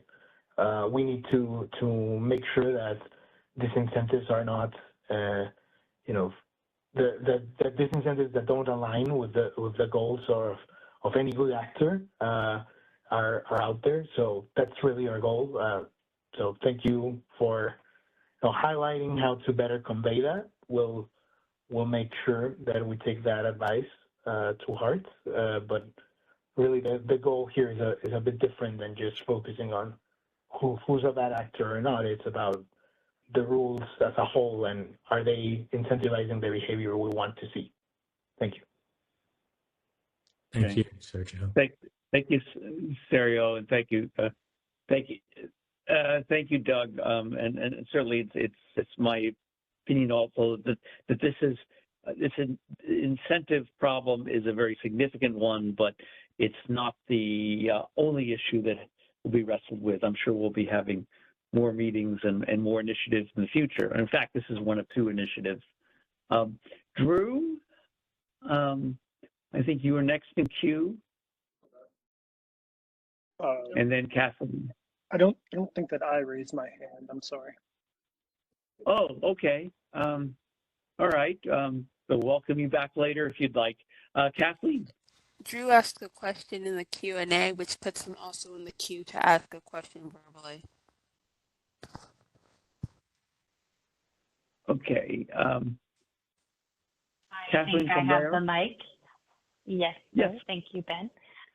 Kathleen Colbert from Vistra, thank you so much. And that's actually really, I didn't know that about the functionality, so that's interesting to know. If I ever do a Q&A, I get put in the queue. So thanks to the host for explaining that. I really appreciate this discussion. I kind of wanted to see where others would take it and jump in to try to hopefully drive us in a help move this forward in a productive way. The problem statement is incredibly compelling to us, and we think this is a very important issue. I want to flag that even in this conversation, though, I am hearing conflating of what is a need for a holistic review of uplift that is afforded to storage, co-located, and hybrid assets, taking a big picture look at it and looking at those resources, how they are uniquely situated, the challenges that they have with operating, which we've been talking about for years, and what that uplift, like what would an appropriate uplift framework look like for that? That is, so I hear and have heard a lot of discussion that puts a lot of weight behind that problem statement needing to be within scope of a robust stakeholder process. But I also hear, and so some of the questions are, what is the this that folks are referring to, or there's some vague language, a conflating of what is an urgent and an emergent, at least to some of us who weren't aware of the bidding strategies that have been brought to light in the last few weeks. So I'll speak for myself. This is an emergent as well as very urgent issue. We agree with CAISO that there does appear to be some weaknesses in their market design that is allowing for bidding behavior that results in bid cost recovery that should not be afforded in certain select instances. We would like to see those loopholes closed up. But what I'm concerned about is we've talked a lot about all the appropriate, the potentially appropriate ways that an uplift needs to be afforded. And we're talking a lot about incentives. I disagree that there aren't incentives to offer real-time prices, but I definitely agree the problem statement that is urgent and emergent, and I want to make sure we're scoping any proposals for September to, is what I've heard from these stakeholder calls is that there are bidding parameters that can be used by a scheduling coordinator to manage their own state of charge that is available to the market. And that could be argued as equivalent to submitting a self-schedule. Those parameters are similarly situated even in the cyber application tool to the end of hour. So when we established the end of hour bid parameter, CAISO made that ineligible for BCR. However, there were existing bid parameters even prior to that new one being added that had already been available, and I think have been available since NGR started. That's the lower state of charge and the upper state of charge bid parameters. So the problem statement that I've heard is scheduling coordinators are submitting those parameters to narrow the state of charge that is available to the market. And that is, so Scott, when you were talking about your 50% available as opposed to 100%, what I've heard communicated is the bid parameters are being used to make that 50% available, and then that is resulting in the binding constraint, energy stated charge constraint, that is resulting in these BCR payments that we do need to address in a very short order. And so in addition to the bid parameters, I have also heard indication that outages. So outages are being submitted on, let's say, the state of charge parameter that are, when it binds, it's resulting in instructed imbalance energy that is being included as optimal in BCR, but it's really an outage on the stated charge. And so if it was an outage on the PMAX, it wouldn't be included. So we have a gap there. So we have a gap on the outage side. We've got a gap on the bid parameter side. The lower and upper, when it's used, are not being excluded. I believe that addresses, if CAISO makes these narrow changes to their rules to make those instances ineligible, that it would vastly address the majority of the BCR concerns that have been described to date. And then we can take additional time beyond September to do this holistic review and make sure we're proposing a durable solution in the long term to address those incentives. But I'm hoping we're focused on the potential, the strategic bidding behavior that is of concern, which is using the stated charge parameters and the outages not being included for the September proposal. And I would like to hear the MSC, if you have any reaction to this idea of really focusing the problem of what we're proposing for September on the existing risks in our design versus taking time to get to a good solution for BCR for storage. Do you have any reaction?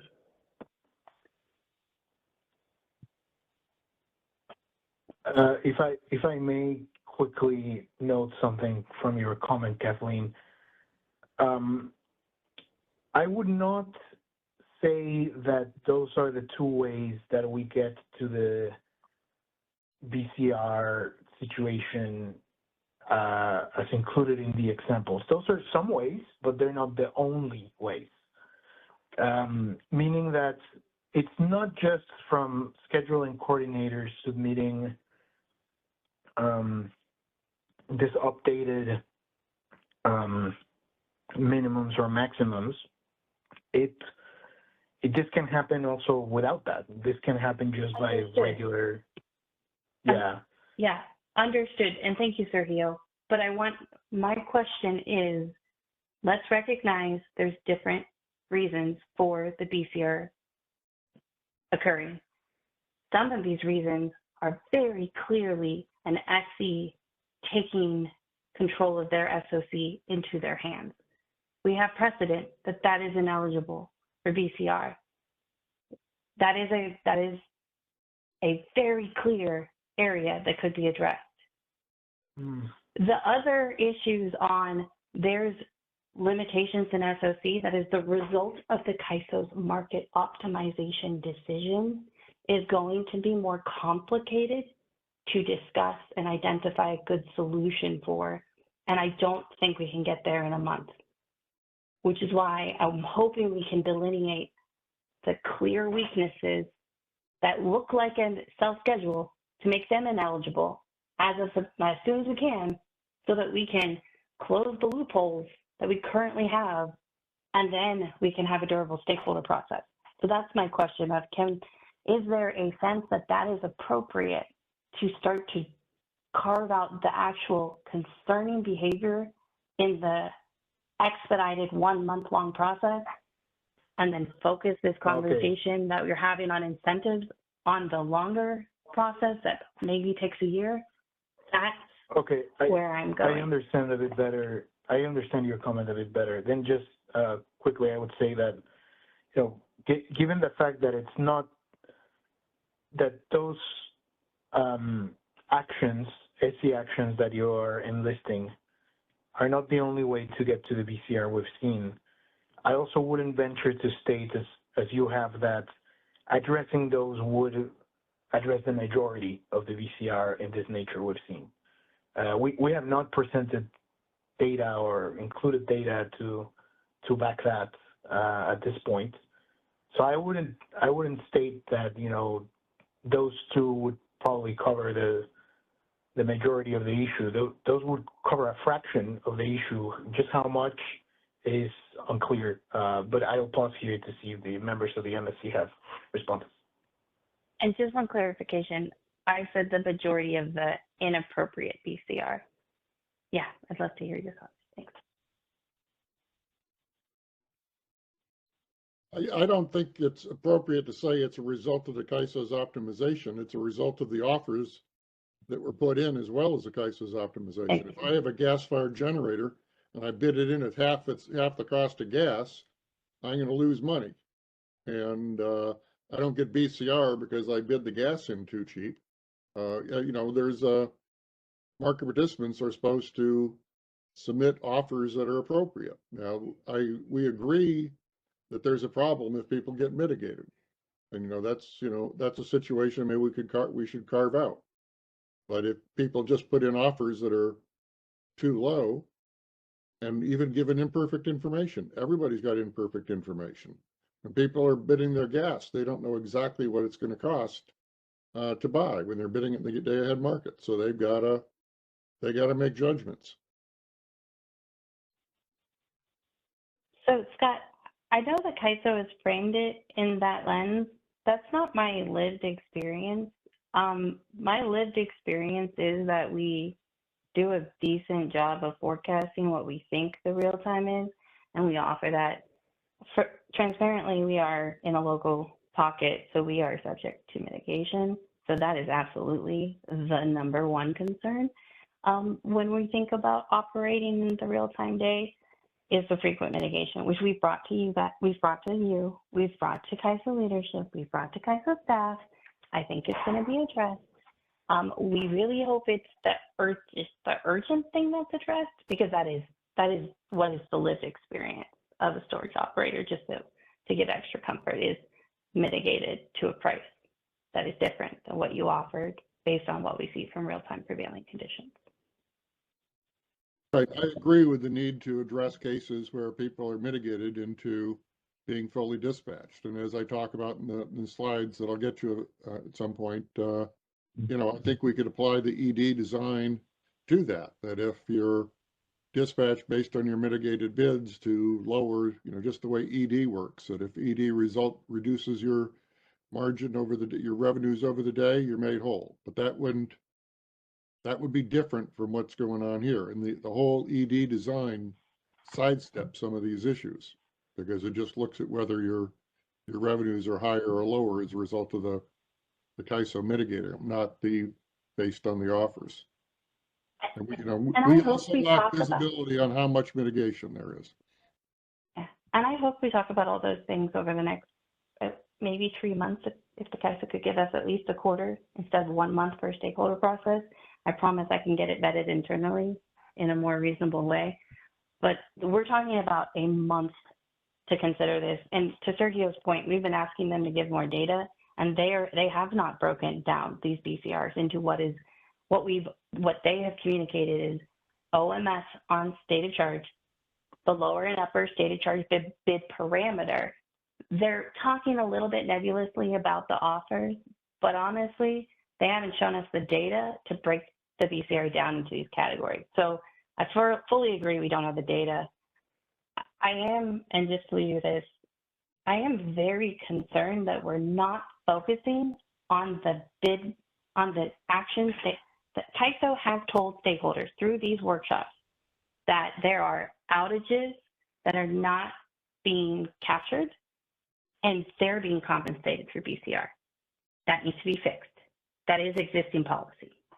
The second thing CAISO has communicated, and I understand Sergio is trying to say it's not all of it, but these are concerning market design flaws. The second thing they've communicated is that the lower and upper stated charge bid parameter is narrowing the market-based SOC availability by the SC, and that is triggering BCR payments. That is equivalent to using the end of hour. It should get the same treatment. These are concerning, straightforward limitations, and it is my view that with a 1-month process, we should be addressing the urgent issues, not having this holistic, like, big picture conversation. I'm here to have that one with you, Scott, about where you'd like to see it go over the next 3 months, hopefully, instead of 1. I'm just really hoping that what this conversation is driving to is a proposal going to the board in September. That proposal, I don't want it to harm the storage industry at wide, because CAISO isn't going to take the time to design, because it can't take the time to come up with what you're talking about in a month. So we need to come up with a targeted proposal that's not a full elimination of BCR for storage when energy stated charge constraint binds, because a lot of those are legitimate, where the CAISO's market just doesn't have a long enough horizon. It is resulting in outcomes like that. Those should still be eligible for BCR. The ones that we know are SC driven, we should make ineligible. And that's where we'd like to see this go. Thank you.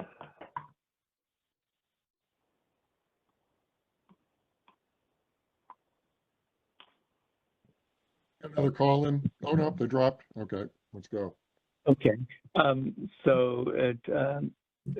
summarize, I think Kathleen is suggesting that the present proposal will not only perhaps eliminate the undeserved BCR, but also will catch up in a very broad net some instances of BCR that should be paid, and she's asking for a long review of that, and in the meanwhile, instead, address particular parameters that are used to that could be used to inflate BCR rather than something so broad.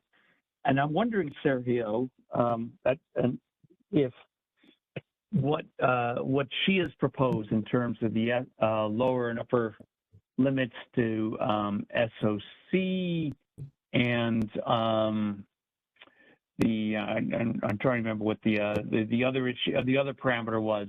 Would those eliminate the problems that you're showing in slides 12 and afterwards that would make those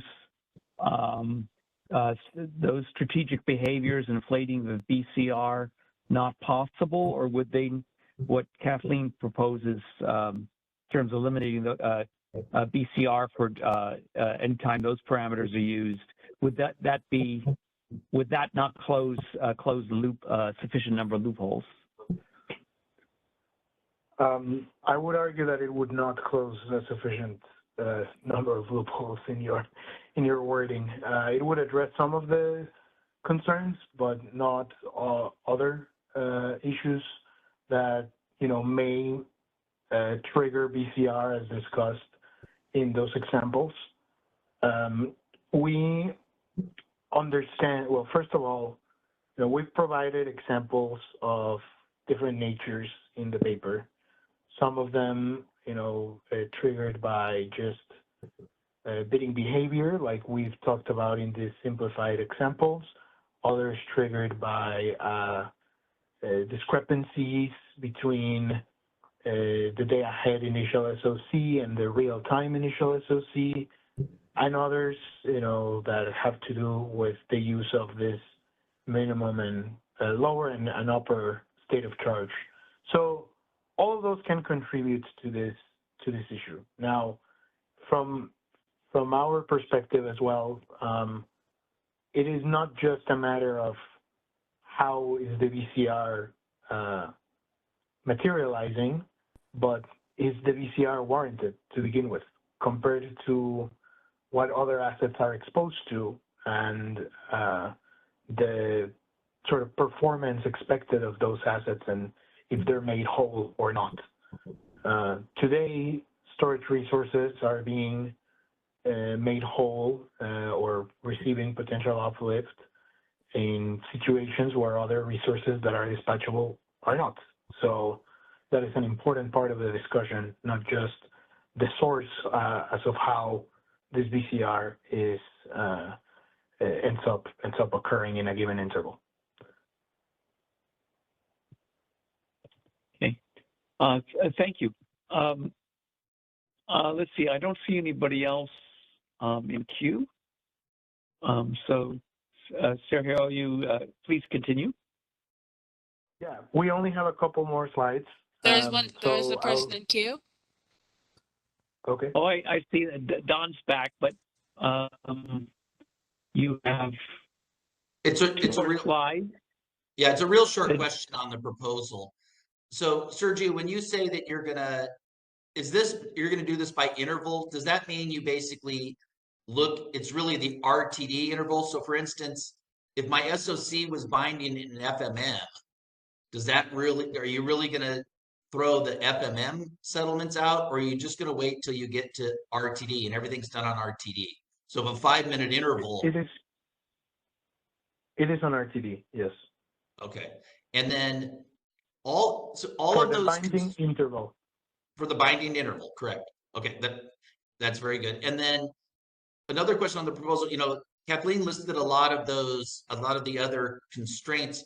My understanding is the vast majority of those already are not eligible for BCR.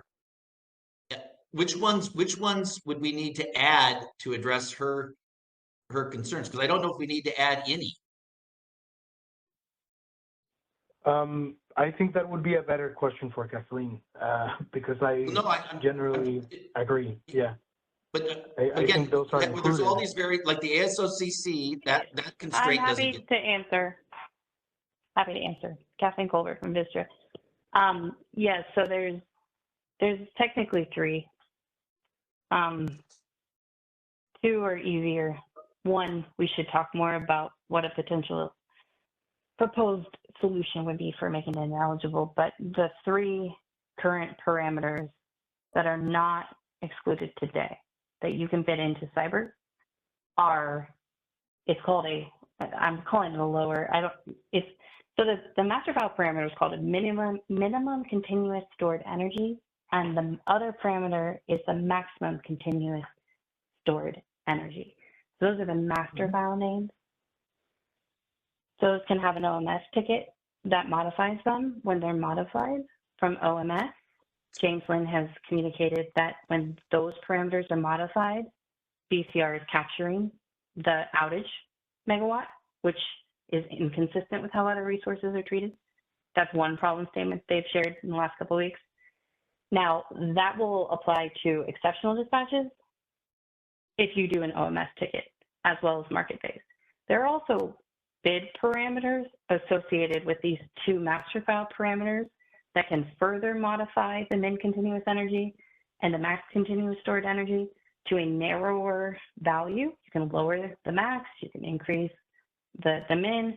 That makes it a narrower SOC that's available. That makes it a market-based availability that's narrower relative to the master file range. Operators can still exceptionally dispatch up to that what's in master file, but the market can only award or based on what the bid-in parameter, the min and max continuous stored energy narrows. Those 2 values, CAISO has not made it ineligible yet for BCR.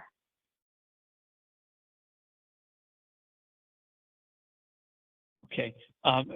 Thank you, Kathleen, and thank you, Don.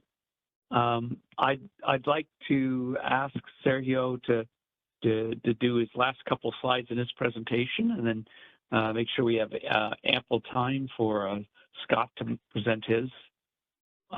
It's been a great discussion, but I think this is a good time to move on. So, Sergio? Yes, thank you, Ben. Okay, well, as we've already kind of alluded to, the ISO through track 1 is proposing to redefine dispatch unavailable due to state of charge constraints in the binding interval as non-optimal energy, basically making it ineligible for BCR. This would be done by identifying whether storage resources on a resource-by-resource basis can support their awards and schedules in the real-time binding interval. Now, this means that if a given resource's state of charge at the start of the binding interval is equal to its minimum or maximum value, the market would re-rate or derate the Pmax or Pmin to 0 to capture that this asset is completely full or empty and thus can't, continue to support an award or schedule. This would be done in the post-market process, and that means that, it would be done when expected energy is being calculated and we're doing the allocation of these results from the market results. Importantly, when I say that this would consider these other constraints, I mean, it would be, in addition to all of these other constraints. The other constraints are still active and ongoing. Now, and this does reflect upper and lower charge limits, which I believe makes it so that the conditions that were underscored by Kathleen would be covered.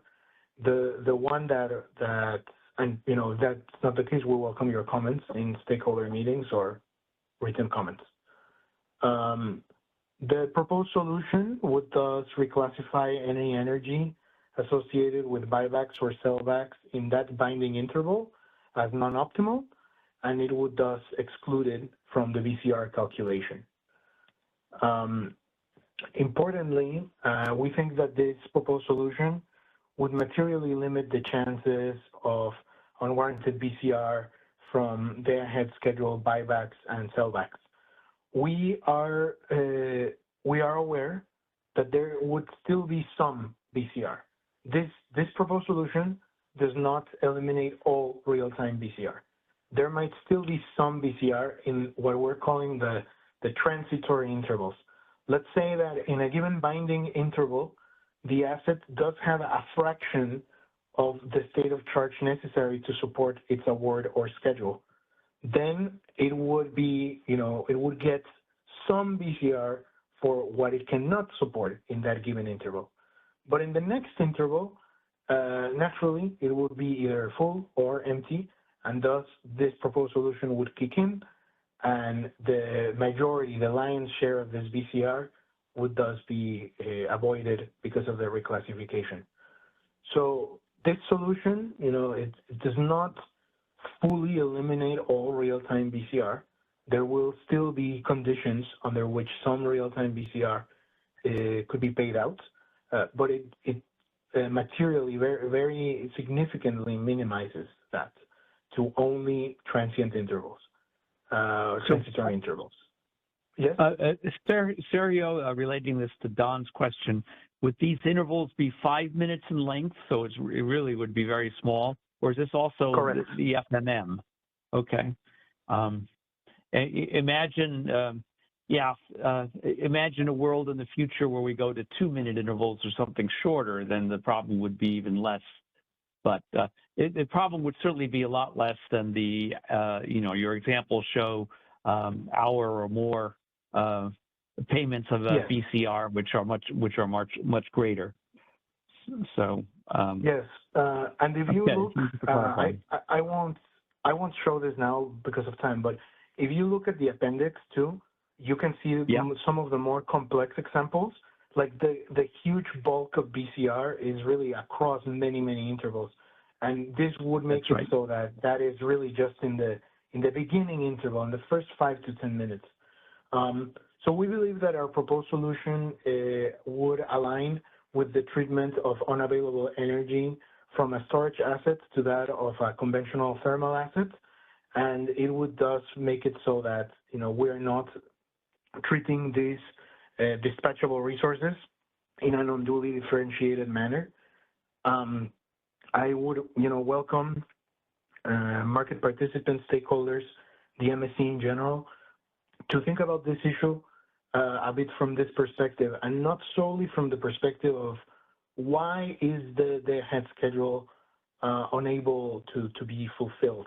The issue really is why is this VCR treatment aligned with the VCR treatment for other assets and consistent with that as well. So with that, I think this is the last slide of our presentation. All the remaining slides are more complex examples that I welcome you all in the call can look at. But thank you for the time.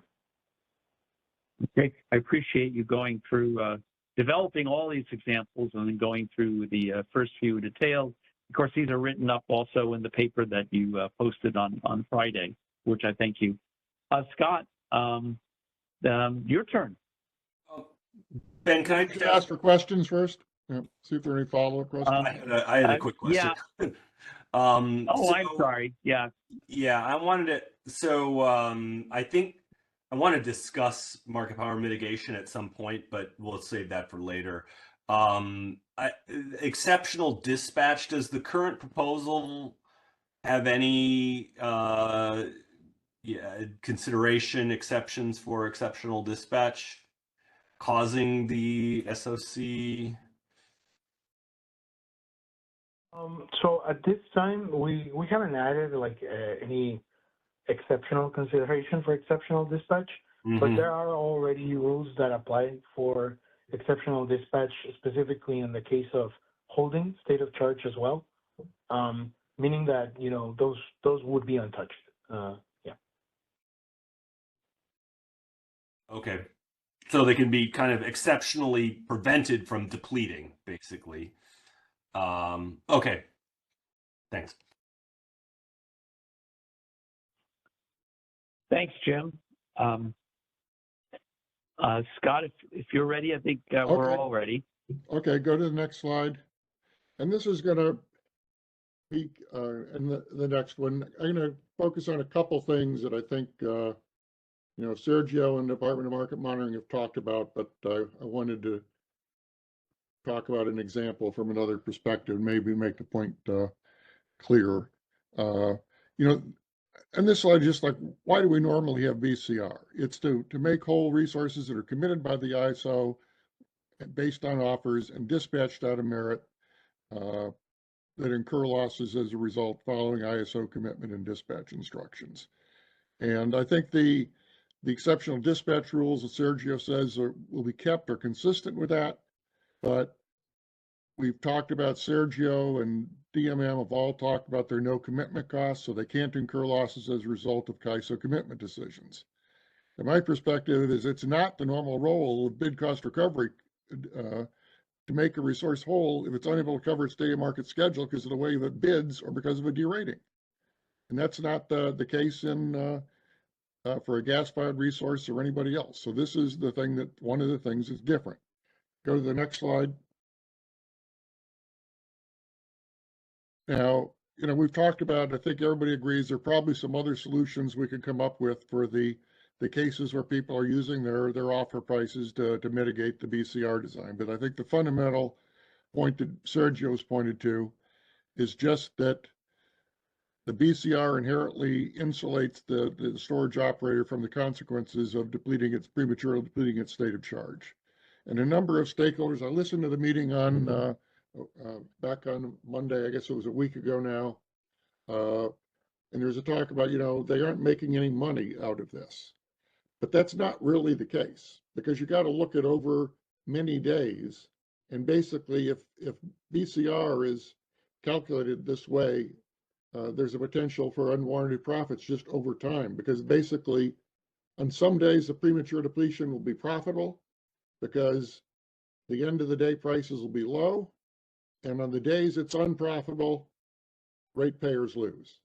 So it's heads the storage resource wins, and tails ratepayers lose, and that incents inefficient bidding incentives. Go to the next slide. Go to the next slide, please. Okay. So this is just a simple example with 20 days. And suppose if you bid at $150 over hours 12 to 17, on 3 of the 20 days, you earn $40,000 of profits above your day-ahead market schedules by being dispatched early, but prices are low during the net load peak. You know, sometimes prices collapse. You know, it's not always high, so you can get lucky. And at 15 days, nothing happens. But then on 2 days, when it's dispatched prematurely, it loses $140,000 because prices are high in the net load peak. Now, if you think about this, no one would bid this way if there were no BCR. They bid higher. They wouldn't chase after the profits on the 3 days in which you can get lucky. But with BCR, it's profitable. And that's why BCR actually makes an inefficient bidding strategy profitable. Because when you get to keep the profits when you win, when you get lucky, and you don't have to buy it back at a high price later in the day, but when you do lose, you're made whole. That incents, inefficient, risky bidding, and maybe only on certain types of days. Maybe on some types of days, you just know that it's not going to be worth it, and you're going to make money, not lose it.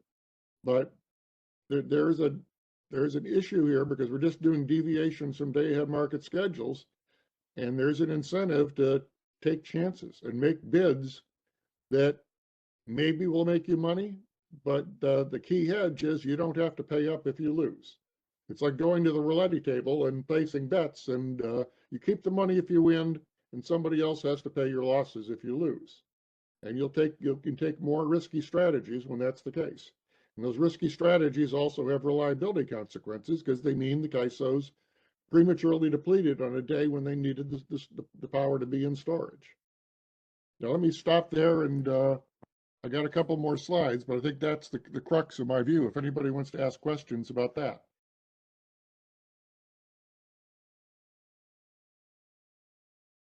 Okay. Oh, Kathleen's there. Kathleen?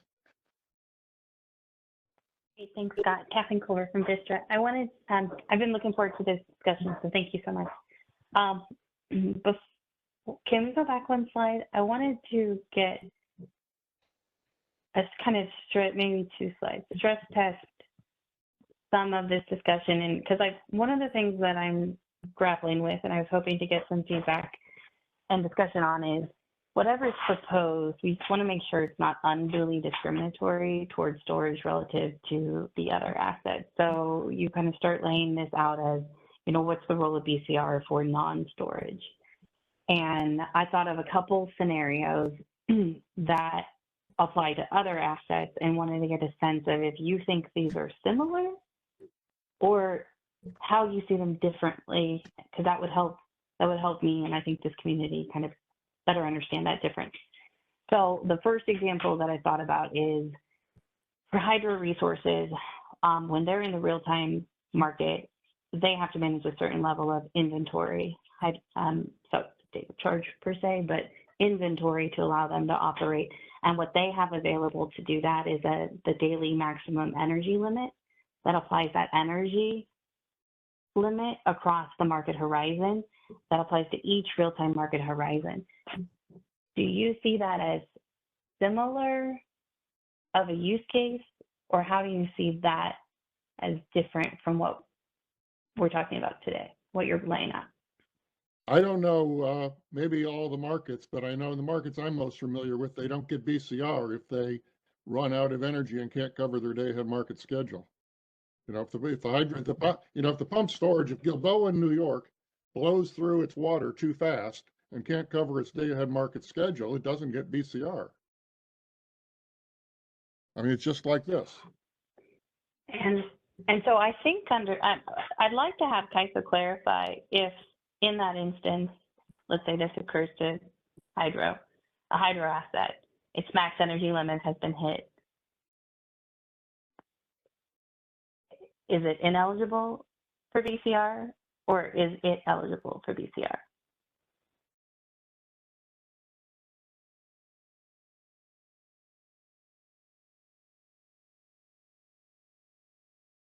I think maybe we'll have to wait and get the hydro specialist to weigh in on that, Kathleen. We're not, I know for other ISOs, but I don't know for CAISO.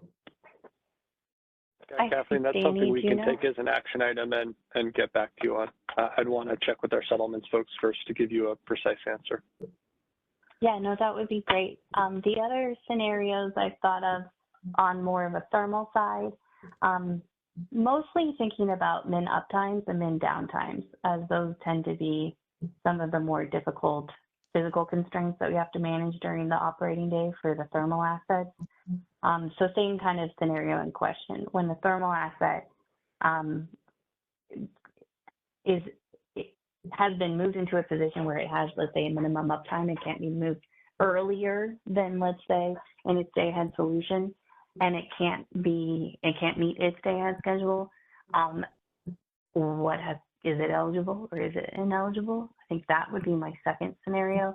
And then the third is there's also a biddable ramp rate parameter that all resources have available to them that also can limit the amount of energy that is made available to the market, and whether that is ineligible or eligible. And this is not a got you question. I'm trying to grapple with just whether or not we're adopting consistent principles and how we're applying them. And that would be very, very helpful. Thank you.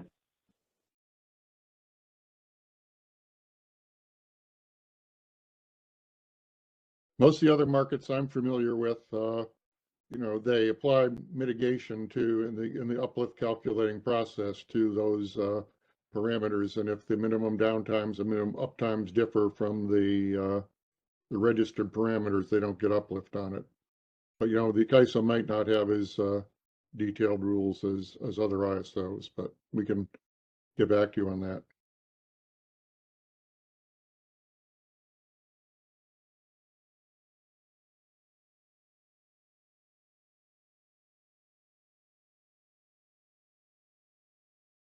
Another question in the queue from Adam. Adam, maybe you've got answers for this. Hi, good afternoon. Adam Swadley from the Department of Market Monitoring. I don't have readily available answers for this. I just wanted to make the comment that Scott, thanks for your presentation. I agree with your characterization of the incentive issues. You know, make the point that it's not just about mitigating actions that participants might take, you know, to try to game BCR or, you know, inflate BCR payments within a day.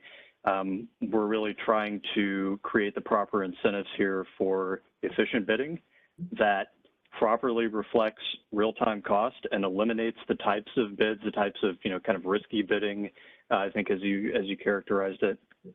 You know, and I'd actually make the point too that, you know, some of the large real-time BCR payments that we've seen related to day-ahead buybacks, it's really driven by the revenue side of the calculation. So it's, you know, entities that are buying back day-ahead schedules at very high real-time prices.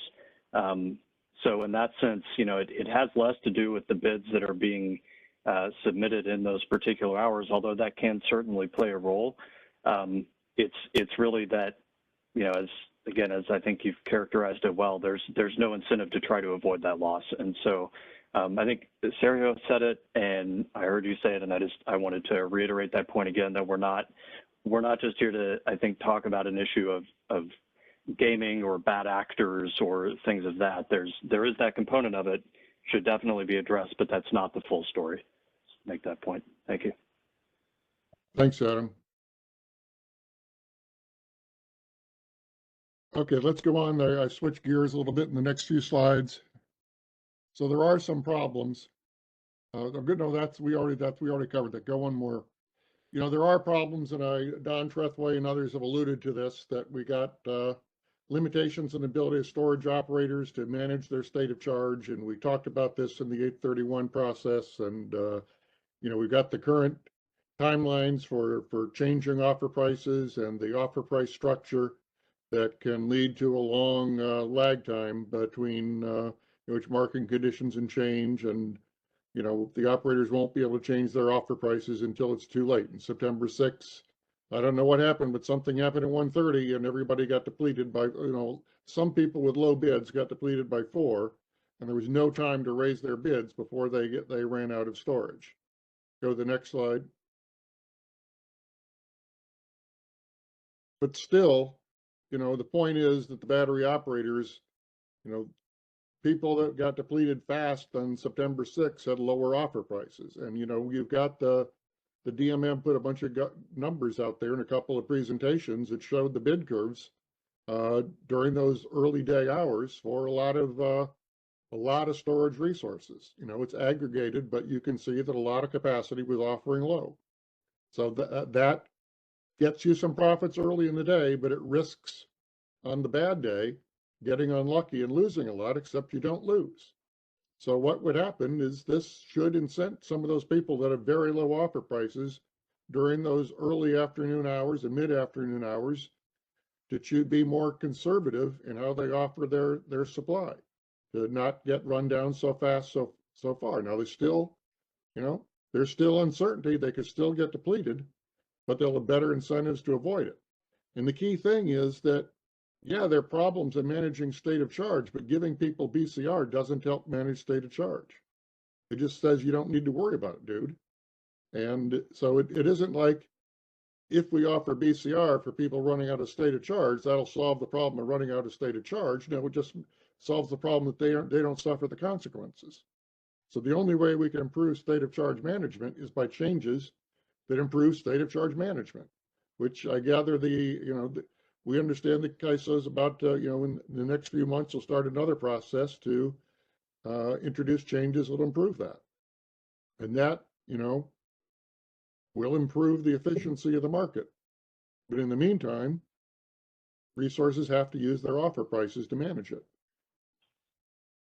BCR doesn't solve that problem. Go to the next slide. Another problem, a potential problem, I don't know, I don't see the data like Sergio and DMM say and Danny see, but another potential problem is that the attenuation charges are too low, that they're determined by the CAISO, and some storage operators said we want it to be more specific. But in the near term, if the attenuation factor is too low for your specific resource on specific days, you can raise your offers to try to reduce that risk of being overscheduled. In the long run, maybe we can introduce the ability for people to offer, resource-specific higher attenuation factors if they want to, and they suffer the consequences. They lose the money or they avoid the losses, but it's up to them. Go to the next slide. Then the kicker is, which Kathleen brought up, and I'm trying to remember, I've lost the notes on the name, but another person brought up earlier from Wellhead. We've got the risk of mitigation. And, there are references to this. I don't see the data. I don't know anything about empirical about how often it's happening, but I saw Guillermo's report on the September 22 events, and I got the wrong date. I put in 23. It should be 22. But some resources got mitigated, and that can contribute to running out of state of charge, and they can't control it. That's if they get mitigated, they can be depleted of state of charge, and it's not their fault. And we don't know how material this is. Resources are only mitigated if they fail the 3 pivotal supplier test. But Kathleen said, they're in a load pocket. They may get mitigated all the time, and then it matters. If you always fail the pivotal supplier test, then raising your offer price isn't going to be effective because you'll just get mitigated back down. Go to the next slide. So, I think, as I said, in the long run, I think we can use the same approach as for exceptional dispatch of when you get mitigated, we calculate, the revenues without the mitigation and with the mitigation and make you whole for the difference, just like we do for exceptional dispatch. Now, maybe we can't figure that out right away, but that seems to me to be the approach if mitigation is a big factor, and I don't have empirical knowledge of how big a factor it actually is. In the longer run, we can exclude resources that aren't pivotal from being mitigated, but that might not solve it for everybody. And in the very long run, maybe we'll figure out a way to calculate good default energy bids, but that's going to be difficult to be perfect about that. Go to the next slide.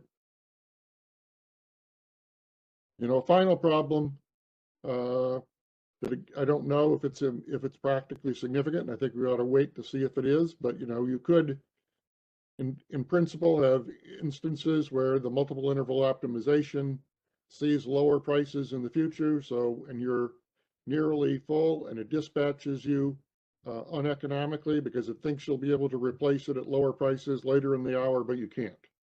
And that sort of stuff can happen. But, it's not clear that kind of stuff for resources that are nearly full or nearly empty is going to cause the nearly full resource to get depleted or the nearly empty resource to get filled up. So I'm skeptical of how big of a problem that is, but if it turns out to be something could be done. So that sort of ties together my views on, the risky behavior and how you mitigate it and how they, through offer prices, to manage those risks. And even though the tools aren't perfect, they're tools, except for the mitigation. And I don't have empirical knowledge of how big a deal that is.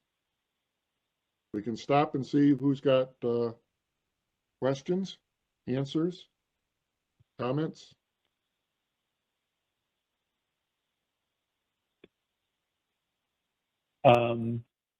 Let's see. Before we go to Callie, Jim, do you have anything you want to add? Nope. Yeah. Okay. So, Callie. Yeah, hi, this is Callie Wells at WPTF. First of all, I appreciate everyone's presentations today. BCR is always a very sticky topic whenever we start to open this can of worms. And if I take a step back and think about kind of the conversation that took place over the last couple of hours, in my mind, it seems like there's some very low-hanging fruit that are situations that clearly should not have BCR warranted. And then there's some other unknowns. There's a lot of other unknowns. There's different situations that might lead to a resource being prematurely dispatched or charging earlier than it should have. And we don't know what all those drivers are. And there could be, like mitigation, I think is, a very easy example. There could be situations where, they are depleted earlier and it's not their fault. I think Scott just said that. And maybe we need to have a longer conversation to go through those situations and think about which situations warrant BCR and which ones do not. So I think Kathleen had mentioned this earlier. I'd like to reiterate, if there is a way to maybe tackle in this very expedited process the low-hanging fruit, and then take the time and really think through everything else to make sure that at the end of the day, we have a BCR formulation for storage that makes sense and doesn't introduce unintended consequences or other adverse incentives that, we just didn't have the time to think through first. Because obviously every time we put a change into the market, it always takes a lot more time to identify those issues and unwind anything. So just wanted to reiterate that. Again, really appreciate the presentations today. A lot of really good conversations. Well, just to reiterate what the CAISO said, though, Callie, I think they've been asking battery operators to give them examples of other instances where it's not, it's out of their control and not due to a failure to offer and so forth. So I think the CAISO was waiting for the examples and yeah, and if the CAISO has the data as well to kind of break down those BCR numbers into categories of drivers, and we can get those examples and we can kind of put the two together, I think then we'll have a lot more information to kind of think through this problem.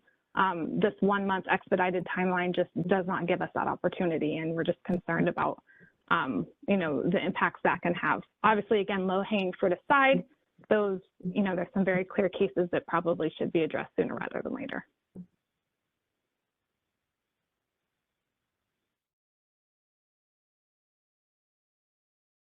I think I see Kathleen.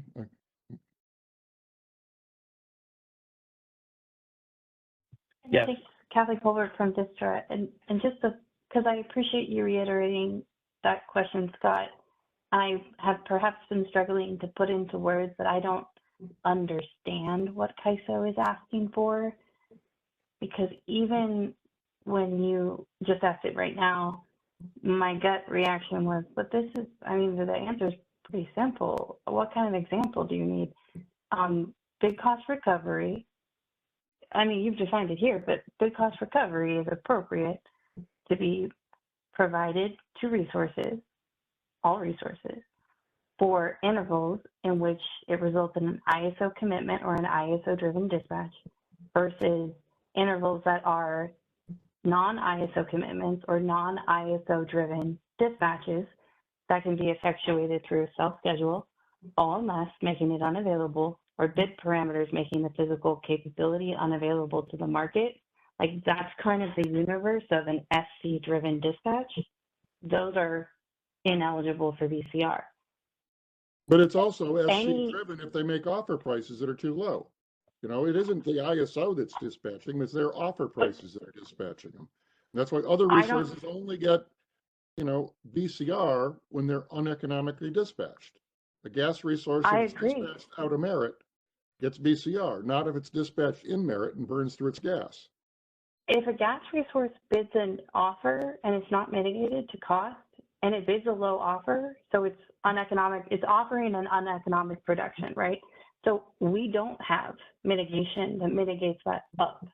If a gas resource bids that lower offer and it's an uneconomic award, it's going to be made whole in BCR. So when I'm thinking, grappling with this discriminatory issue, making sure that we're applying it consistently, I'm thinking the same thing that you're thinking. I see that the BCR calculation in that instance, absent a self-schedule, an OMS ticket, or that's pretty much the universe of ineligibility right now. That offer could be lower than cost, it could be higher than cost. What is the actual incremental cost? That's the closest thing to transparency. But it's not the ISO's fault if they put in an offer and it turns out they lose money. It's only Exactly. the ISO's fault if we dispatch them uneconomically. But we're not talking about that for storage either. I don't yet understand that problem statement of what's being discussed along that narrative. So it's a good example of this side of the problem statement. CAISO has not provided enough context or data so that even I can understand what that means. We are submitting offers that reflect what we think the real-time opportunity cost is. If we are mitigated, we don't have control of that, but let's say we don't get mitigated. That is the bidding behavior that I am aware of. If there are other SEs doing other types of offering low or offering high, I agree with what Grant said, that that's being done to try to responsibly manage the asset. But that's not the universe of what people are. They're not bidding in a way to try to deviate. They're bidding in a way to try to inform an optimal solution, I think, in most cases. In the instance that they're all offers they're being dispatched on. Their offers cause them to be depleted. If their offers cause them depleted, it's their offers. It isn't the CAISO. They submitted an offer that was too low. And I am super open to considering that their offer caused them to be depleted is something that I am open to considering a BCR change to. I am not sure I can vet. It is so complex that I don't know that we can come up with a proposal that identifies those scenarios in a month. But I think we could take a holistic review of uplift for storage over the next, let's say, 3 to 6 months and propose something. But your question was, what are the examples of market outcomes that should warrant BCR? It's an example in which the offers are a reasonable reflection of real-time opportunity cost. There is no bid parameter that narrows the stated charge availability. The OMS, we make sure that any SOC that's on outage is not inadvertently being included.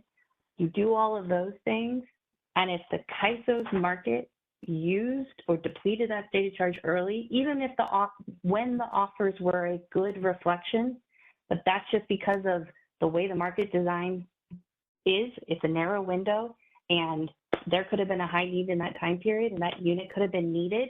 We know that those examples exist. You have it in your slides. The market optimization is driving that in many instances. No, the offer prices are driving it. And changing BCR just says you don't have to worry about your offer prices. Eliminating BCR, people have to think harder about their offer prices because there'll be real meaning. And what I'm trying to answer is we are asking for BCR to not be removed for the instances in which it is not the offer prices. It is the design, and it is an optimal market solution resulting in it. That's the example.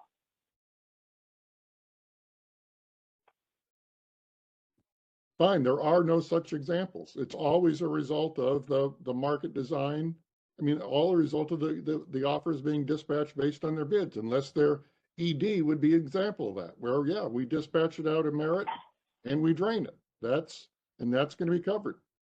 And if our bids are a good reflection of that real-time opportunity cost, let's say the fourth highest, if we perfectly predict the fourth highest hour price, and we submit that, and the earlier market horizon dispatches us, so it's used earlier, I'm sorry, that's not due to the offer price. That was a perfect prediction.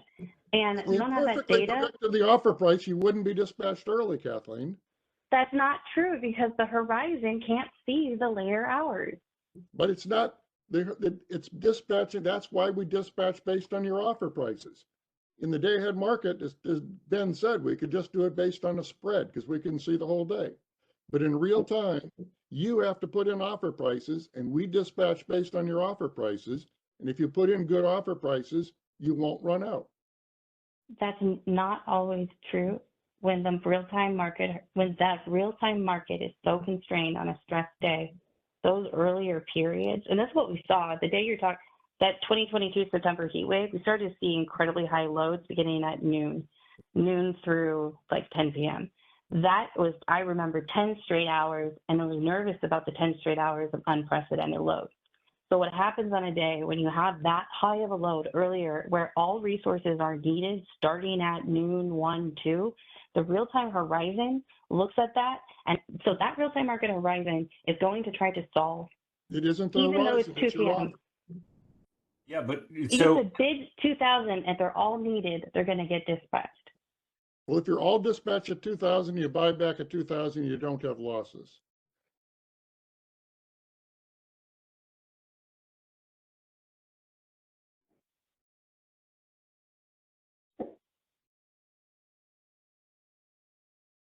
And I'll just end with Scott. We don't want, like, bid cost recovery is not a great metric. So as a scheduling coordinator, if I receive bid cost recovery, we look at it as there's something wrong with the market solution. We will push on the CAISO to get it improved. So a core premise is I hope we're not receiving DCR. I hope we're getting optimal dispatches and that over the day, it's a revenue surplus. But I will share that I saw some weird outcomes during those heat waves, from the FMM to the RTD. The 15-minute market versus a 5-minute market outcomes were very odd to me. And so I think we should make sure we're looking at all of the market runs and not just FMM. But FMM was resulting in different awards than the binding real-time instructions, and that layers on a different issue here. And I don't think we have the full picture until we look at one of these days in detail. And so perhaps that's the next step CAISO could do so that we could have an even more productive conversation. But I appreciate this discourse back and forth, and I hope to continue to contribute to this conversation. It's like in the longer process. Thank you. Yeah, can I just try to articulate what I thought the examples that CAISO was asking for? You know, basically, it would be a circumstance where early depletion or early filling up in real time is caused by something other than just taking the unit in merit based upon its bids leading up to the point where the state of charge is constraining the action. And so that's why we keep coming back to either maybe he got exceptionally dispatched in such a way that depleted early for some reason, or the bid mitigation caused early depletion. Those would be the two that we keep coming back to, and we don't know, or we can't. I'm not sure if there's some other.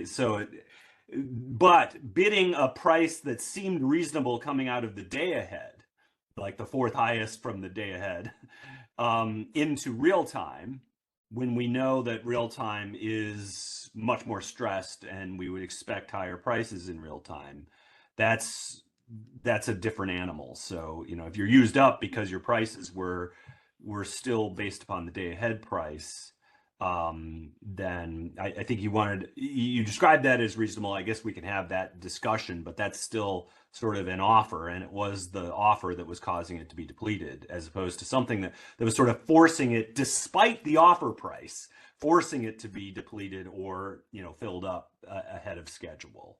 And so those were the types of examples that I think we were, or that CAISO was looking for.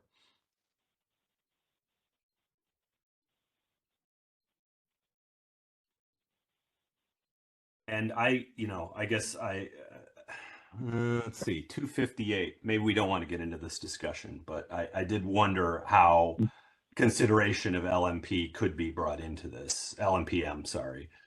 Because it would have to be some kind of LMPM in periods prior to the interval where the BCR would be applied. And so there would have to be some kind of day-long horizon consideration there.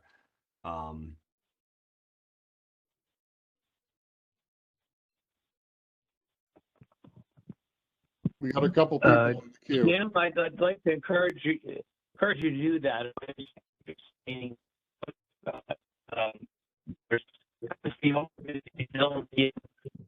Price. The real. Your audio is really choppy for me, at least, Ben. Yeah, I can't make anything out. Okay. Is that better? Yes. Okay, so the bid is mitigated early to DEB, but the DEB, let's say the DEB's based on day-ahead price, but it's way too low.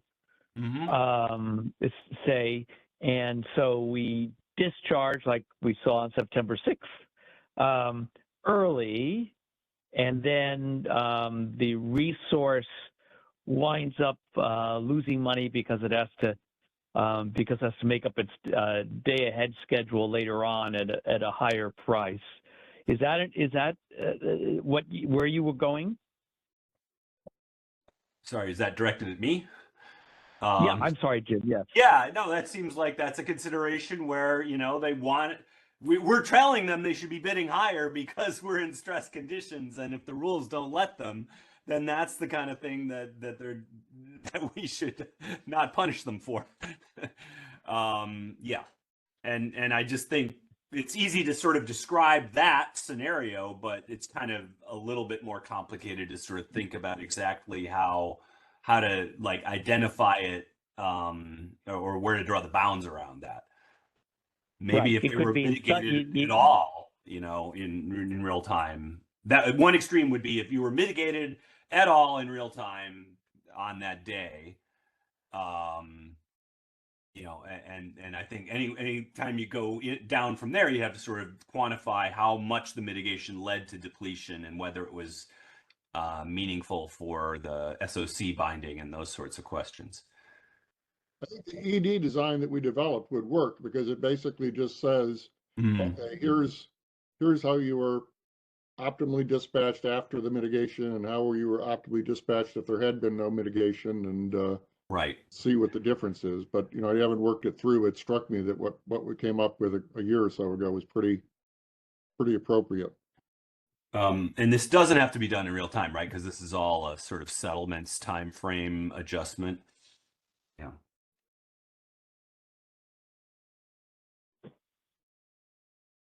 Your take, Don? Don Trethway, California Energy Storage Alliance. So, I'll just reiterate my main comment. I think, Scott, you reiterated it too, is that what makes this a little difficult is we know that there are market design limitations that prevent the scheduling coordinator from reflecting in their bids.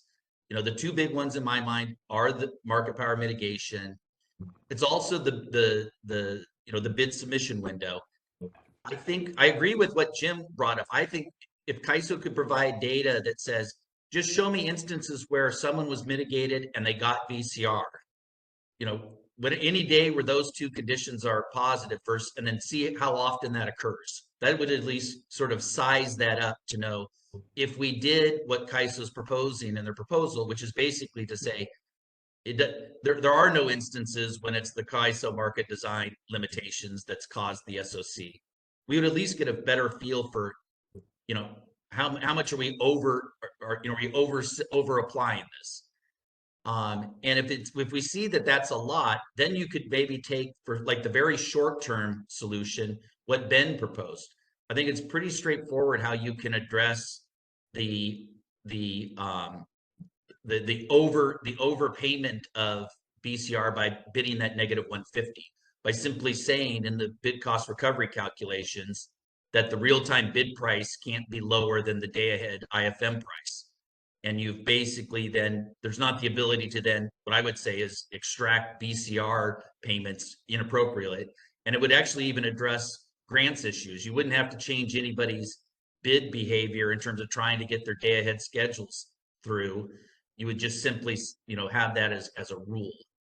And I think, but to the extent that if we see the data that shows that the market power mitigation isn't triggering, it isn't all the time showing up with when there's BCR payments, then maybe you don't need to do that, and you do what the CAISO is proposing. But that's my concern, is that we haven't been able to differentiate how much of it is caused by the SC making a mistake and submitting bad bids, and how often it's caused because the CAISO current rules don't allow the scheduling coordinator to make those real-time bids. Thanks.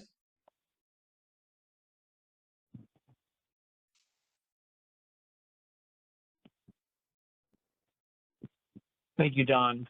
So the two issues you mentioned, LMPM and then the latency, the 75 minutes or more lag from changing offers to having a market impact. We have Grant out Scott? there too, Ben. Pardon me? I think Grant's in the queue too, Ben. We got to ask. Oh, I'm yeah, my Thank window's you. cut off at the bottom. Grant. Thank you, and Please go. thank you.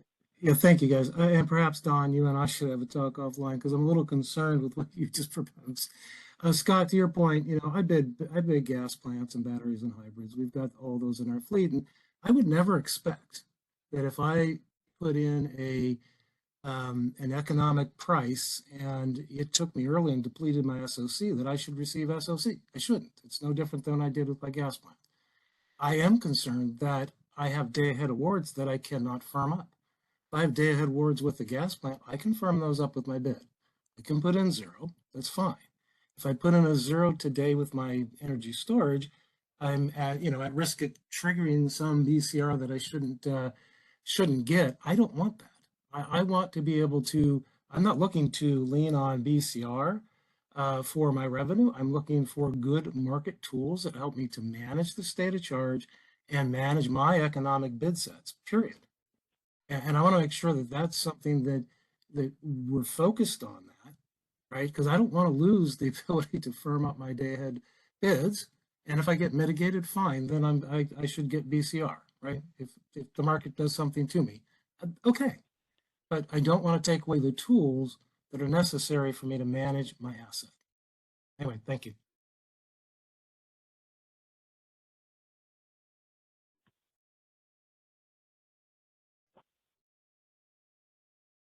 Okay. I've got a bad view, so. I don't see any others in the queue, right? Okay. Don and Grant's names are still there, but they can lower their hands. Thank you. Sergio, you have any last comments?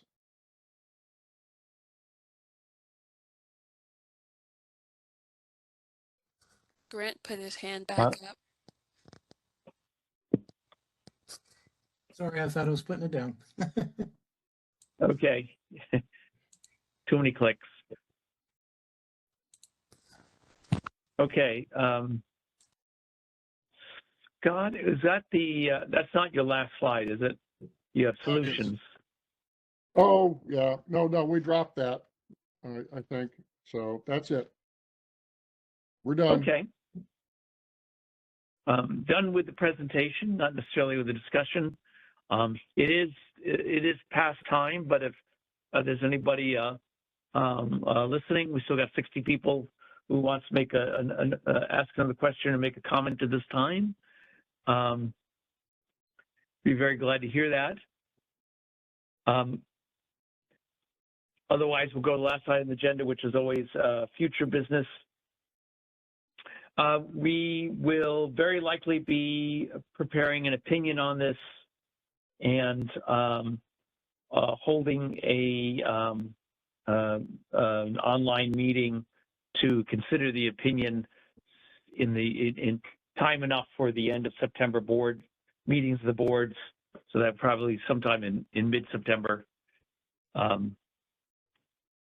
Let's see. Anybody else? No.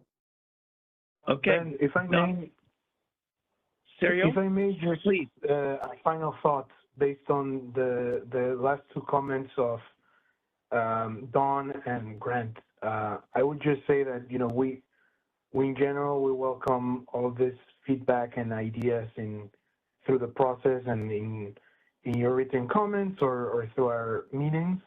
I would say that a consideration of a rule that would, such as what Don suggested of bids in real time being tied in some way to what was bid in day ahead. It seems to me that an idea like that would place additional limits on what Grant was underscoring, the means to control SOC and to firm up or you know, use the bids to manage that SOC. And finally, just for what Grant noted of how can a market participant continue to use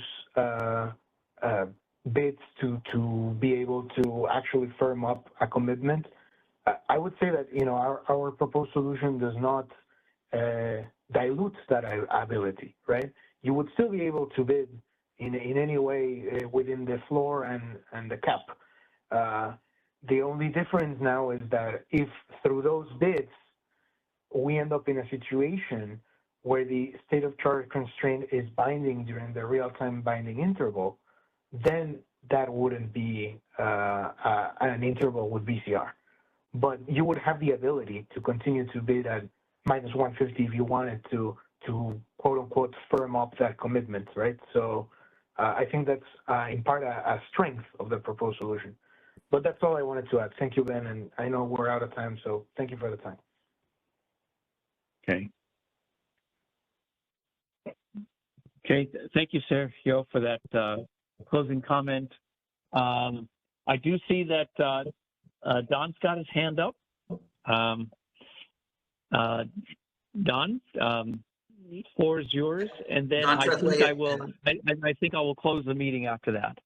I just want to make a clarification. I was not proposing that you would make any changes to what people are allowed to bid in real time at all. My comments were specific to what price you use in the BCR calculation so that you don't create the excessive payments that negative 150 would charge. In no way would you need, I was not proposing in any way that you would change any of the real-time bidding rules at all. It was simply how do you calculate BCR. That's how Thank you for that clarification, Don. Sorry for the misunderstanding. Thank you.